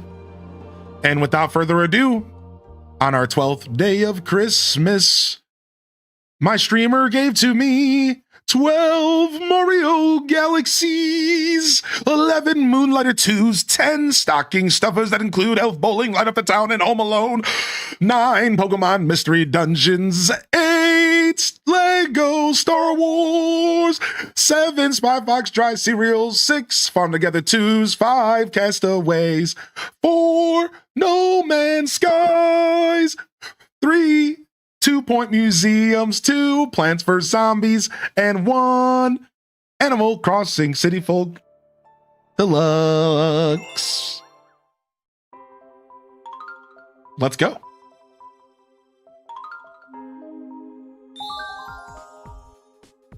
Create a game on this planet.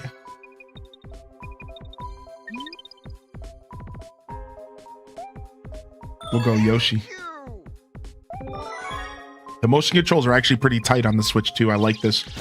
After using the actual Wii's motion controls for the past couple weeks, setting up my system for City Folk and stuff, the Switches are actually really clean. Like, people don't talk about enough on how they somehow managed to perfect their Wii technology in the Switch 2. It's actually it feels perfect. Like, it feels so clean. Like, you have to admit, like, they've done a pretty good job with this technology, man. All right, we got some cutscene. We got some cutscene to go through. Every 100 years, a comet appears in the skies above the Mushroom Kingdom. You're gonna quickly see why I chose the emotes I chose.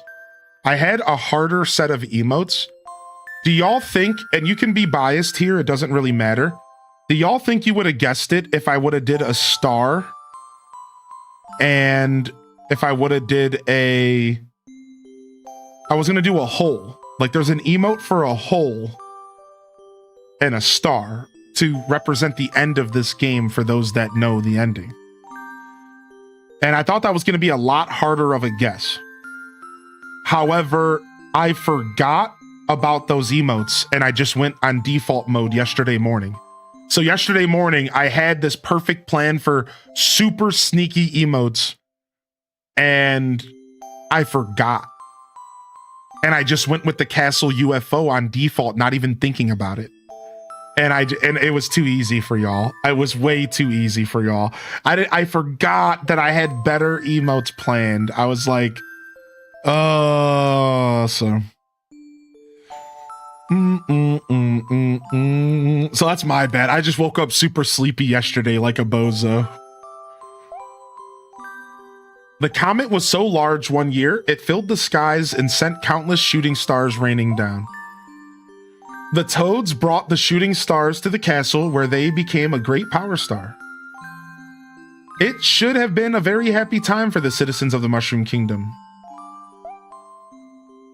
That was the night of the Star Festival, held once every 100 years to celebrate the comet. Dear Mario, I'll be waiting for you at the castle on the night of the Star Festival. There's something I'd like to give you. Peach? Did you just text me at 2 a.m. and ask if I was up?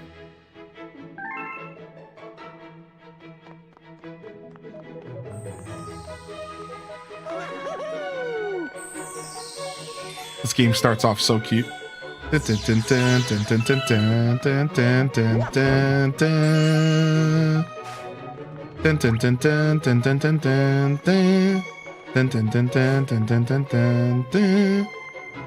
am I turning the camera so fast? Okay, like that. Is there a better way to turn the camera? There is, okay.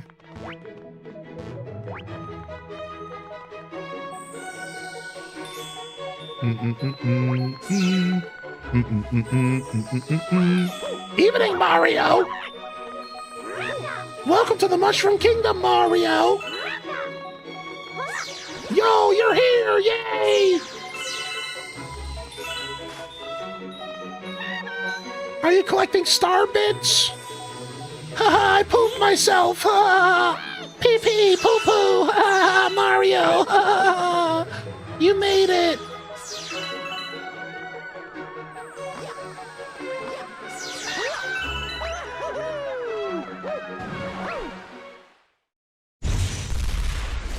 Oh, frick!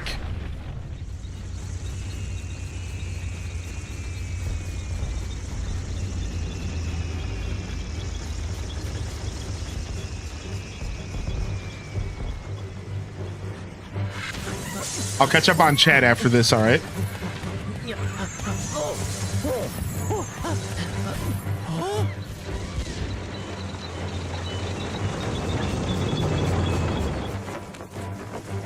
No, I'm playing 3D All-Stars. I didn't buy I'm not gonna buy the Switch 2 version. I will buy the Switch 2 version of Mario Galaxy 2. I will buy the Switch 2 version of Mario Galaxy 2, but I'm playing 3D All-Stars right now, for the record. Yeah, I'm playing 3D All-Stars. I don't think we got a Switch 2 version of that yet.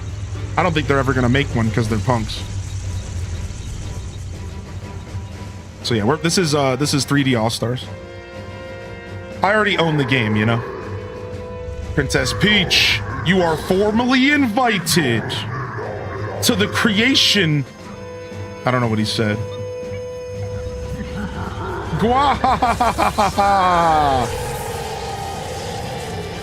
The creation of his new galaxy.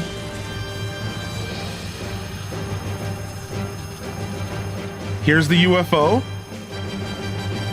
For those that didn't understand the emotes, that's right. Bowser is about to steal the castle with a UFO. That's exactly what's about to happen. You heard it here first. Okay, that's how you do that. Is there a way to body dive?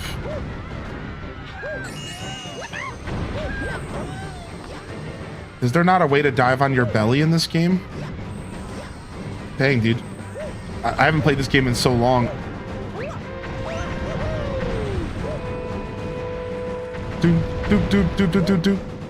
That's Sunshine? Yeah, I'm thinking of Sunshine in 64, aren't I? And even Odyssey has belly dives. That's why I'm confused. I'm like, I feel like every other Mario game has belly dives. But this game was so unique at the time, and they had to make it for a Wiimote that only has like 4 buttons on it. So I know this game is very unique as far as Mario games.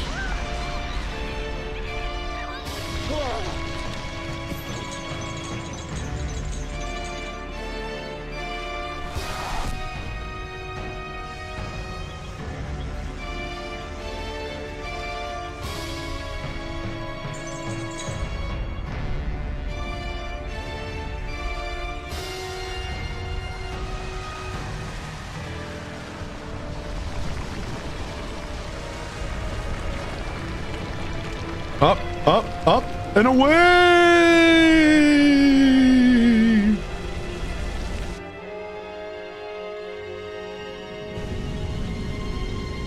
The upheaval? Stop. It exposed the depths.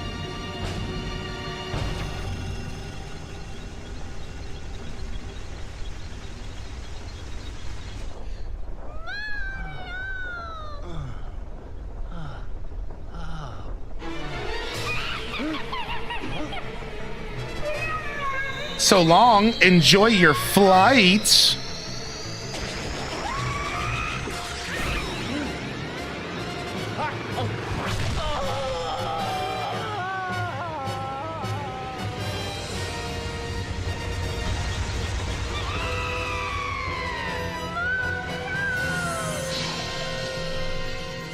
How it feels when you have a sandwich or 2 after a beer. You think Mario ever gets tired of saving Princess Peach? Nah, as long as she is paying him back with a little bit of that peach. You know what I'm saying? You know what I'm saying? I'm sorry. I'm sorry. I'm sorry. I know. I'm sorry.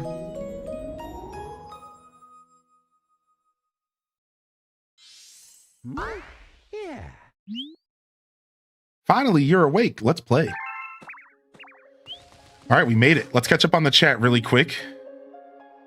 And then we can go forward here. Thank you everyone for your patience.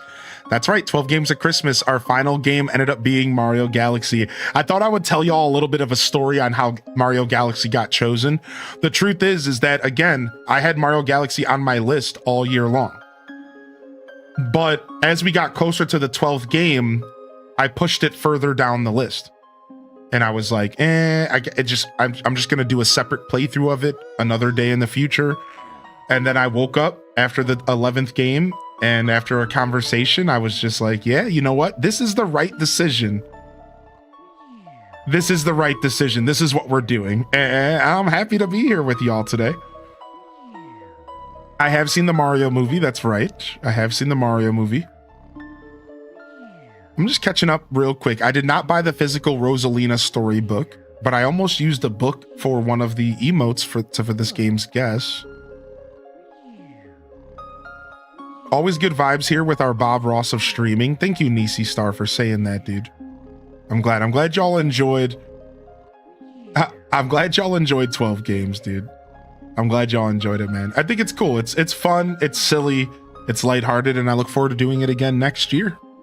So cheers, and hopefully we can make it cooler and cooler. You know, I'm always trying to outdo myself, but I also try to remind myself that I'm not always going to be able to outdo myself. So instead of attempting to do that all the time, sometimes I just let it lie, you know? But this is one of those segments that I'll probably always try to outdo myself a little bit with. It was just so much fun. OMG. That sentence forced me out of lurking lol HDESKEKH. What's up, Barrier, dude? Good to see you, dude.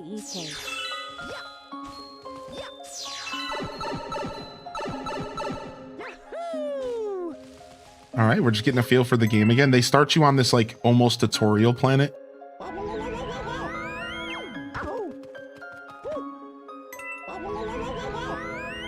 And kind of let you get a feel for the physics in the game. Again, I haven't played this for 15 years, so I don't know what to expect. It's been a long time for sure.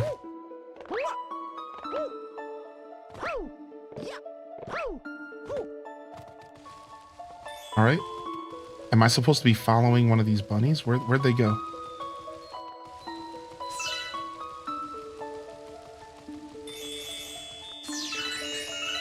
Oh yeah, I can shoot star bits. I haven't unlocked the ability to do the spin attack yet. We don't get that right away.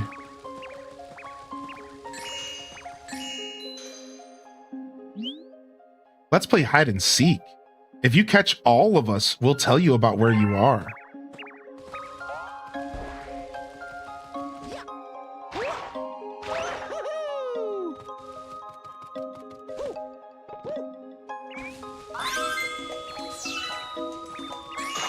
Come here. Come here, you little rat.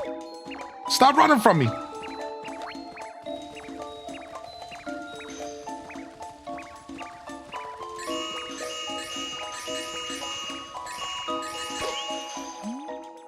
You caught me. This reminds me of Mario 64. Oh, I knew I should have hidden in the crater. So they just tell me where another one is hiding. That was dirty, dude. I was about to say the same thing. What? I hear one of them hopping around.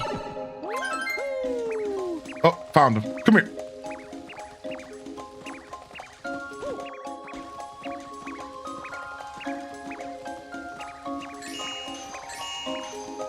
Stop faking me out. You caught me. Oh, I knew I should have hidden in the crater. Stop calling out your boys, dude. Ooh. Ooh. Well, this game, I'm about halfway through it on emulator, but boy, does it make me nauseous sometimes. Got him.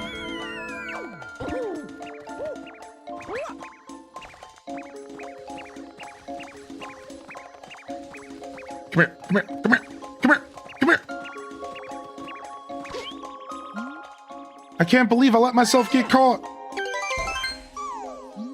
Wow, you caught all of us. Maybe really can help Mama. Oh, this game's so adorable. Thank you again, Barrier, man. I showed my kids the trailer for the next Mario movie. My oldest screamed when he saw Bowser Jr. We had to watch it 15 times in a row. Oh, that's so cute.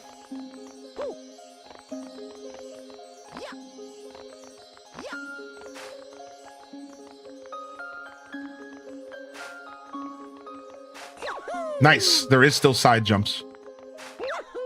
Nice. I wasn't sure if there were still side jumps. Nice. It feels nice to be using my Joy-Cons for once. Let's hope they don't drift by the end of one game, huh? I've been watching you from here. This place is called the Gateway to the Starry Sky. My name is Rosalina. I watch over and protect the cosmos. To save your special one, you'll need to power to travel through space. Okay. Are you sure you're not just Samus without her suit on? Luma, can give you this power, I will entrust you with this care.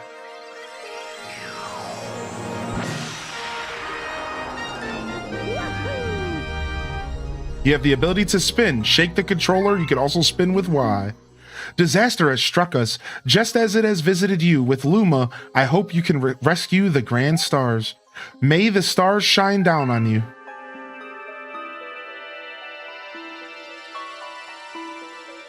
Oh, nice. Bowser Jr.'s a pretty cool main in Smash Brothers.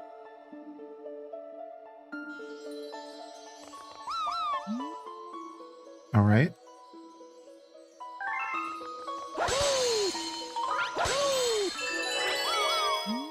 All right, this is a launch star. Shake or press Y when you're near it to soar through space like a comet.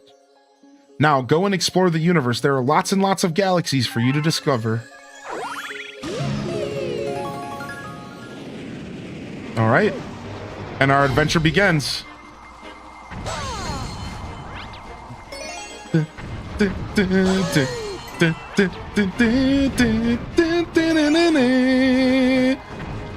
All right, dude. All right. It is still the Monday morning show, though. So if I missed anybody rolling in, don't be shy to jump in the chat and say hello. All right. Looks like I need to collect the 5-star chips here. And now that we're settled into the new game, I shouldn't miss too much else. And welcome in here. Yeah, 12 games at Christmas. I thought this game would be a nice Monday show game. It's colorful. It's bright.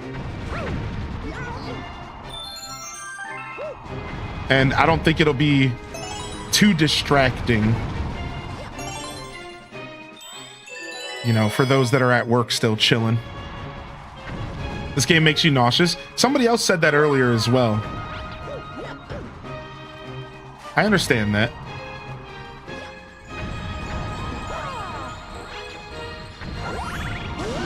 What's up, Munchie Chips? Yeah, I was actually trying to explain this game. To my lady friend, and that was one of the things I was explaining to her. I'm like, the gravity is like a big part of the game, like, and understanding how to move around the planets. Get me out of here! One of those enemies should have the key. Once they're stunned, just run into them. So I have a story to tell about this game. So when I first played this game, it was actually with a friend. So listen to this.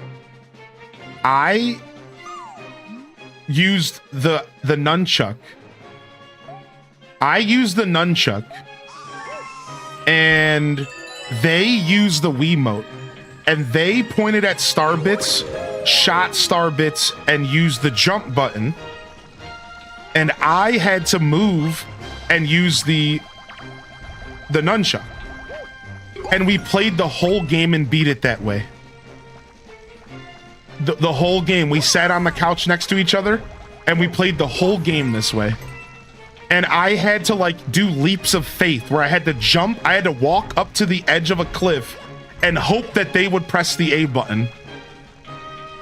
And it was this really interesting, like, experience where, like, you had to trust that the other person was gonna do what they needed to do. And, like, it was honestly cool as heck. I still look back fondly on my original playthrough of this game because of how iconic it was regarding that story.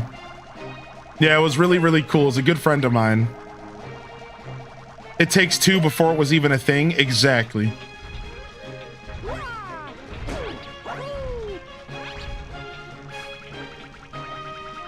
How do you recalibrate?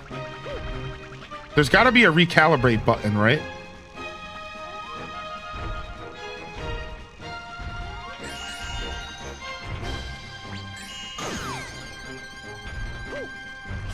Maybe it's just like take him off the screen real quick. I think it's R. Thank you. Thank you. Because my stuff was way off there. And we're going to need to recalibrate a lot. That's how the Wii game worked.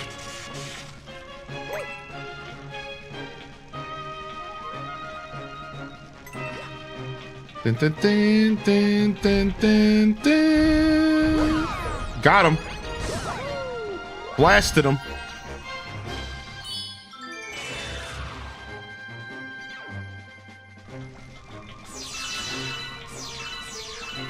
Dun, dun, dun, dun.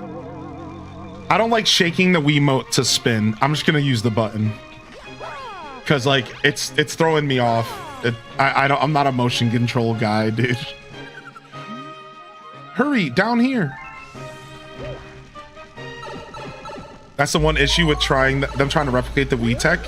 Is that without the sensor bar, you're constantly having to recalibrate the pointer, which is why I don't want to have to shake my Wiimote to spin. That's why I'm switching to the button so I have less recalibration. We've been waiting for you. That's a grand star. We have to save it. They're using the grand star to power that awful machine. It looks like it's making something. We have to do something before the grand star's power is drained. Quick, find a way to stop that terrible machine.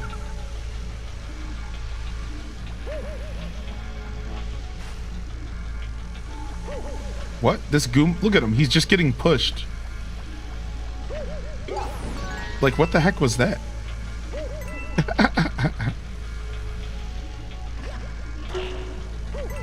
Okay. I think I have to press these buttons potentially.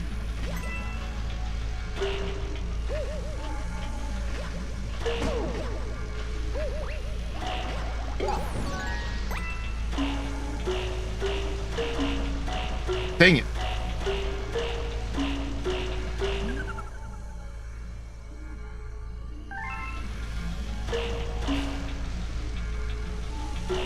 All right, that's got to be the most of them. There's probably a couple more around here.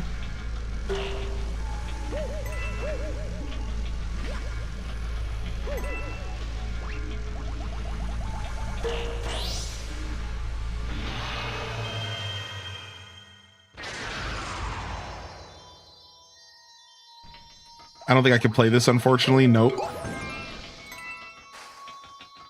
This game was definitely a product of its time, but also somehow like super iconic. Yeah, like this game is like weirdly iconic. There's a lot of people who think this is the best Mario game ever made. I feel like after Odyssey, that's a hard statement to, in my opinion, after Odyssey, I feel like that's a hard statement to say, but if that's how you feel, you know?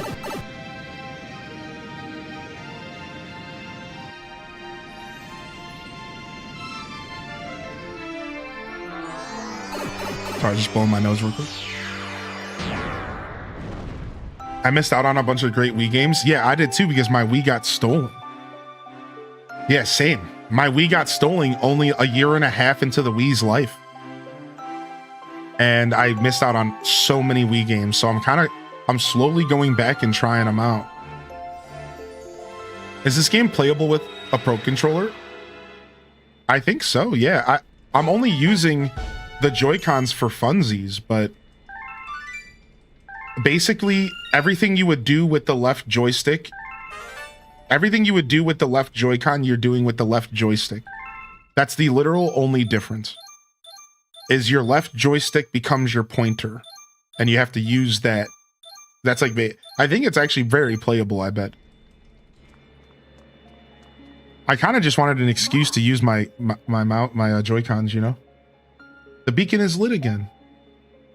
It shines weakly, but only as bright as a Class 6 star.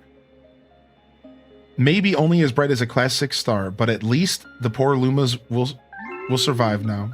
Oh, thank you for saving the Grand Star. These star people are my family. They mean so much to me. Welcome to the Comet Observatory. It's my home and also home to the Lumas. You see, we travel the starry skies. We pass by this area once every 100 years, but we suddenly stopped in front of this planet. A strange force had latched onto our ship, pulling away the star bits and our power source, the power stars. Our ship had lost power, so it entered a deep hibernation state in which it could not move. Those who took your special one picked up the power stars and discovered the power to cross the universe. The beacons are lit. Please, I have a request. Gondor calls for aid. They know about the beacons, yeah. This observatory uses star power to project images of the galaxies that are scattered across space. And there's a chance that we could use our few remaining power stars to look for other power stars. These round rooms are called domes. We observe galaxies from domes such as these. But the only one that's working right now is powered by the star power you restored is this one, the terrace. Please go to the terrace and try to recover more power stars from the galaxies you can from there. If we do that, we'll be able to restore the Comet Observatory's ability to fly like a starship. Then perhaps we can pursue the thieves who ran off with the power stars. Mario's just sitting there staring blankly like, will you shut up and let me game, dude? Like, I'm just trying to game, lady. Yo, I'm just here to game, dude. Yeah, yada yada yada, something Bowser stars. Let's go. I've seen this tree before.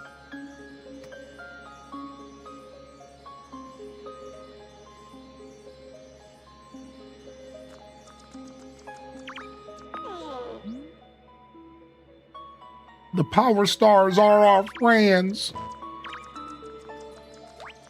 The power stars are our friends. Please help them. Please help the power stars. They're our friendsies.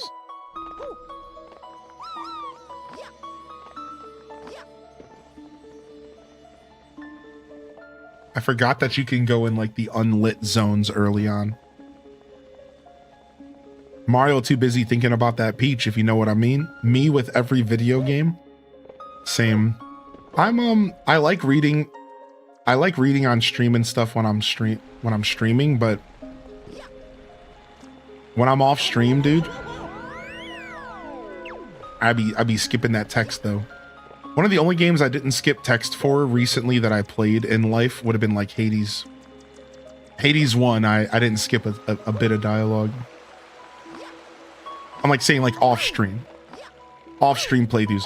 I also, the last time I played classic WoW, like not the most recent time, back in 2019, I actually made a point to read like every quest.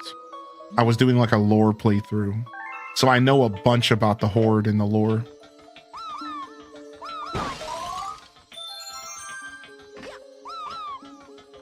Wait, what is this?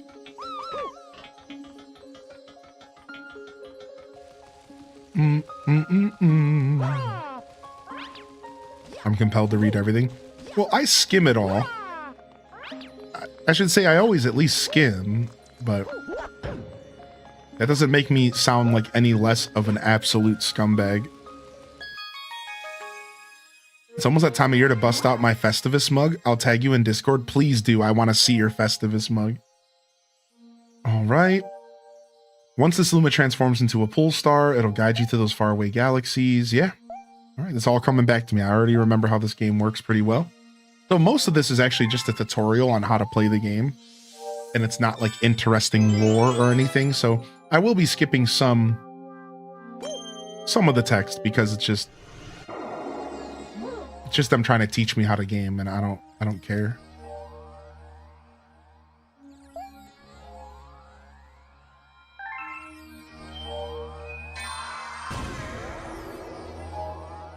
That's because you can't read, huh? That's rude.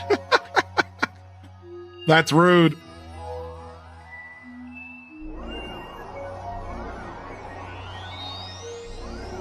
All right, here we go. Good Egg Galaxy. It's undeniable. We're detecting a power star in that galaxy. There's evil energy. Be careful. All right, let's go.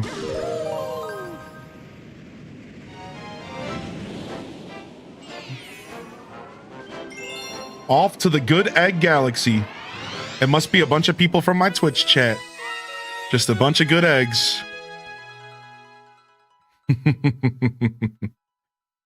All right. Dino Piranha. Let's go, baby. Shut up. All right, there's a cooldown on the spin attack. So we can't use the spin attack like constantly. There's like a cooldown actually.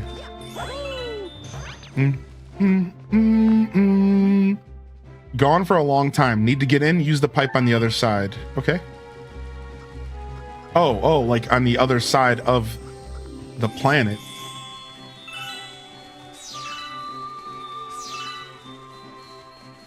I'm stuck in a loop. Stop looping. Mario was weirdly stuck looping there for a second. That's this game's super quirky controls.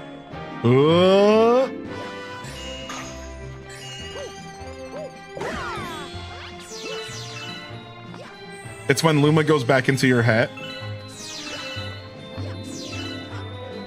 You're on the Wii right now? No. I'm playing the Mario 3D All-Stars edition that released as a temporary release on the Switch 1. It comes with Mario 64, Mario Sunshine, and Mario Galaxy 1. And then there's a Switch 2 version of Mario Galaxy 1, as well as Mario Galaxy 2, or you can buy a bundle. So they're $40 each, or you can get a bundle for... Or you can get a bundle for 60 bucks or 70 bucks. So you could save $10, which is kind of highway robbery, but I suppose that's a conversation for another day.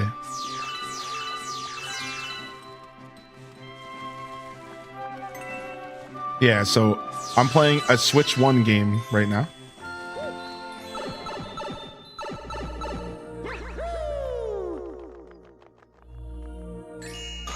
Nice. I didn't think that was gonna work. Cool.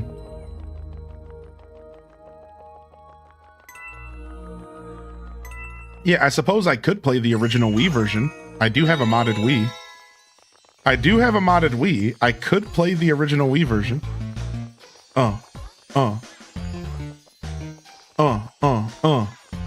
Yeah. This is the Mario rap. Mario rapping. I have to run down here to get that shroom? Why put it on a timer like that? It was my reward, dude. Lady, you're scaring us. What's up, Aurora? Hey. If you get tired and you want to return to the observatory, press the plus button. But you can't bring back any star bits you picked up, so be careful. I think I was supposed to stay up there, actually, on that roof real quick. Oh, there's a peanut in the background.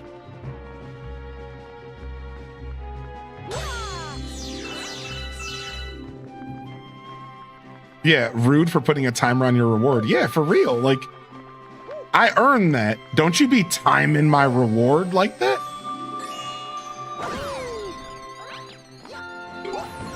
Okay, here we go. We found where we're going. How does this work? My friends are ahead. Hurry. Woohoo!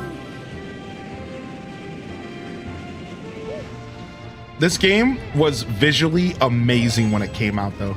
Like, does anybody actually remember here, like, when this game came out? And like this game was pretty special when it came out. Like, just look at the game, dude. I don't know. I think this game speaks for itself when it comes for like even now, this game is kind of timeless. Like, it still looks great. Frick. Da, da, da, na, da, da, da, na, da, na, na.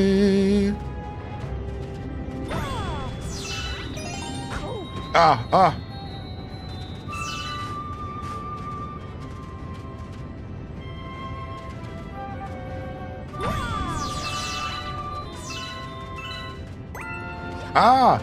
We do have a question of the day for those that are rolling in a little bit late. And the question of the day is, what games stood out to you from the Game Awards here this past Thursday. If there are any games that stood out to you from the Game Awards, we have honestly a lot of people enjoyed the Game Awards, and I've been seeing a lot of good answers, a lot of diverse answers, which I think speaks to the amount of games that were announced.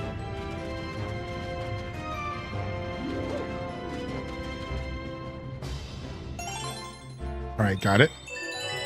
I want to kill this last thing. I'm determined. No! I'm determined to smash this thing. Come on, get over here.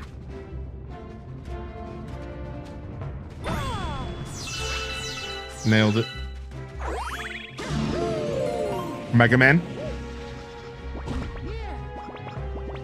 Was it always the plan to play Mario Galaxy, or was it the pressure of chat guessing it? It was always on my list of games to play, correct. I knew that I was gonna get that question from someone at least. Yeah, so I had a list of about 20 games for 12 games of Christmas. And I gave myself the freedom this year of choosing my games on the fly. So I chose like 3 games on the fly this year. Nice. Yeah, I had about 20 games on my list, and I gave myself this year, instead of scheduling every single game, I left a couple windows open so that I could choose games like as I saw fit and audible when I thought that audibling was important, or even more importantly, if I wasn't in the mood to do something, I didn't have to commit to it. And that's different. I didn't do that the last couple years. The truth is that the last couple years, I had games set from the very beginning, and rarely did I audible. But this year, I gave myself a little bit of freedom, a little bit of wiggle room, which I am very happy that I did that, because it gave me the freedom to kind of pick and choose. Like, another audible would have been Spy Fox Dry Cereal was not set in stone from the beginning. And that was something I decided as the days progressed, as I realized that I was in the mood to play it. Oh. As I realized I was in the mood to play it, I decided to go for it.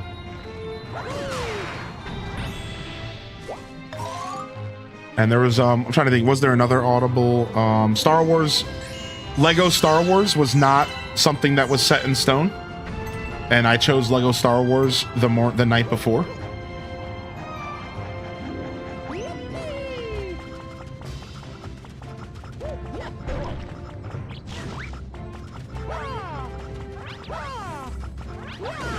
Got him. It's like a loot bag. Nice. So I guess to answer your question, Kai Bells, it was maybe a little bit of both. Because I told the story before you got here, so I'm not going to tell it again. I'm not going to tell the full story, but basically, I didn't all the way know for sure what I was playing for the 12th day. And I had about 4 games on the list, and then I couldn't decide what the best answer was, and I was kind of stumped. And then my lady friend was just like, why don't you just do Mario Galaxy? It's on your list anyways. And I was like, you know what? We're gonna do Mario Galaxy. Because at that point, I wasn't like really sure I was gonna do it. Because we were pushing the 12th day, and I thought Galaxy was just gonna be delayed until some other day in the future. So I was just like, you know, whatever. I was very whatever about it. And they were like, it sounds like you're kind of stumped on what you want to do. And they're like, why don't you just play Galaxy? And I was like, you know what? Sure. Yeah, you're right. Like, it's on the list. People have been asking for it. I was like, yeah, you know what, dude? Let's just go with it. Let's just make it happen, you know? So that's the full story, but the TLDR version.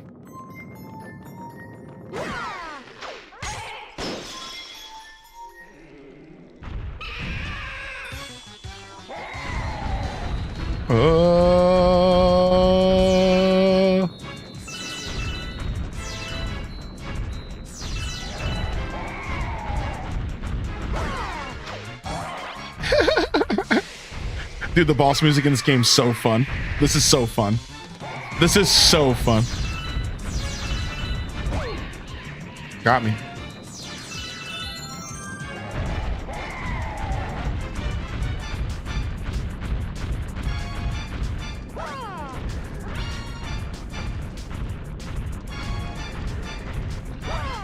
Frick. Got him.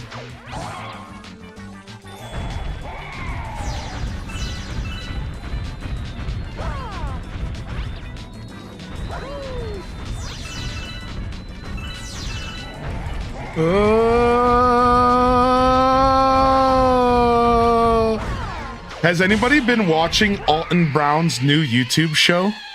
He just did gluten-free sugar cookies, and I'm really tempted to make them myself.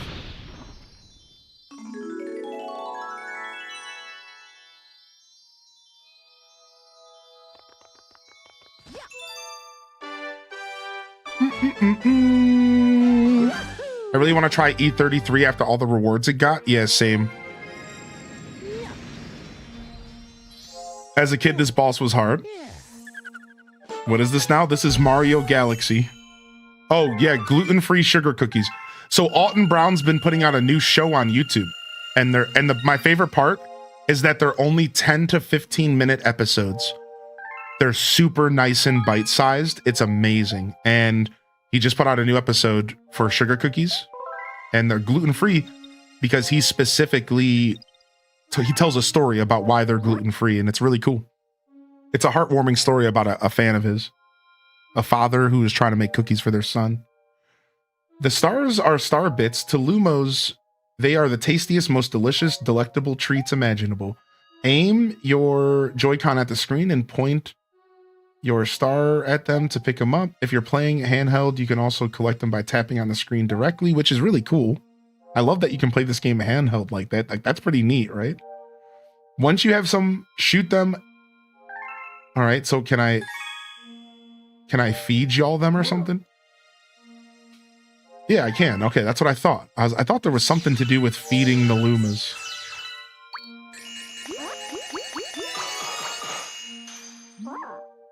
Tasty. Let's call those little morsels my fee for this lesson. You can also shoot them at enemies or feed them to hungry Luma. Either way, I am sure Starbits will be a big help on your adventure. Thank you, little cutie. Let's go around and feed some Lumos, I guess. This is off topic, but do you know if CDs deteriorate over time? They do, but it takes a really long time. So I just looked into this recently, and CD degradation and deterioration takes like 50 to like 100 years. So like, for example, when we are old, our GameCube games and our PlayStation 1 and 2 games are all going to start becoming unusable. Like, as millennials, like when if I'm 60, 70 years old and my games are starting to get like 50 years old, those games will deteriorate over time. Now, it's not going to happen overnight, and it might not even happen in our lifetime. We might be really old by the time PlayStation 1, PlayStation 2, and GameCube games start to really decline, just natural deterioration. It's going to be a while, but there's a word for it. Let me look it up really quick. What's the word for CD deterioration? There's a word that Spawnwave used, and I can't remember what it's called. Oh, rot. Disc rot. There it is. It's called disc rot. Look it up. Look up disc rot.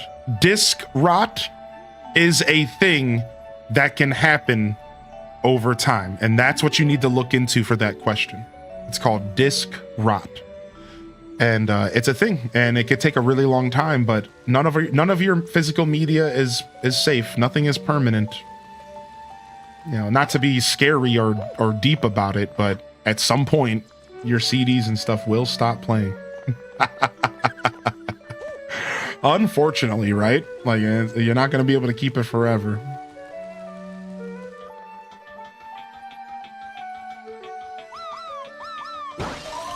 You've been watching those? He's great. I think he's great. I think Alton Brown's awesome.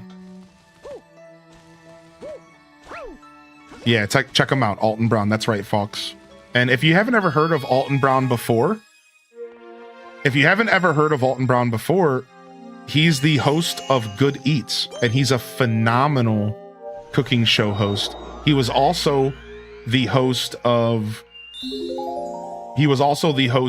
Iron Chef America. He was one of the hosts of Iron Chef America. Yeah, he's really cool, man. If this is your first time hearing the name Alton Brown and you're interested in cooking content, I'm telling you, this dude is a legend. Yeah, that's what we're talking about, Burger Smalls. That's exactly what we're talking about. Yeah. I was telling the chat about his most recent episode, the gluten-free sugar cookies.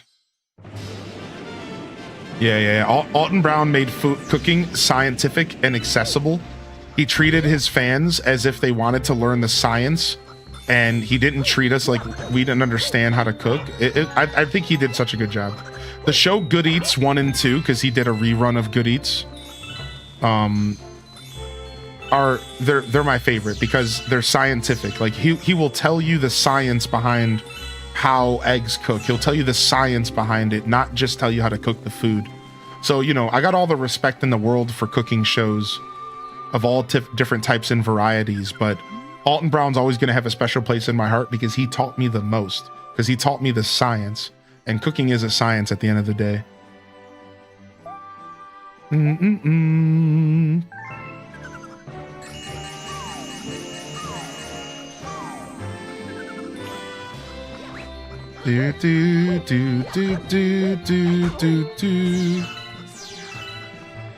I grew up on Good Eats. Yeah, same. Dun, dun, dun, dun, dun, dun, dun, dun.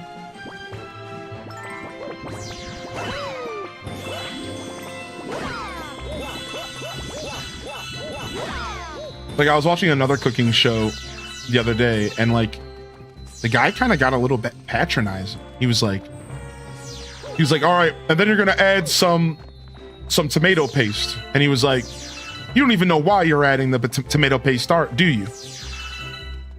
And I'm like, what? And he's like, you don't even know why you're doing that, do you? None of y'all know. I'm like, what? And he's like, this is why tomato paste does what it does, and this is how it functions. And so I understand what he was trying to do. He was trying to do a teaching moment, and he was lightheartedly calling people out for like not understanding what tomato paste really brings to the table and how important it is as a combining agent for sauces. But instead of just telling us and giving us the information, he basically like called everyone stupid. He's like, you don't even know why you're doing this, do you? What, you think you're just putting tomato paste for no reason? He's like, you big dummy? Like, basically. And I'm just like, why are you saying this? Like, just tell me the knowledge. Like, why are you making me feel like an idiot? Like, and like, because he was right, you know what I mean? Like, how many of us just do what the recipe tells us? And there's nothing wrong with that. We're not all masterclass chefs with science degrees. You know what I mean? So like, there's nothing wrong with you just doing your thing. Like he felt the need to like call people out. Like, you don't even know why you're doing that. Like, no, man, I'm just a mom with 2 kids and the recipe told me to put tomato paste. Like, you're right, I don't know. Like, but thanks for making me feel bad. It was just a really weird interaction that I didn't appreciate. I was just like, what is this guy's deal?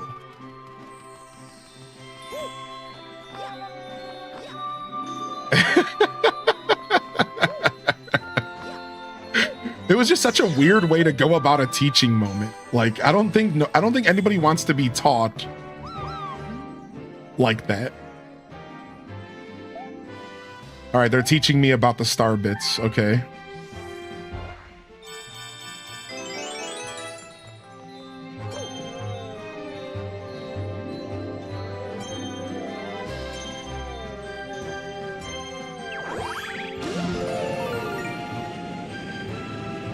Just a mom with 2 kids trying to throw stuff together to feed them. Yeah. What's up, Merp? I mean, same here. And that's anybody, Merp. We're all humans here, and a lot of us handle stuff the same way. You know what I mean? I don't want to ever, like, come off as if we aren't all different in a lot of ways. Like, I respect that a lot of people have different functioning brains and neurodivergence and stuff like that, but it's always been of my belief that as humans, it's nice every once in a while to identify that we all have the same organs, the same body, the same functions. We all likely deal with anxiety. Almost probably all of us deal with similar things. So if you ever like feel alone, like, man, why do I feel this way about something? I think it's a nice refreshing reminder to be like, oh yeah, because I'm a human and there's so many people out there that probably feel the same exact way I do. You know, like I like that reminder. It's something that I like to say every once in a while. Like at the end of the day, we are all just humans, even if we do have, you know, a different route to the same destination. Some of us have different routes in our brain, and some of our brains don't take the same road. Some of us get lost at the turn to Albuquerque, you know, like, but at the end of the day, we do technically have the same brains, dude. We have we all yeah, exactly. Like, and I think that's a nice reminder sometimes, you know, again, not trying to take away from anybody's true differences, and yeah, I get it, you know, but oh, Cosmic, that's a real thing. That's a real trauma. Albuquerque shout out. My brain wasn't built right. I want to return it. But I like you the way you are, man. But I understand. I respect the sentiment.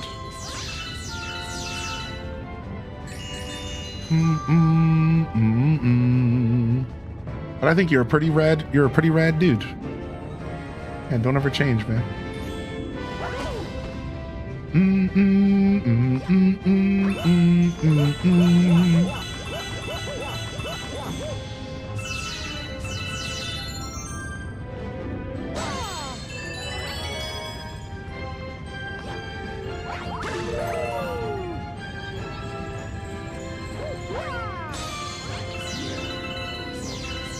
Yeah, I had a similar encounter, Cosmic, as well, with my older brother.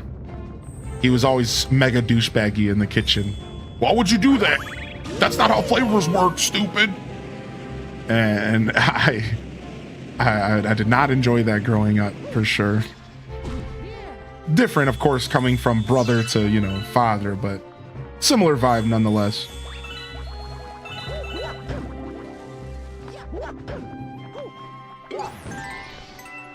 Never wrote down any recipes, but she always made the best food. I love those types of grandmas. My family didn't write down recipes either. My family never wrote down recipes, dude. So we don't have any like family recipes. I just have stuff that I remember eating as a kid, and then I just try to recreate it. Like my mom used to make steak and peppers. What do we call it? Yeah, it was just peppered steak. And she would use this like really delicious like strip steak. I think it was maybe like city steak, I think it's called. And she would put these red bell peppers and green bell peppers in the pan, and she would do onions, and I just remember it being delicious. We would eat it over rice. But I have no idea what she put in it. One day I'm gonna make it myself though. I have never tried making it. A new planet was born.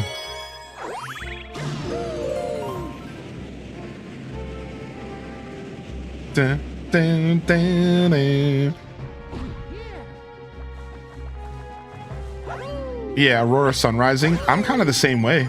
Honestly, that's what makes cooking so fun. That's what we kind of talk about during Scuffed Eats. That's one of the big themes of Scuffed Eats, is that you don't need to be a master chef to cook in your own kitchen. You know, it's like, don't forget that. You don't have to be some master chef, you know? You just gotta throw stuff together, whatever smells and tastes good to you. Why do you think I put ginger in all my food? Because I like ginger and I think it tastes good. I'm not trying to make flavor profiles. I'm sorry, I'm not trying to be what I'm not. I'm just a guy who likes food, and sometimes I cook. You know, like there's a reason why I don't cook for a living, because it just wasn't, that's not what I wanted to do. However, I am recently starting to get more into, on that note, I've recently been getting into like actual cooking. And my Dunny coming back in my life has really inspired me because he is a super talented chef. Like really talented. So I'm getting inspired to like push myself out of my comfort zone and like try doing more sauces and stuff like that. Like I've been making sauces recently and it's actually been a lot of fun. And making sauces sounds intimidating, but hear me out. You want to know what I've been doing? You don't want to know what my sauces have been? So I cook my chicken in the pan with butter and I season the frick out of it. Then at the end of the dish, when the chicken's cooked, I put some cornstarch in the pan, a little bit of water, or if you have some wine or something, it's called deglazing the pan.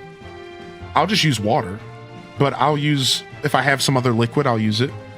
And then I'll add a little cornstarch and I'll add maybe some other seasonings, maybe some capers. The one time I added some mango hot sauce and I slowly cooked it on low and stirred it up until it formed into a super delicious mango habanero butter chicken sauce. And it had all the flavor of the chicken juices, the capers, the mango habanero, the butter, and it was like a nice brown butter taste because it had been sitting in the pan. And it was nothing. It took no effort, and it was great. And I felt like a master class chef because I made a sauce. Oh la la la! Like I made this sauce. Oh oui oui. Like you know what I mean? Like you realize quickly like cooking is not like that. It's not like that. It's not like that. Like you can just throw stuff together, man. You can have fun. You can experiment. And there's only certain things you need to understand in order to do that. And it's stuff like understanding what deglazing is, or another example of that would be like understanding that cornstarch is a natural thickener. So if you add a teeny bit of cornstarch to something, it'll naturally kind of thicken it up and it'll create kind of a glaze kind of sauce experience.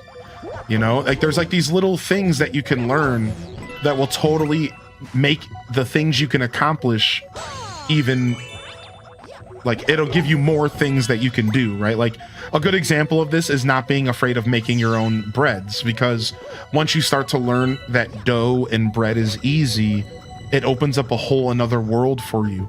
At that point, you basically understand how to bake.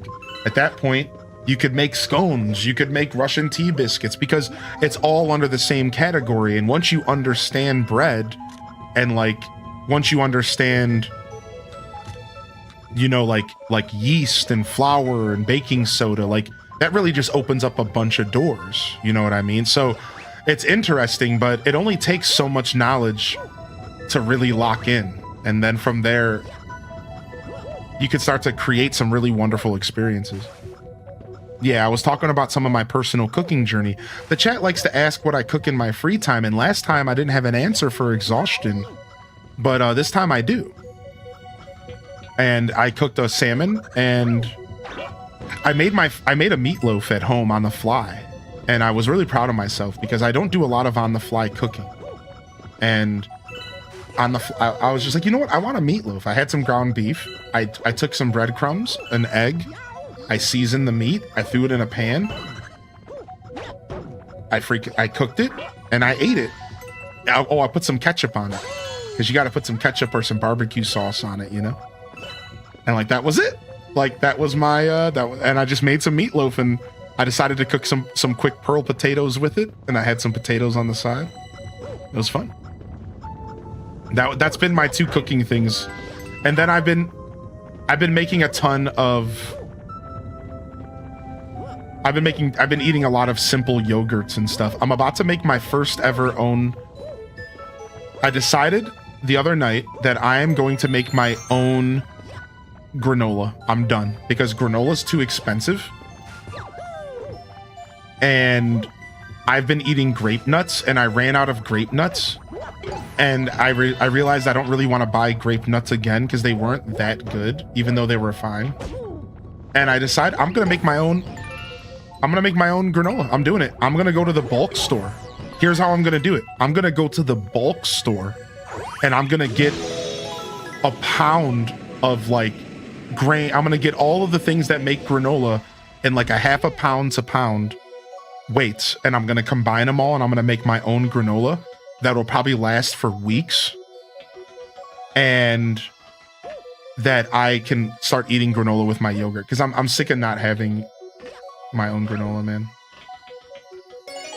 There's a bulk store? Yeah, so you can go to Whole Foods. It's called Whole Foods here, and they have these big bins on the wall. And you can literally scoop your own amounts of oats, grains, nuts, cashews, anything. And they have a huge wall, Dazabound, of these big plastic containers with big scoops in them.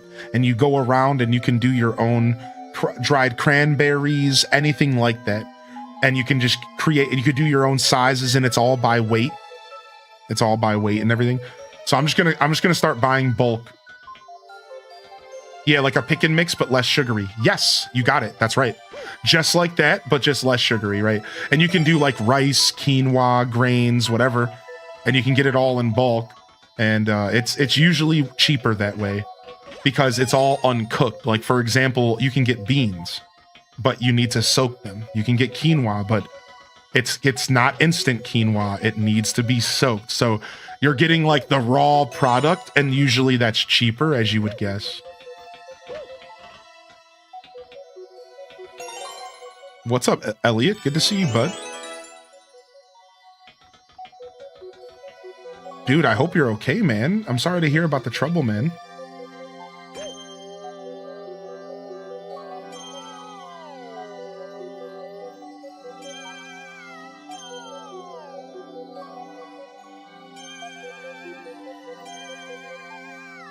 Got it. Yeah, an Amish store around you as well. Yeah, Amish stores, Bulk Barn, Sprouts.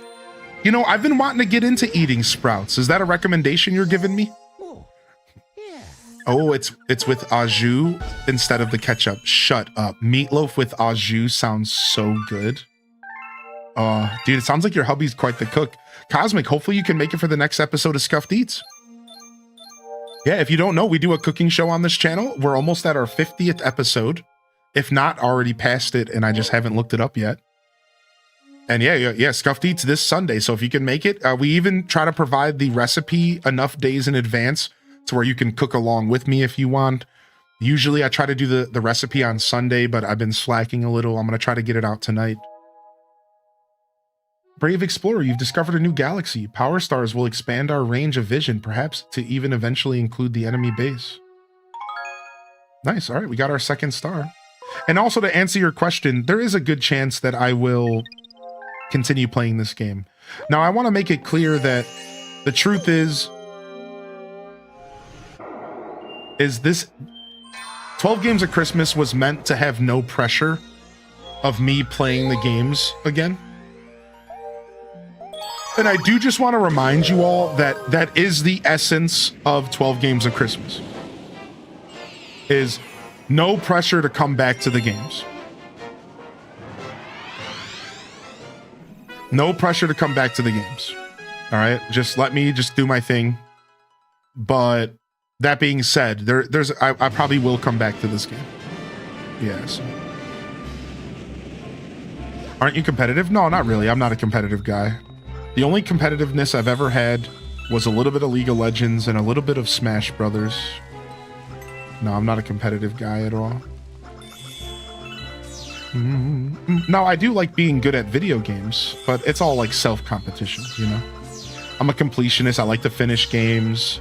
I like to provide experiences on my show that feel like complete stories, which means actually finishing video games. So yeah. There's definitely a lot of reasons why I might force myself to like finish a game or something.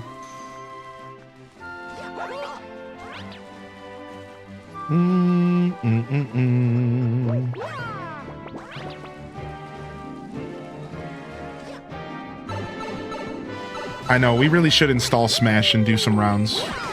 I've been thinking a lot about Smash Brothers ever since Kirby Air Raiders came out. We really should break it out. As I said before, I feel like I've had enough time away from competitive Smash to where I can go back and just enjoy the game as a casual. But it took a couple years for me to get out of the mindset that Smash Brothers was only meant to be played competitively. And like the times I would try to play it casually, I hated it because I just wanted to be doing 3 stocks, no, you know, Final Destination levels. Like I wanted it to be serious business. Dude, will you stop destroying me, dude? But I'm finally at a point to where like I feel like I can play that game and just like enjoy it casually. There's been so many good multiplayer games out that we haven't had a chance to do a community game night with it yet, but that would be the goal. That would be the plan. But there's just been so many games coming out, you know? Like, we had Mario Kart World. I still owe the chat a Mario Party night, by the way. That's coming soon, a Mario Party night. Then, I also said that I would do Mario Kart 8 for those that don't have a Switch 2. Right, and then from there, it's like, all right. Did you used to have a friend that was super sweaty in Smash Ultimate? Oh, you did? So you could go toe-to-toe with some sweats? Yeah, like if we were to do one-on-ones, I would still be trying at my fullest, you know? But if we wanted it to be a community game night, we could also do like some 4v4, you know, 4 ways, or we could do some 8 way. I think you can do 8 players.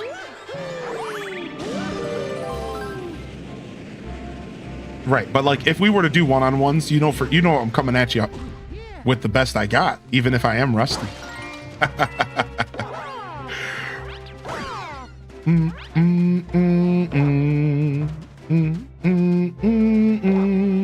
That's cool though. I didn't know that about you, Dazza, though. I didn't know that you actually had a pretty sweaty friend out there.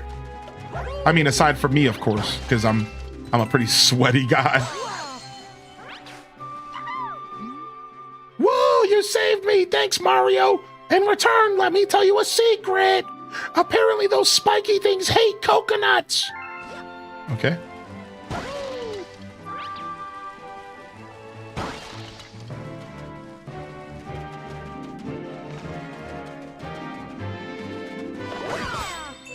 Shredded.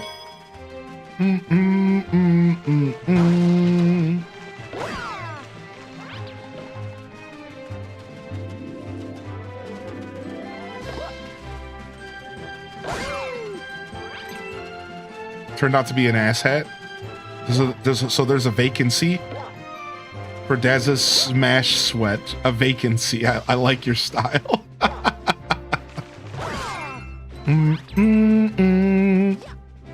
Dun, dun, dun, dun, dun, dun.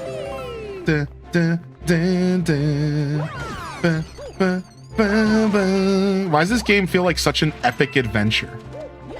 This game feels like such an epic adventure, dude. Like the music and everything, it's just... There was never a Mario game that felt like this game feels. And it was just so iconic when it released, man. Like, it feels so otherworldly, and I say that pun intended. Like, there's something special about this game's energy.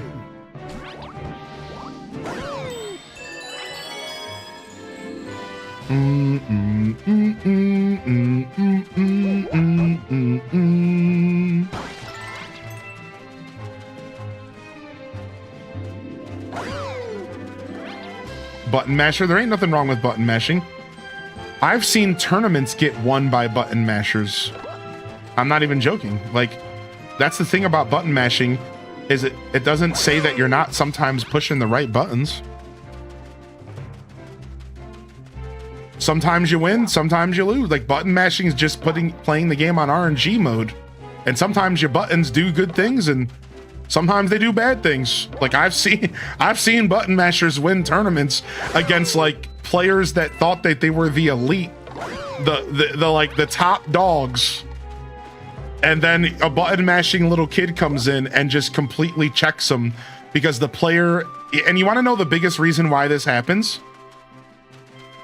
All right, like you want to know the biggest reason that this happens very often is competitive players try to play the game in like a weird predicty style. So competitive players get caught up thinking about what the other player's gonna do. But you can't do that when the other player doesn't even know what they're doing. Right? It doesn't work that way now, does it? So like, you can't make reads when the player doesn't even know what they're gonna do. You ain't reading them. You ain't like, good luck using your tactical mastery of the game when you can't even read what I'm doing because I'm just smashing the controller. So I don't know, man. I've seen some good button mashers. Yo, we'll see you later, Chaos Queen. Have a great day.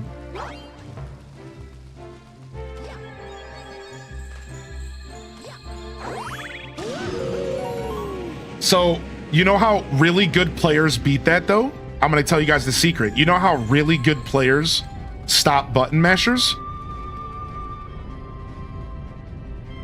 They bait them. So, the way that a really good player stops a button masher is they do everything they can to slow down the match, and then they just try to get the button masher player to start playing reactively. I've actually talked to a competitive Smash Brothers player, and they gave me a miniature master class in this. And they told me the way that they avoid losing to button mashers and the chaos is they slow the match down, and they start acting in a way that gets you, the button masher, to react to them. So they'll do stuff like repeatedly short hop so that you get comfortable with them short hopping, and then once you go for the attack, they counter it. So really, a really good player can destroy a button masher because you're not playing the game with precision and they are. And as long as they can control the game and slow it down and bait you to come after them and to start playing reactively instead of playing based off of, because you don't want to play games reactively. Like, that's not how Smash Brothers works. Like, it's the kind of game that you shouldn't be playing and making decisions in a reactive way, because then you're not in control. Instead, you have to play the game in a proactive way where you are making decisions almost like you're on a chessboard. And that's honestly the truth for any competitive game. You never really want to be a reactive player. Yes, you have to react sometimes, and you have to, block something when you see it coming at you. That's not what we're saying. Reactions still matter. We're saying the way you make decisions should be proactive. So if a proactive competitive player goes after a reactive button masher, you're going to get beat. Unless your character is just like a counter to mine or something. So it's funny. I just thought I'd share the science behind it. Like, I've actually talked to a pretty good player about the science about how you beat a button masher, because button mashers can be really hard to beat in a game like Smash Brothers. They can be really hard to take on because, like, it's the chaos, man.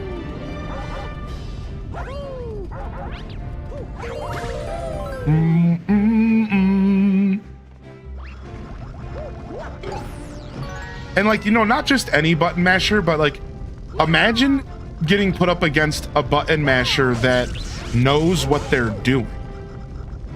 That's the difference. It's like, it's one thing if you just have no idea what the game is and you're just mashing buttons to play it.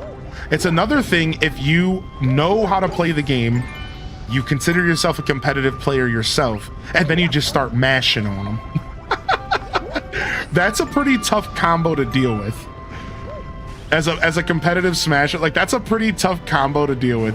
Somebody who actually does know the game really well, and they elect to just mash on you. But hey, it's a legitimate strategy.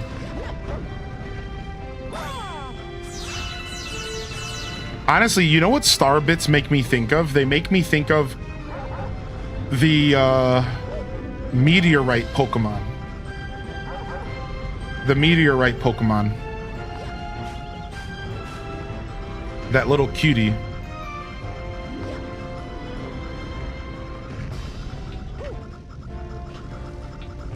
Mm, mm, mm, mm. Do, do, do, do. Do, do, do. Ba, ba, ba, na. Got my account back. Cool Stardew Man. Nice.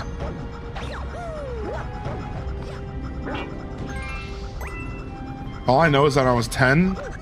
My stepmother kept beating me as a button masher playing Chun-Li in Street Fighter 2. Dude. These guys, I'm always expecting these guys to move towards me like a Goomba, but they're not bad like Goombas apparently.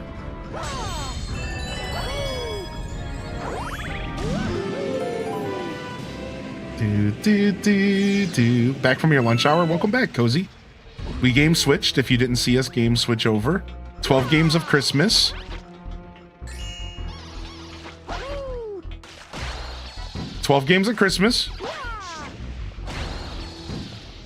And we are doing Mario Galaxy, which was simultaneously chat bullying me and also something that I was thinking about playing the whole 12 games of Christmas.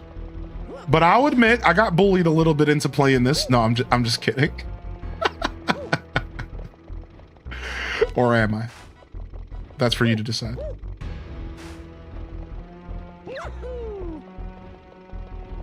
Good.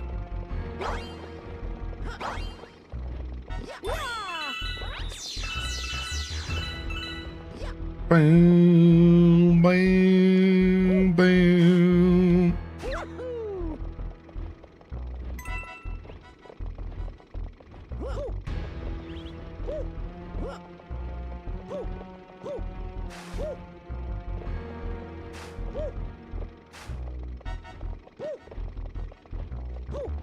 Frick, I'm stuck down here. I keep trying to do that turn, but that side jump's actually really hard to accomplish in this game for some reason because Mario's not as fast. And I'm used to like Sunshine, and I'm used to like some of the more fast-paced Mario games. This is not a fast-paced Mario game. This Mario game is very slow comparatively.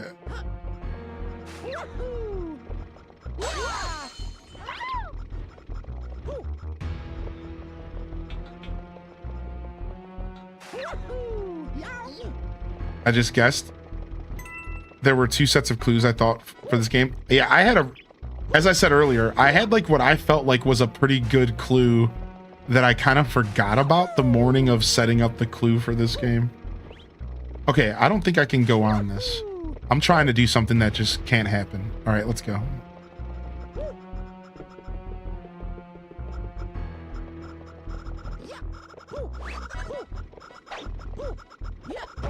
Dude, I constantly miss these guys for some reason. Have you beat Mario Wonder? Yeah, we did beat Mario Wonder, but I didn't go back and do the final level of the game. I think there's like literally 1 level left that I didn't do, like the hardest level in the game or something. So we beat the story and then we started doing some of the side content, the extra content, the post-game stuff. And then I don't exactly remember what happened, but I think I'm like, if I'm not on like the last world, I'm close, which is unfortunate because apparently that's the hardest world in the game. Level. I'm saying world, but I mean level. So one day we'll go back and try it.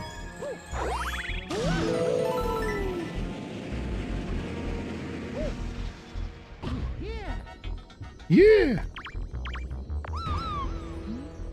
Be careful, there's a big danger up ahead. If things get really bad, shoot a star bit at one of those lights on the ground, and coins will pop out. Grab it to replenish your health. Oh, thank you.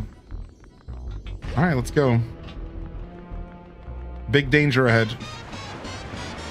Oh! This guy sounds like his voice would be... Hello there!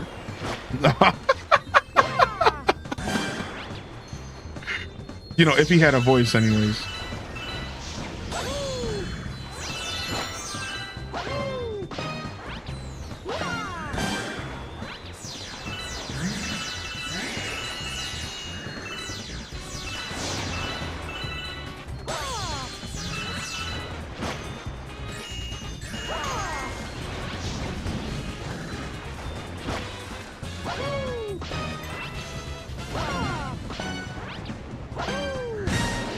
shredded.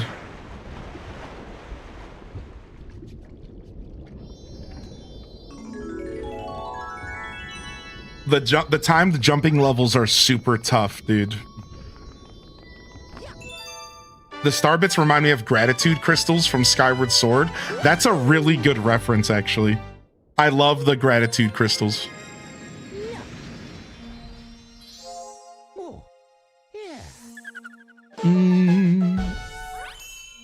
All right, you got a star. King Caliente's Battle Fleet. Nice.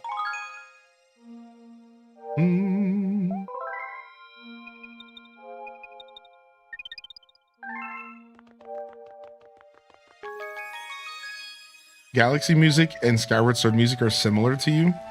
I mean, they were designed around the same time, so like, I guess that kind of makes sense. Oh, does that mean another observatory room's open? Let's go see real quick.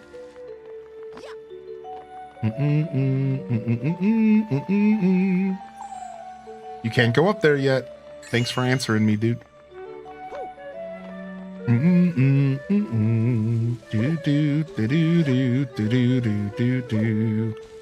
You know, if I had to guess, these games were developed around the same time. If I had to guess.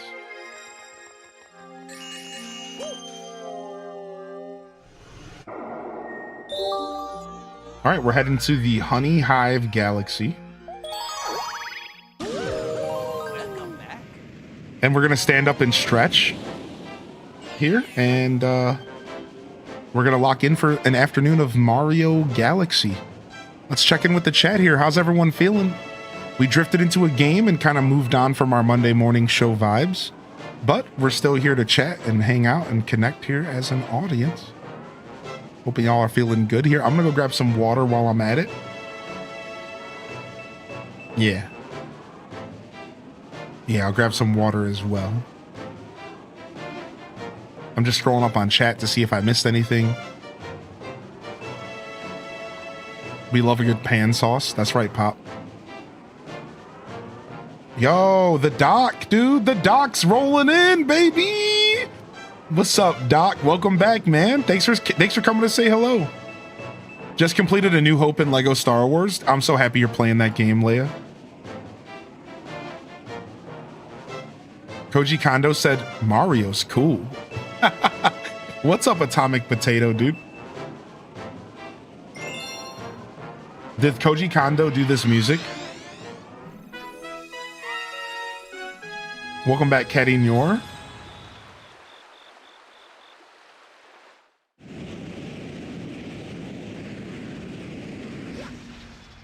Hope everyone has a great and warm Monday. It's cold here today. Yeah, it's cold here as well. Why is this such a weird start? Why is this such a weirdly, like...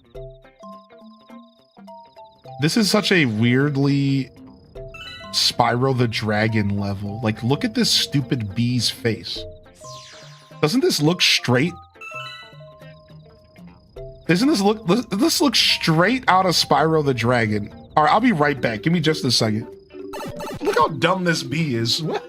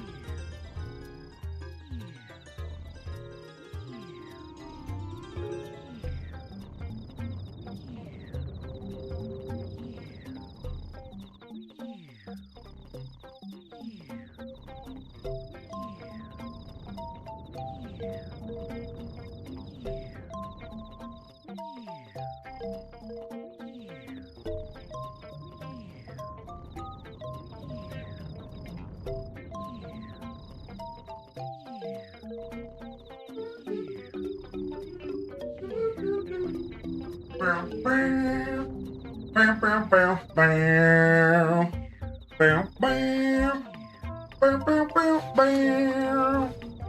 Doodle, doodle, doodle. All right, let's open up this box real quick. I believe what's in here is not one. Ooh. Oh my gosh, I'm breaking stuff. Not one, but two Game Boy Lego sets. Yeah! Bow, bow. Bow, bow, bow, bow. Not one. Not one. But two Game Boy Lego sets. I figured I needed to buy two so I could display Mario and Zelda on two separate Game Boys, you know? So like, I figured I'm gonna build both of them and I'm gonna display both different games that comes with it. I figure, why not, you know? Actually, one of those Lego sets, I'm gonna be given a Santa Claus to give away this year during our Christmas special. So if y'all ain't got anywhere to be this year for Christmas, come on by and get yourself a chance to win a nice little prezi from Santa himself. And if you got places to be and you got family to see, then you already got your gift for the season. It's your loved ones and the people around you. Sucker. Sucker! No, I'm just kidding.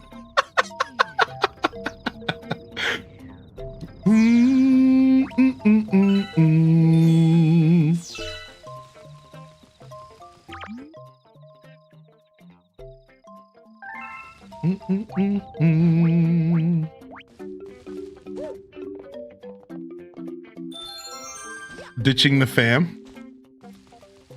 Can't wait to see Santa. It's been a year. I mean, fair.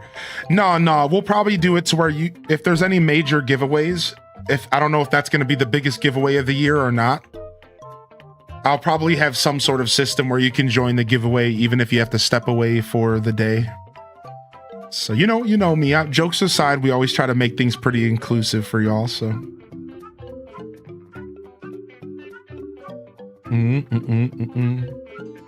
We'll see what's up with Santa's sack this year. We'll see what Santa brings for us. All right, let's go see what this Spyro the Dragon looking bee has to say. Yeah, and welcome to the Honey Hive Kingdom. Our queen rules this land. Shut up. Dude, even the music sounds like something out of the PlayStation right now. Like, I feel like I'm playing Banjo-Kazooie or something.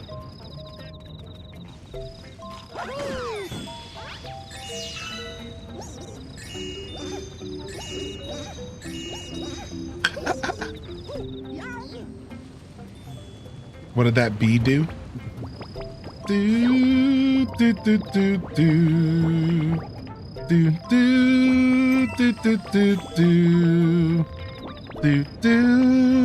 do do do do. We got goo.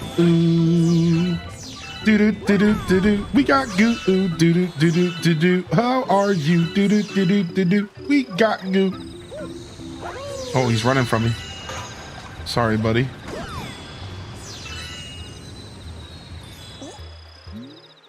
See that area behind the waterfall? That's our queen's castle.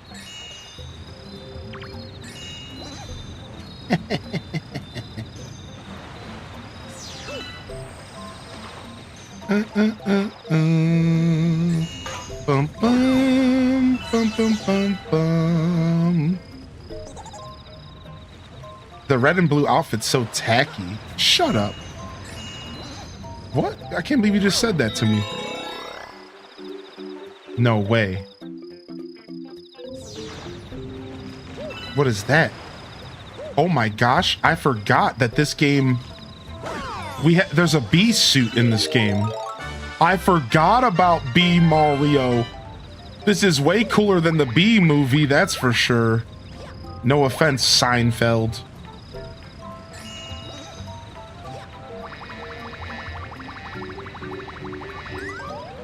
Wow, I suck at being a bee.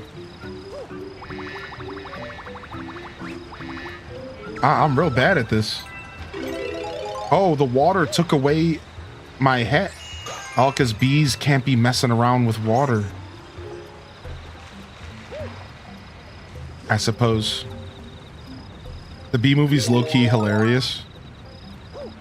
Is this a remaster? Yeah, this is a remaster of Mario Galaxy. 3D All-Stars edition, though, for the Switch 1. I'm not playing the Switch 2 edition.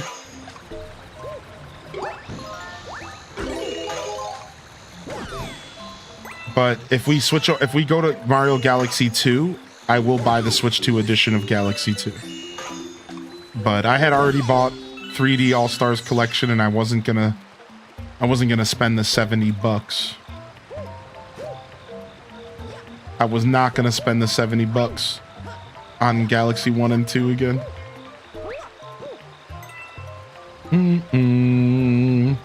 What's up, Slip Slope? What up, Slip Slope? Good to see you, dude. I'll be replying to you here once I get a day off tomorrow, all right? And we'll check all that stuff out. Thank you, man, for reaching out to me. I know I haven't had a chance to reply. Appreciate you being patient. Ooh.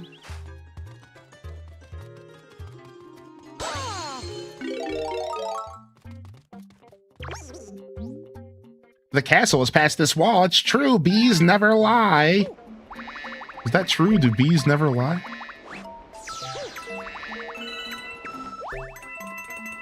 Yeah, I hope you're doing well, Leticus. Good to see you in the chat, as always. Appreciate when you take the time to pop in, no matter what I'm doing, no matter how long. Can I get stuck in this? Yeah, I move slow.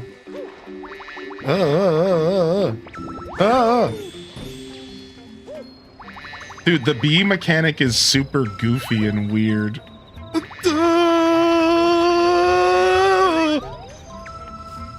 We're okay. Everything's fine. This is fine. He could be lying about never lying. What's up, Pumpkin? GG Claire's in the house. Just got to the library after the Zumba class. The high is 24. It's 21 degrees right now. The wind making it colder. Yeah, it's pretty cold around here. It's pretty cold around here. Oh, I forgot the water turns off my bee suit. Frick. Ow. Get these Octoroks out of here, you bastards.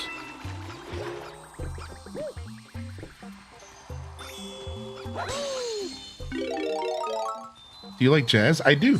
Yeah, Coltrane, Davis, and then a couple jazz artists that I found myself over the years. I have an album. I have a specific album that I love. There's a specific album that I absolutely adore. And it's this really nice jazz album. I struggle finding it nowadays because it's pretty old, but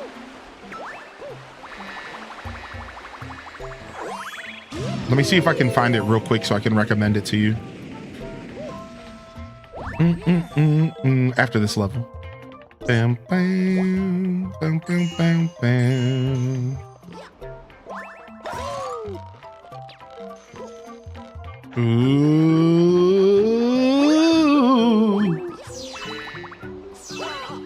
No. Spaghetti. It happens. The game's over. You happen to hear anything about the Zelda Dungeons of Infinity game? It's seemingly taken down and the Discord is apparently removed. I noticed I'm no longer in it. Oh, wow, dude, that sucks.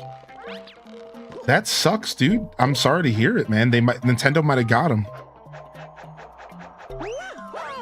Nintendo might have got him. I enjoyed Dungeons of Infinity, and I still have a copy of it on my computer. So, like, we can still play it, right? It just might not get any more updates. I'll have to do some research for you, and we can figure out together what happened.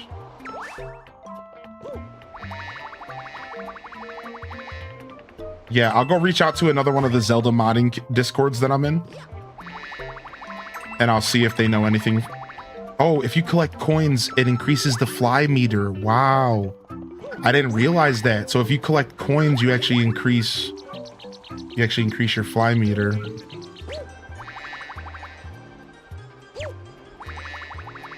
This is real weird to control, dude. This is real weird to control. This is fun. This game's so silly. I can butt slam. That's what I thought. That's what we'll be doing. No! I thought it was just gonna fall to the... All right, fair game. Okay. Okay.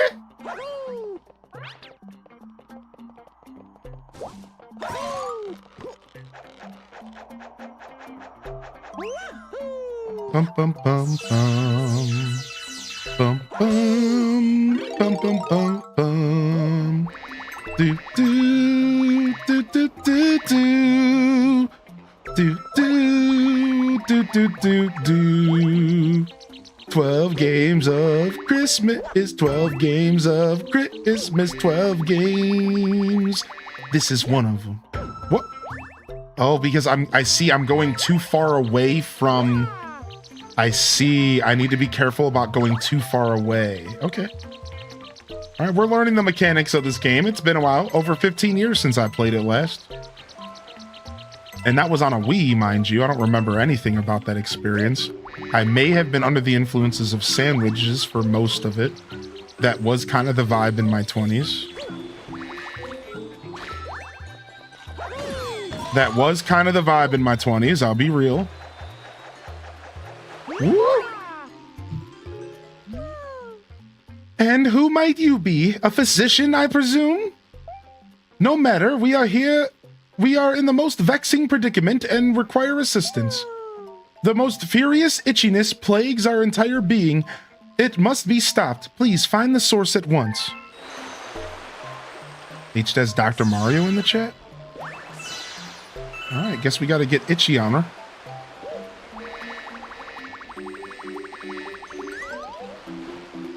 Alright.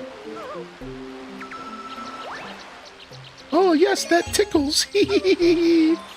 Oh, that feels good. Oh, I've always been a man who's been good with their hands. Let me go to that sweet spot down here. Ooh, ooh, ooh. Do, do, do, do. My thanks. You have shown much bravery, newbie. We trust that we may rely on you in the future. What's going on? This isn't Adult Swim? Yeah, it wasn't until this bee lady started hitting on Mario. Would you mind applying some lotion to my back, darling? I don't want to burn.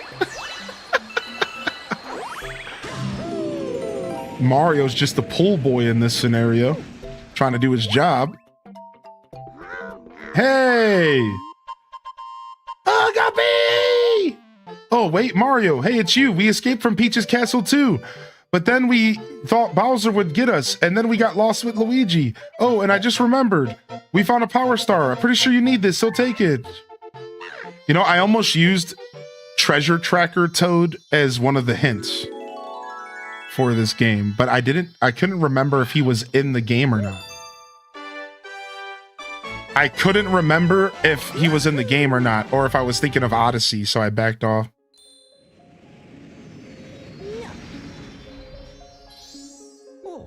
I love Toad. Nice.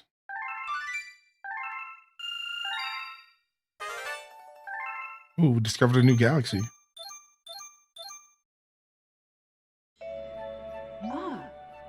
Mario, your name is Mario, isn't it? That's what I heard from your friends who just arrived. Mario, it has such a nice ring. Look. Your friends are waiting for you. I think they want to tell you something. It's so best hurry over there. Do do do do do do do do do do the beebo ba boo boo ba ba. Da dan dan da dan dan dan dan. Meow meow meow meow meow meow meow meow. Could you imagine if today wasn't Mario Galaxy? Would y'all have rioted on me? If I did the castle and the UFO emote, and then it ended up not being Mario Galaxy, would there have been a riot today? Because I thought about trolling y'all twice during 12 games of Christmas. Let me quickly explain for the sake of it, all right? You guys down? Hold on. So look at Spy Fox Dry Cereal, and guess what else it could stand for? It could stand for Metal Gear Solid 5. Disguise Metal Gear, Fox for Foxhound, Desert for Afghani Desert, and Bowl for Rations. And because everyone guessed Spy Fox Dry Cereal so accurately, I almost stubbornly and spitefully installed Metal Gear Solid 5, and I was going to show up and play that game instead for like 15 minutes and then be like, actually, just kidding, y'all are right, and I was going to switch over to Spy Fox. I almost did this, but I didn't have the energy to do all of that for just like a quick troll. And then for this game, I was like, I should show up and I should be like, I should have a super straight face and I should be like, this is the game we're playing. And it should be like super obscure and not really make any sense to have to do with the like emotes. Like I was going to be like, we're playing Faster Than Light and the UFO represents the alien races and the castle represents my ship. And like have it be like real garbage. And then people would just be kind of sitting here like, what? This doesn't make any sense. And then I would switch over to Mario Galaxy. But I really thought about trying to see if I could get some reactions out of y'all. I was like, should I like mess around because I made it too easy? And I was like, nah, let's just play some Mario Galaxy, dude. You can count on us, Mario. We're in this together. Okay, so wait, what are you guys here to tell me? Are we building a ship? The Lumas are going to help us build a ship. When it's done, we're going to look for Princess Peach and the Power Stars. All right. That's how I feel about that. You should have done that. I know. There's a lot of stuff I should do. I don't normally share my shoulda, woulda, couldas with the chat, but I really wanted to talk about them for a second. Yeah, I don't normally share those. There's a lot of things I think about doing. Listen, I'm a thinker, man. I got so many ideas. I couldn't execute them all if I wanted to. Oh, isn't this some kind of bonus? Ooh, this is like a bonus round. Okay, let's go do it. Yo, Elliot, hopefully you get some sleep, buddy. We'll see you later, dude. Pieces in the chat. What's your game of the year farming game? Can I choose Faster Than Light? Can I choose Fantasy Life? Can I choose Fantasy Life as my game of the year farming game? Wait, I thought you said you don't think. Shh, Fudge, don't, Fudge, don't. No, my game of the year farming game is Grand Bazaar because it's an actual farming game. Around here, we surf on rays. We call it ray surfing. Yeah, it would be Grand Bazaar. But Fantasy Life is my game of the year. Oh, but this is your first time ray surfing. Well, then let me show you the ropes. No, I don't want to be shown the ropes. Let me explain. Try to match the guide on the bottom right. Okay? Oh yeah, that's the basic position. Uncomfortable, great. Turn left, twist. All right. Turn right, twist. Dude, I don't twist this way. My wrists don't work this way. I'm 100 years old. Then all you need to do is hold down B and speed up. All right, this is gonna suck.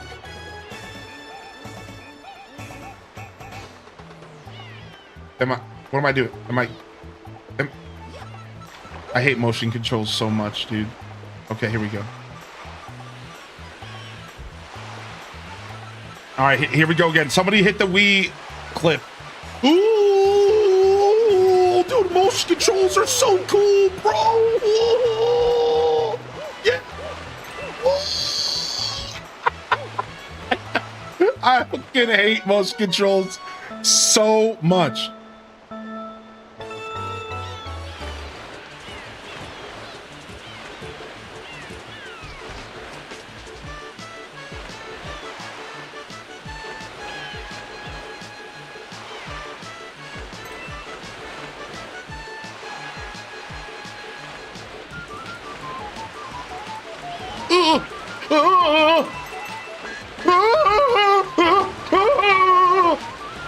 We're losing it! We're losing it!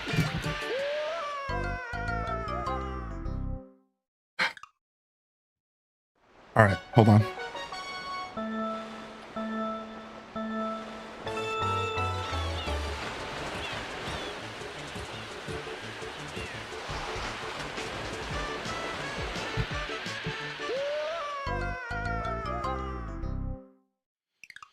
All right. Arms straight out. Arms straight out.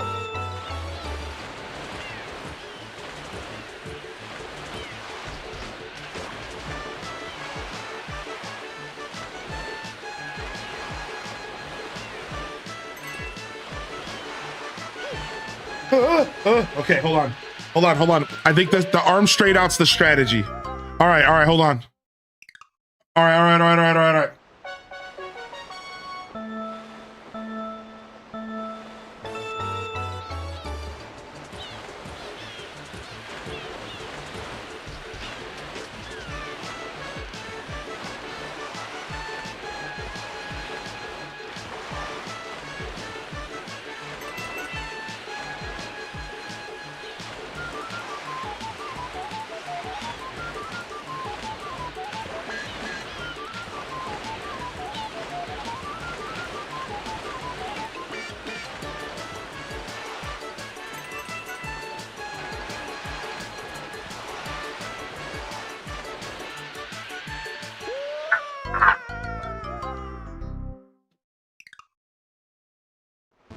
Wait, don't start yet. No, my Wiimote's on the ground. No.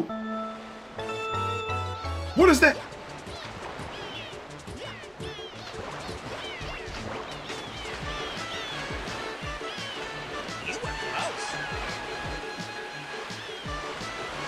I got it. I got it this time. I got it. This is it. This is my run. Got the one up for good luck.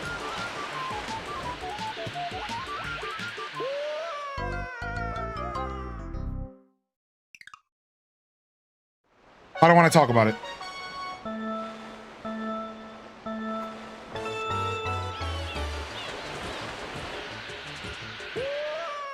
I'm regressing. I'm regressing right now. I'm regressing. Okay, hold on.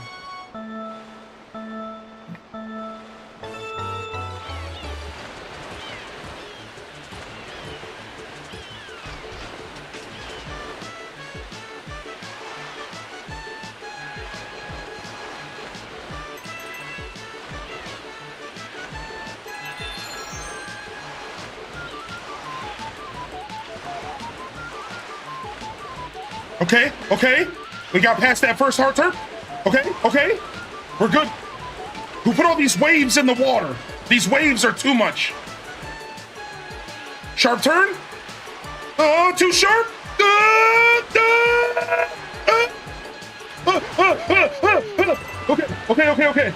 Okay.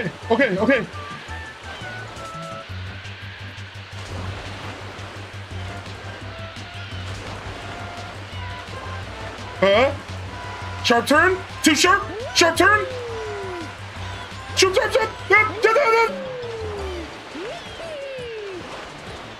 Shut up, Mario. I'm busy.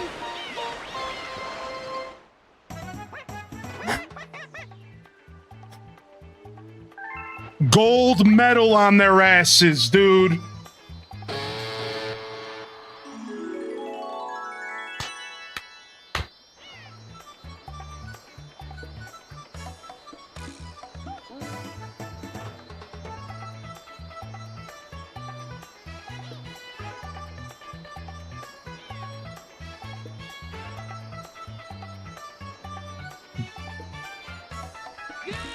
This clip says it all. This clip says everything that I want to say that I don't want to say right now. I'm just gonna play the clip and move on. This was flying in this game with the hold on. This was flying in this game. This was flying. This is what I just had to deal with. With the stick. With the Joy-Con.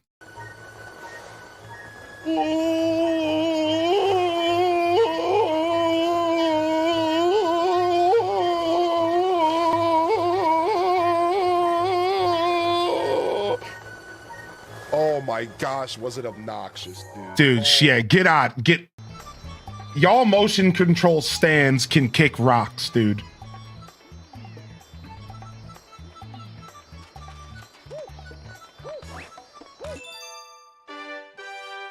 Caveman discovering fire. Yo, thank you, Classy Saya, for the clip, dude.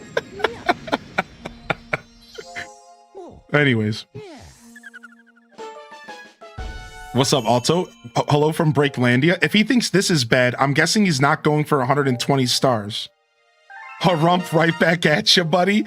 All right, yeah. You could throw it back. I know there's a lot of motion controllers out there who like a good motion control experience. Not this guy.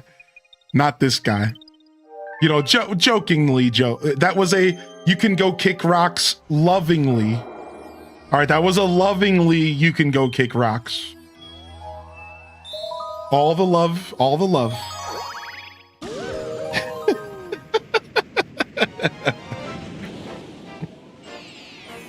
What up, Prismatic Phantom? Hey, man. I love motion controls equals I love walking on Legos. Nah, listen, I've been proven wrong before. Listen. That same clip, that clip that I just played you, all right, that clip that I just played you was from my Skyward Sword playthrough for the original Wii. And guess what happened at the end of that playthrough? I broke down and I said, actually, motion controls aren't bad. And Skyward Sword proved to me that. Like, the truth is that Skyward Sword's kind of a weird masterpiece in its own right. And playing that game, whether you're playing on the Switch with its really interesting right stick used for the sword, or whether you're playing it on the Wii back in the day, I think Skyward Sword was a really well put together game, and I think the motion controls experience was way better than I initially thought. Now, it took the whole playthrough, all right? It took me playing the whole game before me to say that, but by the end of the game, Nintendo convinced me that I needed to stop being a hater of motion controls, and I needed to accept that sometimes they're good, and maybe it's a me problem. Listen, I'm not afraid to admit when I'm the problem. And I'll admit, motion controls are a me problem, chat. There, I said it. I'm never saying it again. I'll admit it. I'll suck up my pride, I'll admit it. My hatred towards motion controls are a me problem. Okay, I'm never saying it again. I know they are. I'm not so blind. All right, I'm not so blind that I know they're a me problem. I know.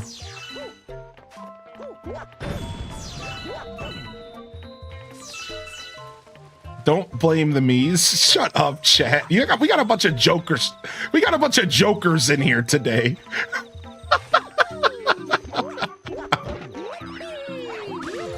Yeah, y'all are going to be dealing with the me problem here in a minute, as in me putting my foot up your rack. That was so Red Foreman of me.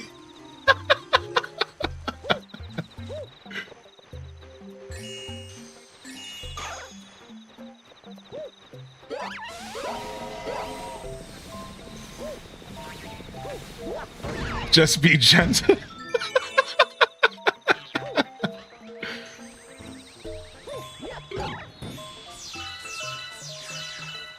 Dun, dun. dun, dun, dun, dun. That's what I get. That's what I get for talking shit. Right off the cliff. Yep. That's what we call, my friends, instant karma. You're welcome. Enjoy.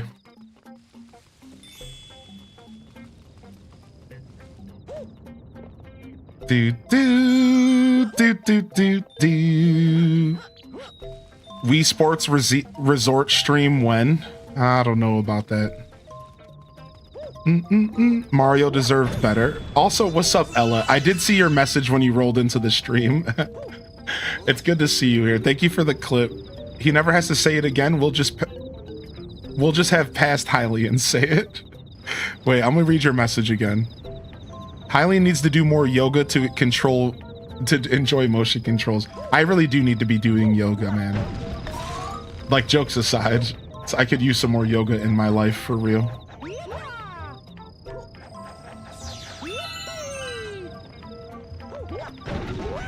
I'm interested in the spiritual side of yoga more than I am the flexibility side. I'm like very interested in the spiritual side of yoga. Anybody else get into that stuff?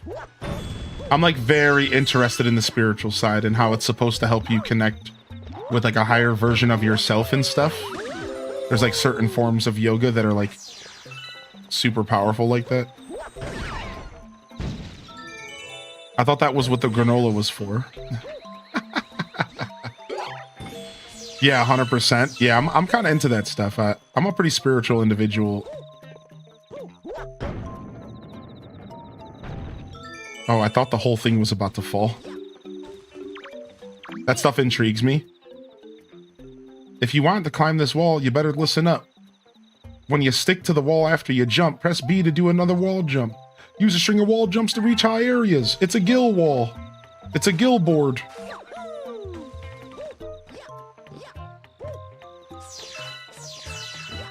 Do do do do do do.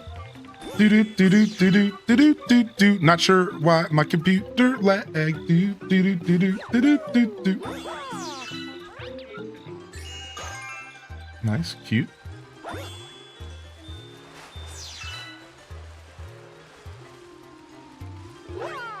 Meditation, breathing exercises, cold plunge. Yeah, dude, the cold plunge.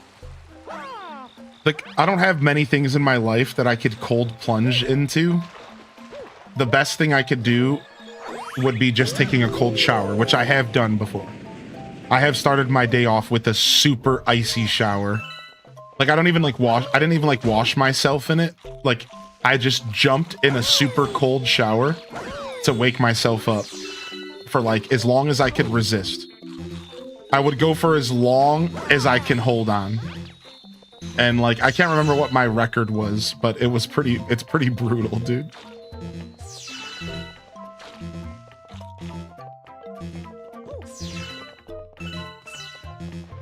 What a masochist. It was interesting. I actually, it really is the best way to wake up. Like, not to like try to talk it up here, but it was a phenomenal way to wake up.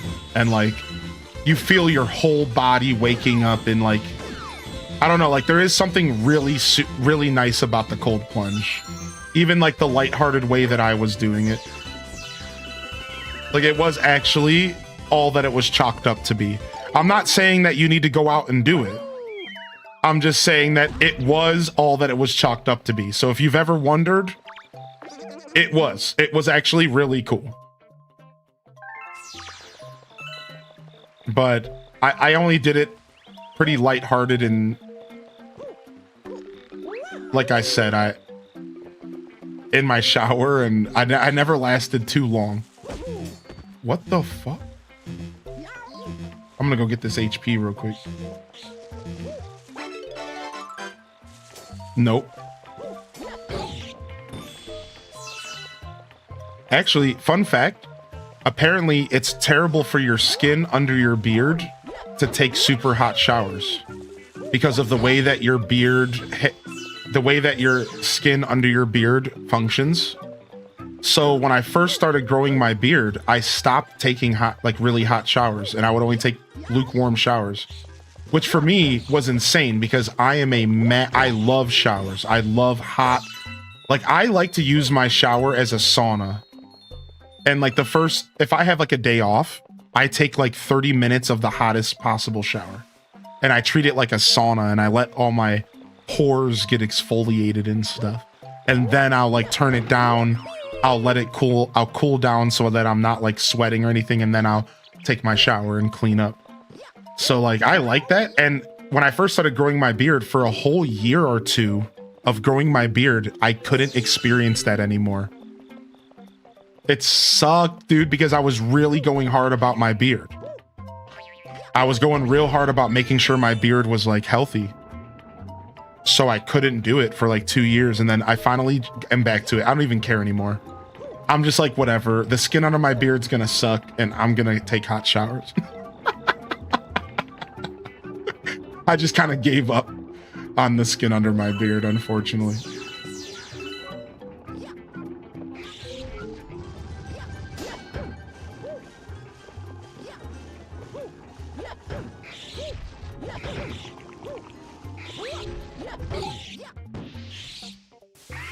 Oh shit, he's pissed.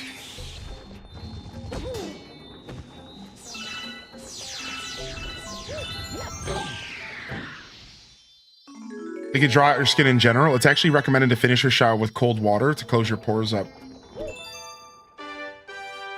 I've done a cold plunge consistently for quite a bit in the past. Never got used to it, but the benefits were crazy amazing. I can only do 3 minutes submerged. 3 minutes is crazy. I've trained 2 forms of yoga myself and can speak to the power of controlled breathing. That and sound healing, therapy with gongs and bowls. I've done some sound healing stuff as well. That's cool. Kita Benita, maybe one day we can sit and chat about that stuff if we ever get time, you know? Because I find that stuff to be super intriguing. It's nice to have you here today, by the way. Thanks for lurking on my show and sticking around, sticking with me. Good to see Mil Imperio out here as well. What's up, Mil Imperio? What up, dude?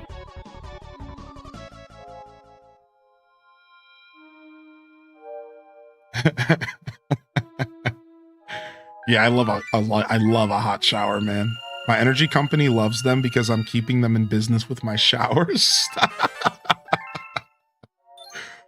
True. My energy companies love me too because I don't know. I have a lot of electronics and I try to be mindful, but I don't know. I like electronics, you know, like I like having a TV on in the living room that I can hear from a distance while I'm in the kitchen cooking. I put on a YouTube video while also having my computer on in my office that I have a game paused that I was playing a minute ago. And, you know, I have a very electronic heavy life.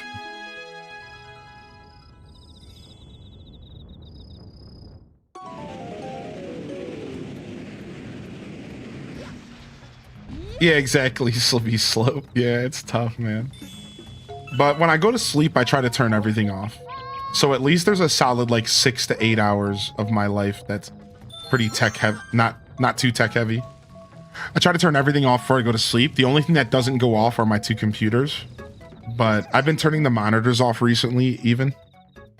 The whole Mandy Bug clan has infested our kingdom. Oh hell, the Mandy Bugs. I swear there was somebody in our community named Mandy Bug for a while. I never caught the reference. I think this must have been it. Were you always a gamer? Yep. Since I was 3 years old, my first game was Sonic 2 for the Sega Genesis. I'll never forget that story. So I was 3 years old, and my brother gets a Sega Genesis for Christmas. And he's 5 years older than me, so like he was old enough to like enjoy it and play it, and I was just like a real little kid. But I have this very vague memory, and when I say vague, it's vague. Well, and obviously because I was 3 years old. But I had this vague memory of going into my mother's room when she was asleep. All right. In the morning, crawling into her room. Fun fact, Her and her boyfriend were completely buck naked in the bed, sprawled out. Everything was out. Everything was hanging out. And of course, I remember that. This is the reason why I remember this memory, because it's attached to trauma, and we always remember the trauma more than anything. I'm telling you, I would not remember this memory so clearly if it wasn't for the trauma attached to it. So I crawl into I go into my mom's room, and all I remember is just seeing schlong out. And then, but I didn't mind, you know, as a kid, you're not even thinking of, I was way too young to even like acknowledge it, but I just remember this. And then I turned on the TV and I started playing Sonic. I started playing Sega. I turned on the Super Nintendo. I turned on the Sega Genesis, and I turned on the TV and I started playing Sega. And it was like one of the first times I ever like interacted with a video game ever. And I was like, I had no idea what I was doing. I couldn't beat the first level. I couldn't beat Dr. Robotnik. And my brother at the time taught me how to be sneaky. So he taught me that if I wanted to play the Sega, when my mom would lock it up into her room so we couldn't game too much. All right. And my brother taught me to turn the TV down as soon as you turn the TV on to avoid too much noise. So I knew, like, even at that age, I knew that as soon as you turn the TV on, you turn it down so the snow sound was quieter. And then I played the game on silent because my mom was still sleeping. And that's all I remember about this very vague memory of me playing Sonic 2, and that was the first game I ever played. I believe I was 3 years old. I might have been like maybe 4, but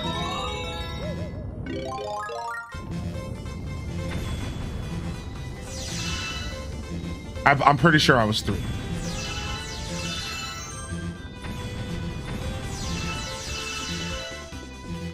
Dun, dun, dun, dun, dun, dun, dun, dun, dun, dun, dun, dun, dun.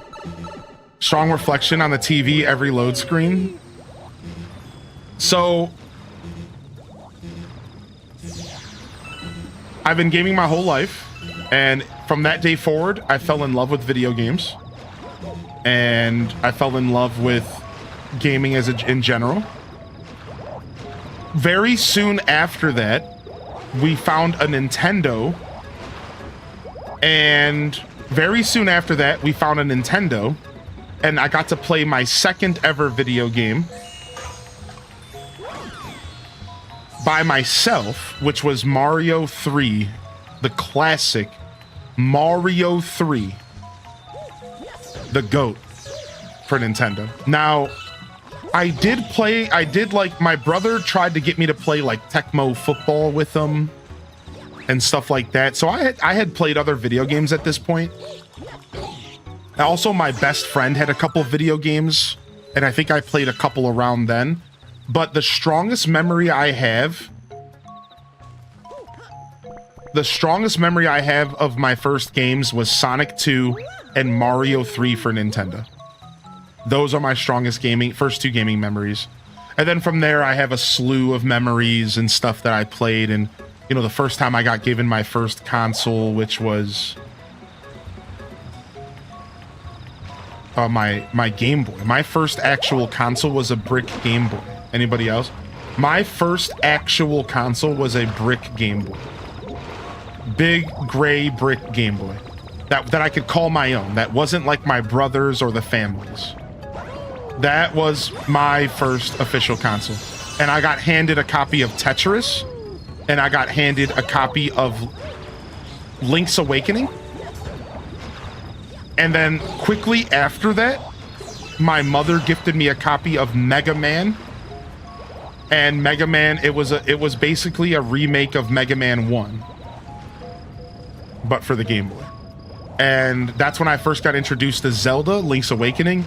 Link's Awakening was a game I fell in love with instantly. And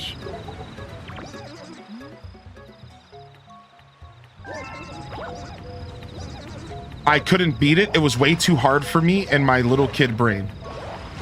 So I went years without beating it and playing all sorts of games, and then my best friend had Link to the Past for Super Nintendo, and I was able to play that. And that's really when gaming like begun for me, like more than ever before. Like I had a couple moments in my life that led to made gaming special, and the first time I was able to beat A Link to the Past was when I truly decided that I was gonna be gaming for the rest of my life. A Link to the Past did it to me. At that point, I had played all sorts of games, but A Link to the Past was when I like decided that I wanted to do nothing but game for the rest of my life. At that point, I had played, you know, all sorts of goofy stuff. Larry Bird and Michael Jordan's slam dunk contest, California sports games. I had played Donkey Kong at that point. I had played a bunch of Sega Genesis games like Home Alone. But it was A Link to the Past that really got me. I don't even remember how old I was when I beat A Link to the Past. But for the first time, but I was pretty young, but I think the 64 had already come out. So I was probably 7 or 8 years old. Because I'm pretty sure the 64 had already existed at that point. Yeah, I played Earthworm Jim. Oh yeah. Earthworm Jim was really hard as a kid, but as an adult, that game's actually really fun. What was your first reaction to A Link to the Past Dark World? I don't remember. I think I had seen the Dark World before I saw it in my own playthrough watching my friend. So I remember my reaction being pretty focused on the bunny rabbit. That's all I remember, is my reaction was, why are we a bunny rabbit? This is crazy.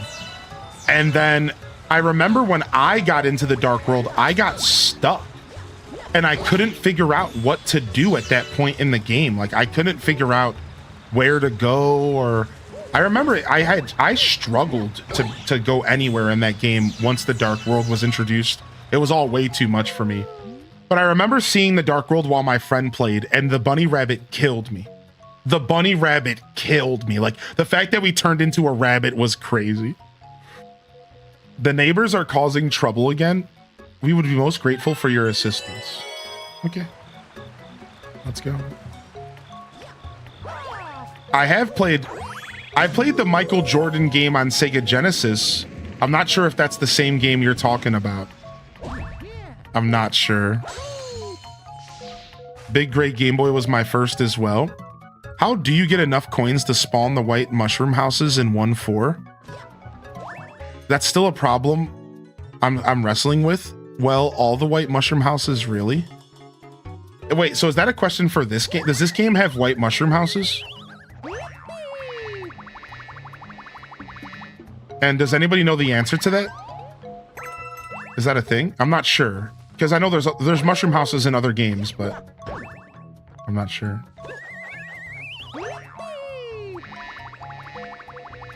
Oh, you're talking about, yeah, okay, so you are talking about what? Big boy. You are talking about Super Mario Bros. 3. Yeah, that's what I thought.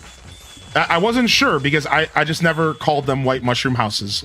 They were always just mushroom huts to me. So I don't actually know. I'm not sure. I've never fully deep dove into Mario Bros. 3 because by the time I played Mario Bros. 3,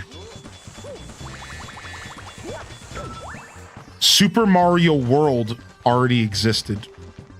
And y'all have to admit, Super Mario World was the GOAT!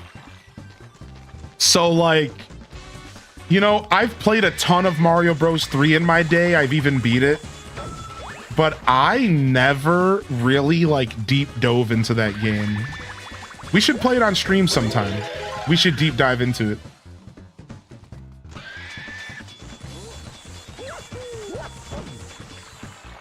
I know about all the whistle secrets. I feel like those are pretty common secrets, but I know all about the whistle secrets at least. I've played 2, so I have played them all, to be clear, but I haven't played any of them really on stream. The only time I've ever played them on stream like regularly is during Saturday morning cartoons. So we've had a little bit of Mario on stream, like retro classic Mario, but only a little bit during Saturday morning cartoons. So yeah, I've played. So there's Mario 1 and Mario 2, but then there's the Lost Levels. So Mario 2, the Lost Levels, is the game that's based off of the Panic game, right? Doki Doki Panic. But then, if you guys don't know, there was actually a legitimate Mario 2 game that came out, but only released in Japan.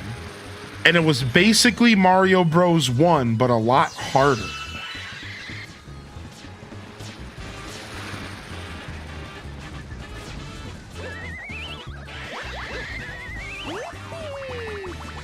And they never released it into America because apparently,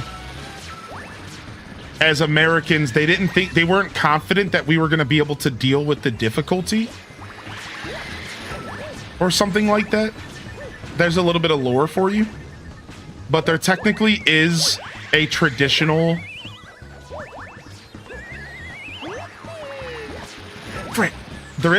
Mario 2 game out there.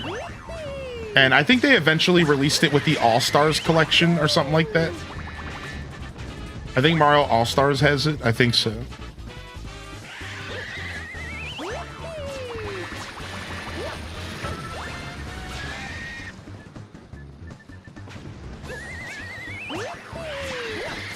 Dude, I'm like a second off every time, dude.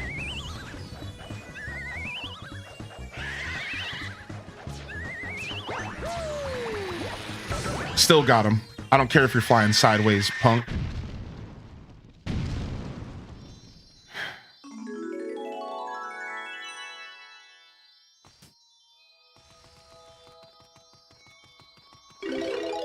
Yeah, what a cool question. Asking about my first reaction to the Dark World was such a fun question. Did you ever play OG Battletoads? I did play OG Battletoads, but that game was brutal. We were more of Streets of Rage kids. So when it came to beat 'em ups, Sega Genesis was where I played my beat 'em ups. I played my beat 'em ups on Sega Genesis. We played Streets of Rage. We played Ultimate Spider-Man. We played Separation Anxiety. That's a deep cut if you've never heard of it. Spider-Man Separation Anxiety is so good. Nobody talks about it enough. Ultimate Spider-Man, Streets of Rage 2 and 3, and then eventually 1 as we got older.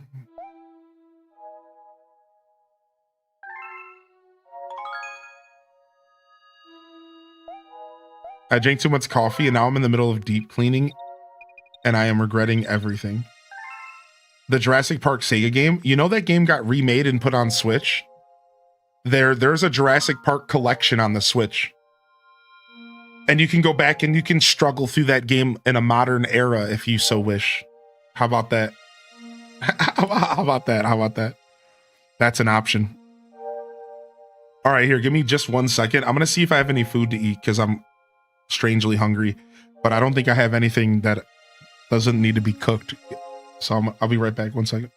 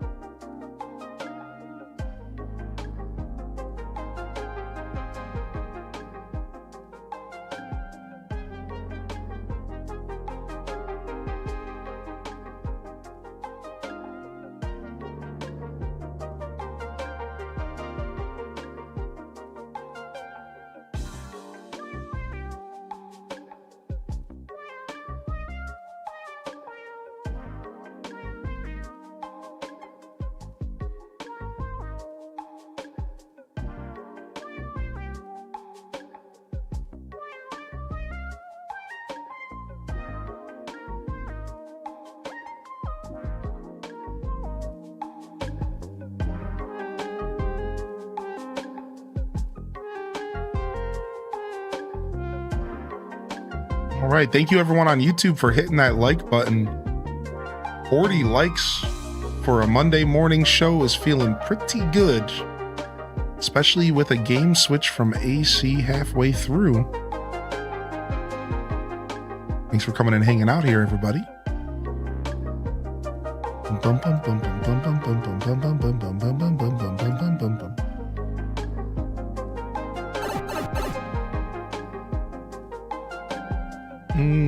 Does he not have an intermission screen? No, I don't like to use them actually. I don't like intermission screens. I do have them, but I don't use them. Sometimes I do. When I feel froggy. Bowser Jr.'s robot reactor. Oh, is this a boss? Okay then. Yeah. I'm just not a big fan of intermission screens. Feel free to pick my brain someday if you're ever curious. Why not? But you know, it's nothing weird. Just a personal preference. Yo, Rainbow Mario Party, appreciate you, dude.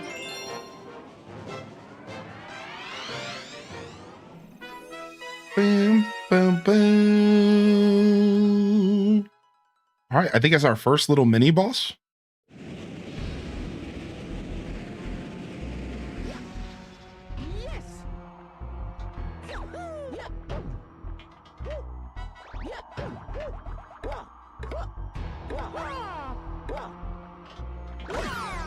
Okay, we have to spin them first.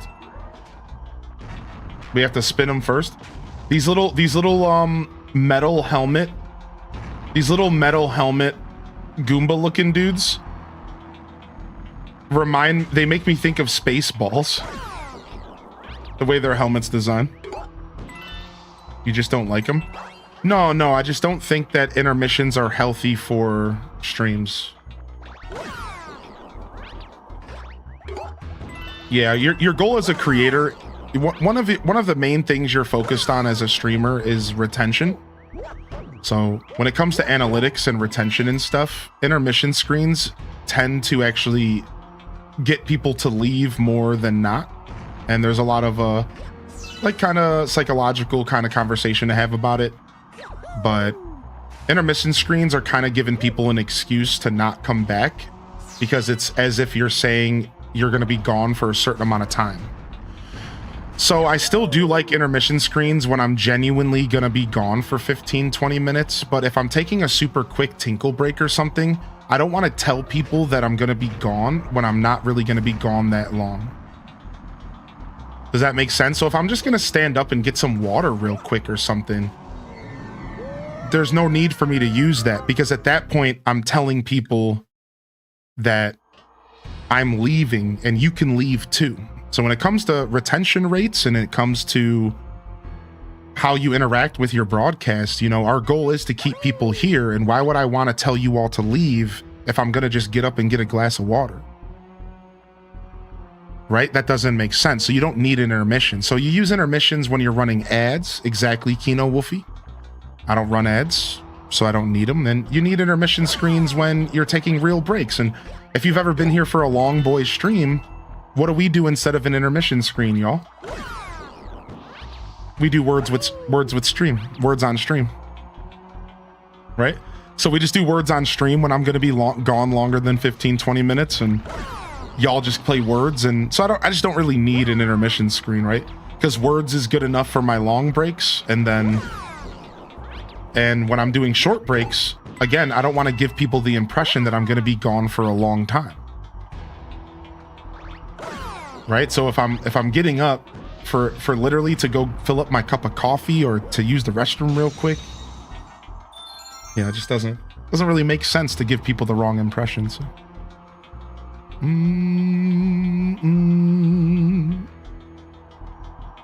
All right, come with me if you want to live.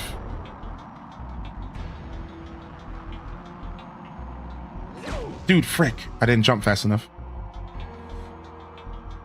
So what I'm hearing is words with stream is for pooping. You know, I could probably count on one hand the amount of times I've pooped during stream. I'm a pre-stream pooper. But yeah, words on stream is for when I'm taking long breaks, because I'm doing long streams. So, you know, usually that involves me eating a meal or stepping outside and getting some sunshine. Ah, frick.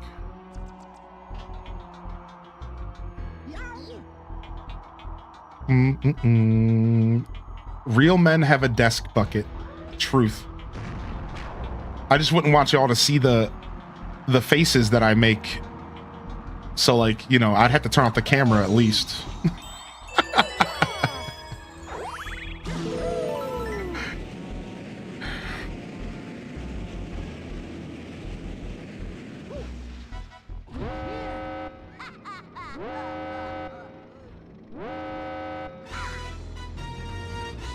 We just saw the faces when you're doing the manta ray level. Why is that strangely true? But I won't even need my dad's help to take care of you. Go at him, Mega Leg. Stomp him with the power of your Grand Star. Mega Leg.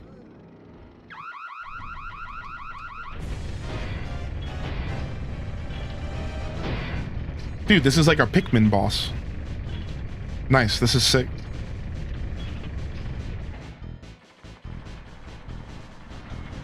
All right, I see we're gonna be using the missiles.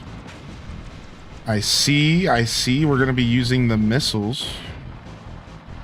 Are we maybe trying to burst this right here open? Oh no, we're probably just trying to get the missiles to go to the legs.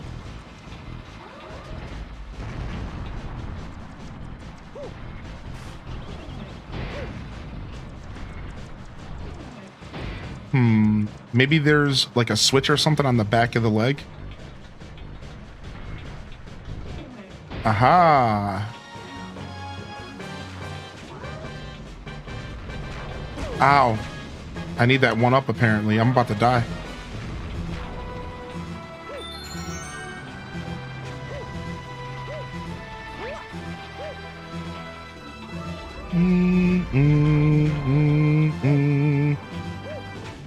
Oh, dang it.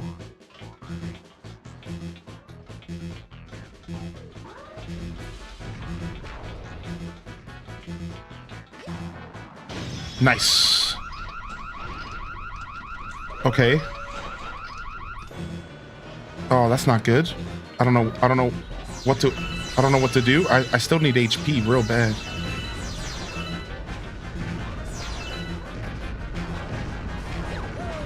Okay, I can go in here. That doesn't really help me. I might have to try to get in here while being chased.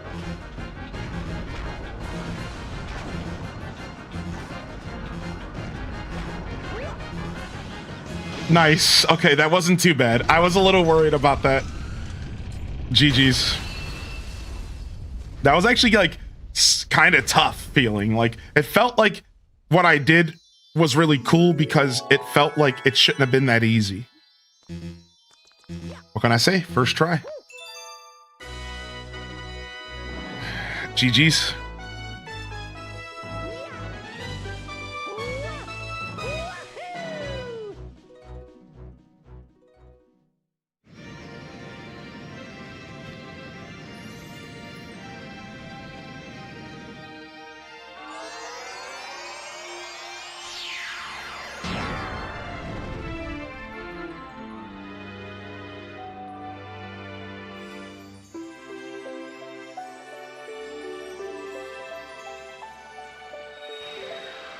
Ah, I see. So you have to beat a boss and then you unlock a new world. Makes sense. Wasn't sure. I'm so used to the new free roam model of video games where you can kind of just do whatever you want. That's like a lot of gaming nowadays. So I tried to run over to that new area earlier, but I had to wait. The ball of flame represents the power of the observatory. We call it the beacon. When you recover a grand star, a little star power will be restored and the beacon will grow. What's up, Mr. Will?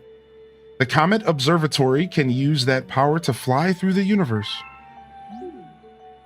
Once all the power is restored, we will even be able to fly to the center of the universe. Oh, the power is on a new dome. The power is in a new dome.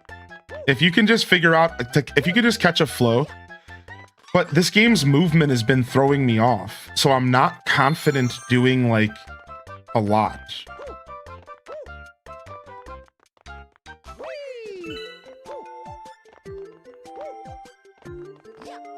It's mostly Mario's jumps that I'm not confident in. He feels a lot more sluggish in this game. Not that it's bad, it's just he feels a lot more sluggish. And that makes sense because everything they did on the Wii, they slowed down. Everything they did on the Wii, they slowed down. Like, look at Smash Brothers Brawl. They just slowed everything down to compensate for the fact that the Wii was goofy. Everything on the Wii was slowed down and sluggish compared to what it was before because of the controllers, because they knew that the main experience was going to be a Wiimote. So even for a game like Smash Brothers, they had to like get weird with it. Like, I remember when our house would fill up of Smashers and we would run out of controllers. Every once in a while, somebody would get stuck using a Wiimote to play. And I remember my Dunny actually liked using the Wiimote. And I was always like, dude, what's your deal, Becky? Like, how do you like playing Smash Brothers? Like, I'm talking like nunchuck Wiimote, not Wiimote turned on its side. I'm saying like with the nunchuck, he would play Brawl. And it's like, what are you doing? And then I realized like, that is why all these games are slow on the Wii. Like, all these games feel sluggish. Oh, all these games feel sluggish because of the Wiimote and motion controls. I tried Z jumping right there and I hit the wall instead of just regular jumping. I tried Z jumping there and a regular jump would have did, but I was so worried about not making it with a regular jump. I tried Z jumping and it was too low off the ground and I clipped the freaking wall there. You see that? I mean, for sure we played Mario Party and Mario Kart. Hold on. I had to recalibrate. I'm trying to read chat. We had Super Mario 60 and 64, but personally, Pokemon Stadium and Snap, I love those games so much more. Yeah, dude. That's interesting. I've always been a Pokemon kid, though. I think that I think it's easy to forget how much I loved Pokemon growing up as well. I agree with that. Because like Pokemon Blue was a game that like changed my life. So I'll never forget playing Blue, dude. Like, I saw this lady on like TikTok playing Legend ZA. It was like this weird video and it was like, I wish I got as excited about playing games as this lady. And she was playing Legend ZA and she was like doing what I do on my stream. She was like, go Pikachu, do your Thunderbolt attack. And then she was like, go Squirtle. And like literally stuff that like I do on my channel. And I just found it ironic that like people were like, I wish people enjoyed playing games like this nowadays. And I'm over here like, hi, I'm here. I'm live every day. Like, maybe you need to stop watching whoever you're watching and come hang out. And I'm like laughing about it. And this lady's like popping off. But the truth is you know what she made me think of?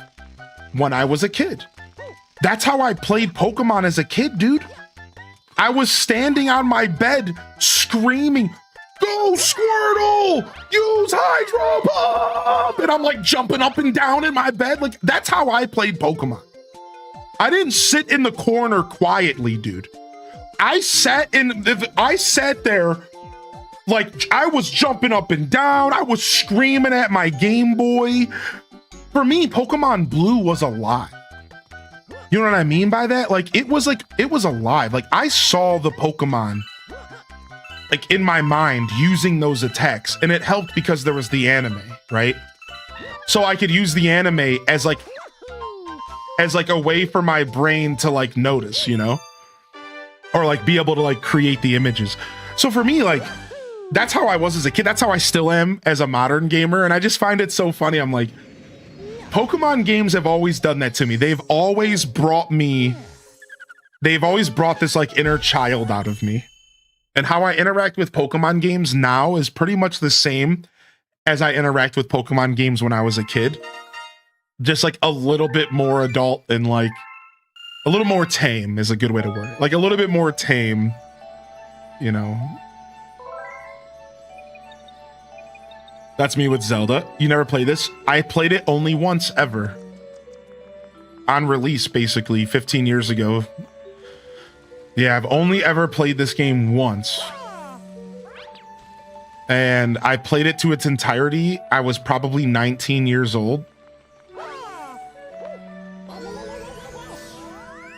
So yeah, it's been over 15 years. I've never played Mario Galaxy 2.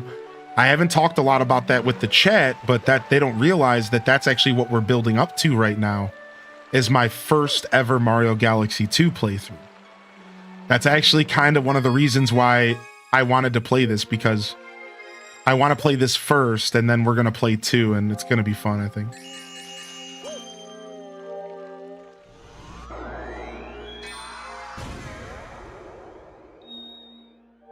Space Junk Galaxy. This is the first one, that's right. Especially when you game as a family. Sometimes I miss having someone just watching me game. No, dude, that doesn't sound stupid at all. Dude, look at my job. Dude, the reason I was inspired to do this was because when I was a kid, this is how we gamed. We sat around and watched each other play games. And here's the thing, Cosmic. I used to get so much satisfaction when people would watch me play that I would try to be entertaining. I'll never, dude, like my whole life led me here. Like when I was sitting around as a kid, I was the kid who was like, yo, come watch me play. Yo, come here, watch this. And then I would sit there and I would try to do the coolest stuff. I was always like a little showman with the controller. I always loved when people watched me play, and I loved watching people play. I was your best friend as a gamer. You want to know why? Because I was a Game Boy kid who would love to watch you game without ever asking you to share.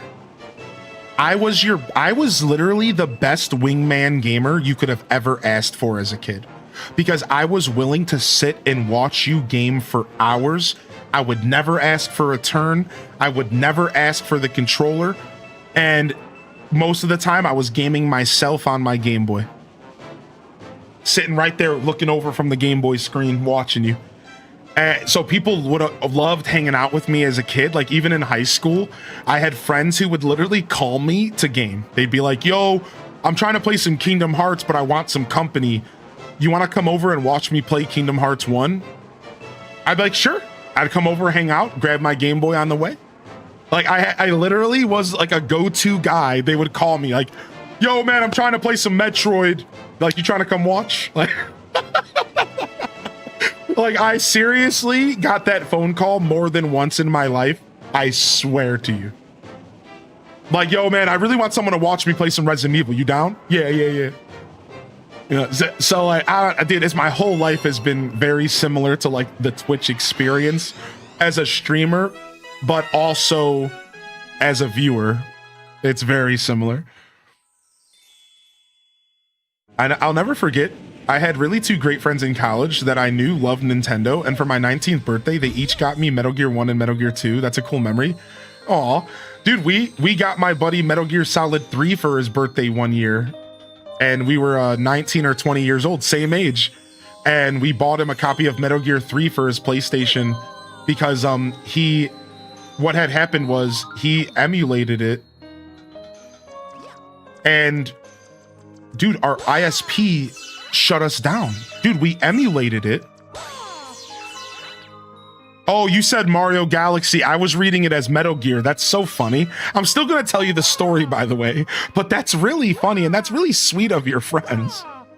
So we emulated The Legend of Zelda Wind Waker, and we emulated Metal Gear Solid, and our ISP called us, dude, and they were like, take it off your computer now. They were like, get that off your computer right now, you little rascals. And we're like 20 years old, and we're like, what? And they like called us out for copyright infringement and said like we could get in trouble if we didn't delete it off our computer. So our buddy was down in the dumps because he couldn't finish his Metal Gear playthrough, and we bought him Metal Gear Solid 3 for for his birthday. I think it was a Christmas gift. And the funny part is I'll never forget this, chat. This is the reason I wanted to tell you this story, all right? So it was for Christmas, and we said it was from Santa. And when he walked into his room, my buddy's name was Michael, and he saw the gift from Santa Claus, he walked out of his room and he was like, "From Santa?" He's like, "What?" And he's freaking out about it. And what happens? We all start jumping up and down and into a Santa Claus chant. And we're like, "Santa, Santa, Santa." And he's so happy. He starts jumping up and down and chanting Santa Claus. And we join in. We're like, "Santa, Santa." Even though like we're the ones who gifted him. And he knew that. It was just such a weirdly charming moment that I'll never forget. I'll never forget that. "Santa, Santa." Like we were such dummies.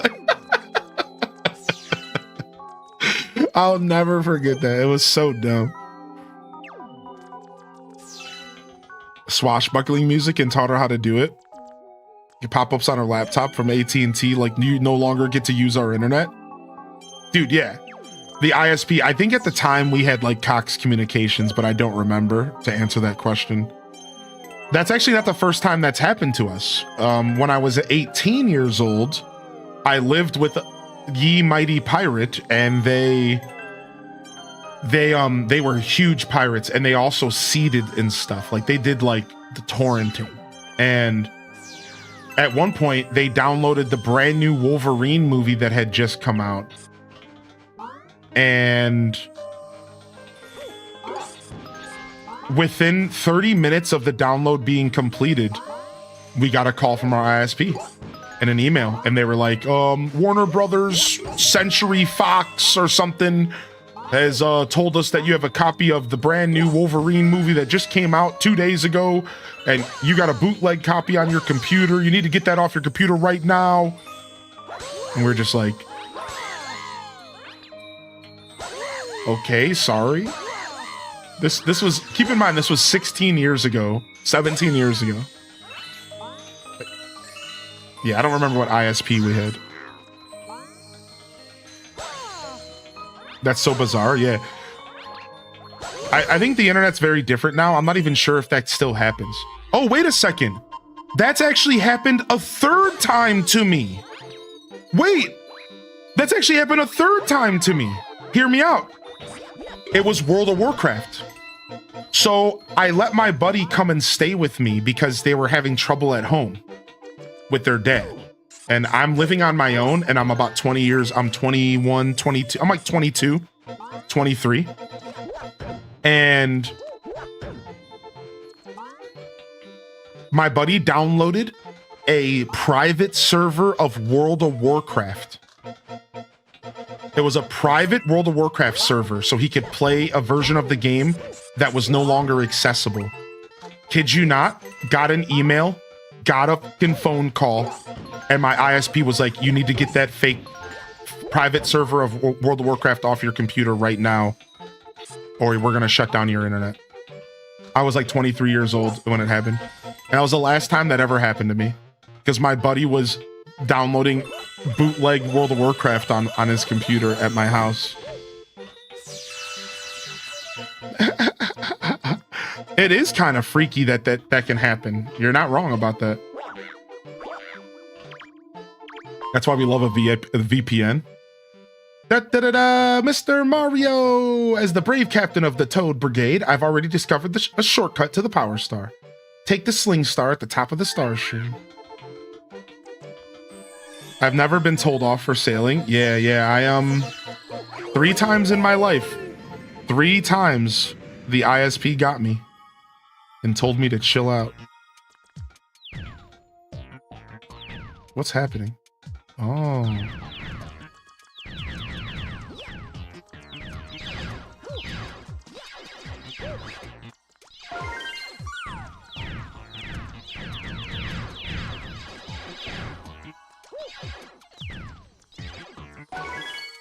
Fun fact, and none of the times were my fault. Fun fact, and none of the times were something that I personally downloaded. It was always somebody I lived with.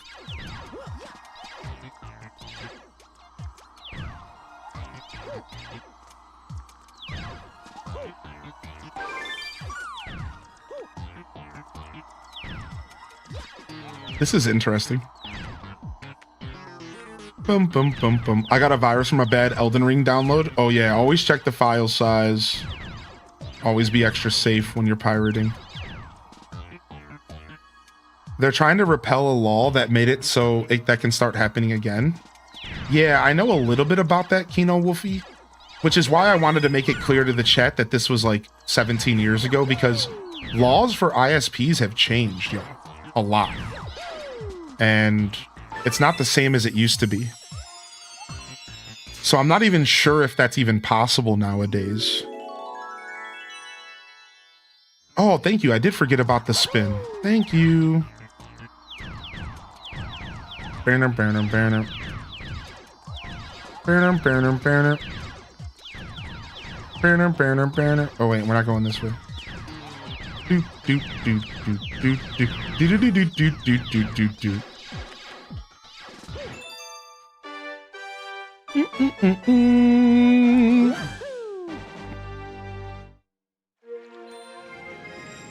Turns on VPN. I wasn't much of a tech head back then, so I didn't even know what a VPN was. In hindsight, it's like a VPN probably would have solved our problems, but I didn't even know what it was back then. I don't even know if that existed. I'm sure it did, but I don't know.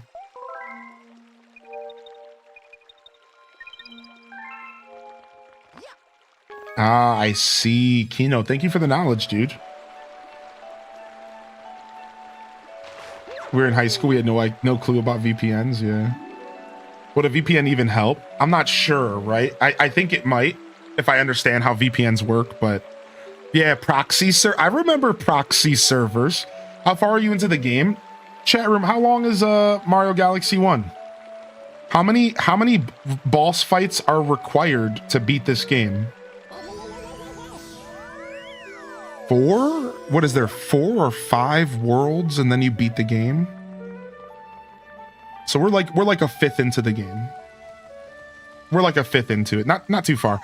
There's 120 stars total. We're only at 11. But you don't need them all to finish the game. I think you only need like 70 to beat the game.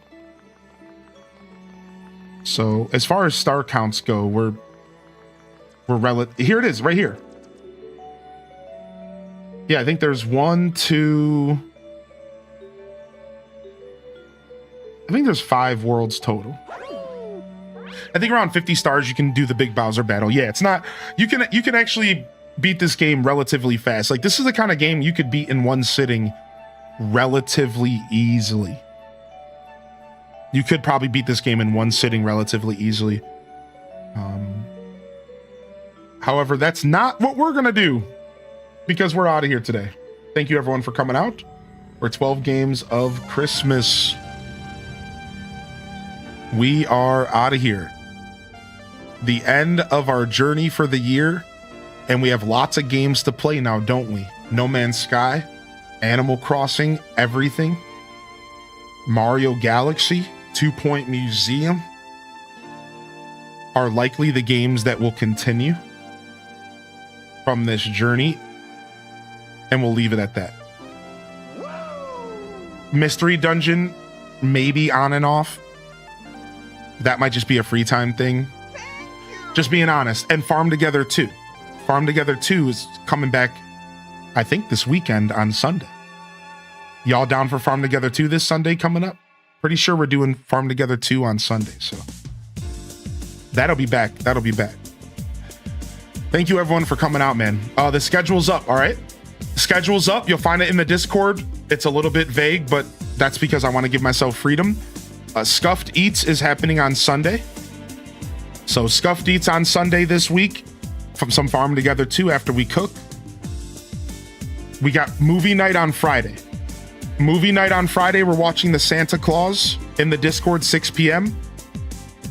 Easy peasy. All right, I'm taking a couple days off, y'all. I'm taking off today, Tuesday, Wednesday, Thursday. I'm taking off Tuesday, Wednesday, Thursday. I'll probably be back Friday, but I might show up in the mix of things for like a little day off stream. All right. Also, that means that you might want to check out the YouTube if you want some stuff to watch during my days off. All right, I'm probably taking 2 or 3 off. I'm thinking 3 days off with a day off stream might be the vibe. We'll see how we feel. Yeah, I'm gonna wrap up Christmas stuff. I'm gonna do errands. I'm gonna go to the PO box again. I'm gonna lay around and do nothing for a day. Yeah. Oh yeah. It's gonna be nice. It's gonna be nice for sure. So I appreciate y'all sincerely. And again, check out the YouTube. And if you're already over on YouTube, please consider subscribing, hitting that like button. Again, we'll plenty of content. I'm gonna actually focus tonight. I'm probably gonna be up past my bedtime because I'm gonna try to get a bunch of YouTube content out for y'all to enjoy during my days off, right?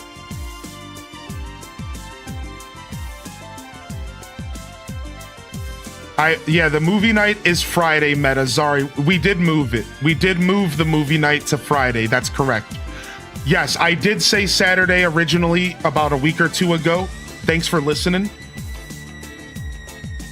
Thanks for listening for that. Yeah, I had to move it. Too long, didn't listen. I'm trying to free up a couple Saturdays so I can make sure I connect with my lifelong friend that just came back in my life. So I'm going to free up a couple Saturday nights so I can't do the movie night this Saturday because I want to make sure I connect with them. All right. So I had to switch some things up. So I'm going to just for a couple weeks and then we'll go back to Saturday night for movie nights. That's fine. I like Saturday night for movie nights, but yeah, Friday this week. Thank you, Cosmic. I appreciate you. All right. We got a request here. We're going to go ahead and do the request. We'll do the request, but I'm not going to do it with as much gusto because the last song was supposed to be the last song, which is why it was so good. All right. But I'll give you one more. On our 12th day of Christmas, my streamer gave to me 12 Mario Galaxies, 11 Moonlighter 2s, 10 stocking stuffers, including Elf Bowling, Light Up the Town, and Home Alone, 9 Mystery Dungeons, 8 Lego Star Wars. Corrected myself. You see, ending croissant. I'm not a buffoon. 7 Spy Fox Dry Cereals, 6 Farm Together 2s, 5 Castaways, 4 No Man's Skies, 3 2 Point Museums, 2 Plants vs. Zombies, and 1 Animal Crossing Deluxe. Y'all, this is Highly Descent signing off from another wonderful Hyro Gaming Group production. If I don't see y'all here this Friday or for a sneaky day off stream here on Twitch, I'll see you when I see you, fam. Don't forget to game on.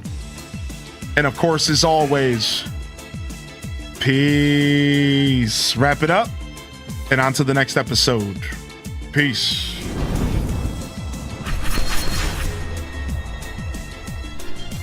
Yes, we do have a YouTube with a ton of VODs, Pastel Pink Garden. In fact, YouTube is the only place where my VODs exist.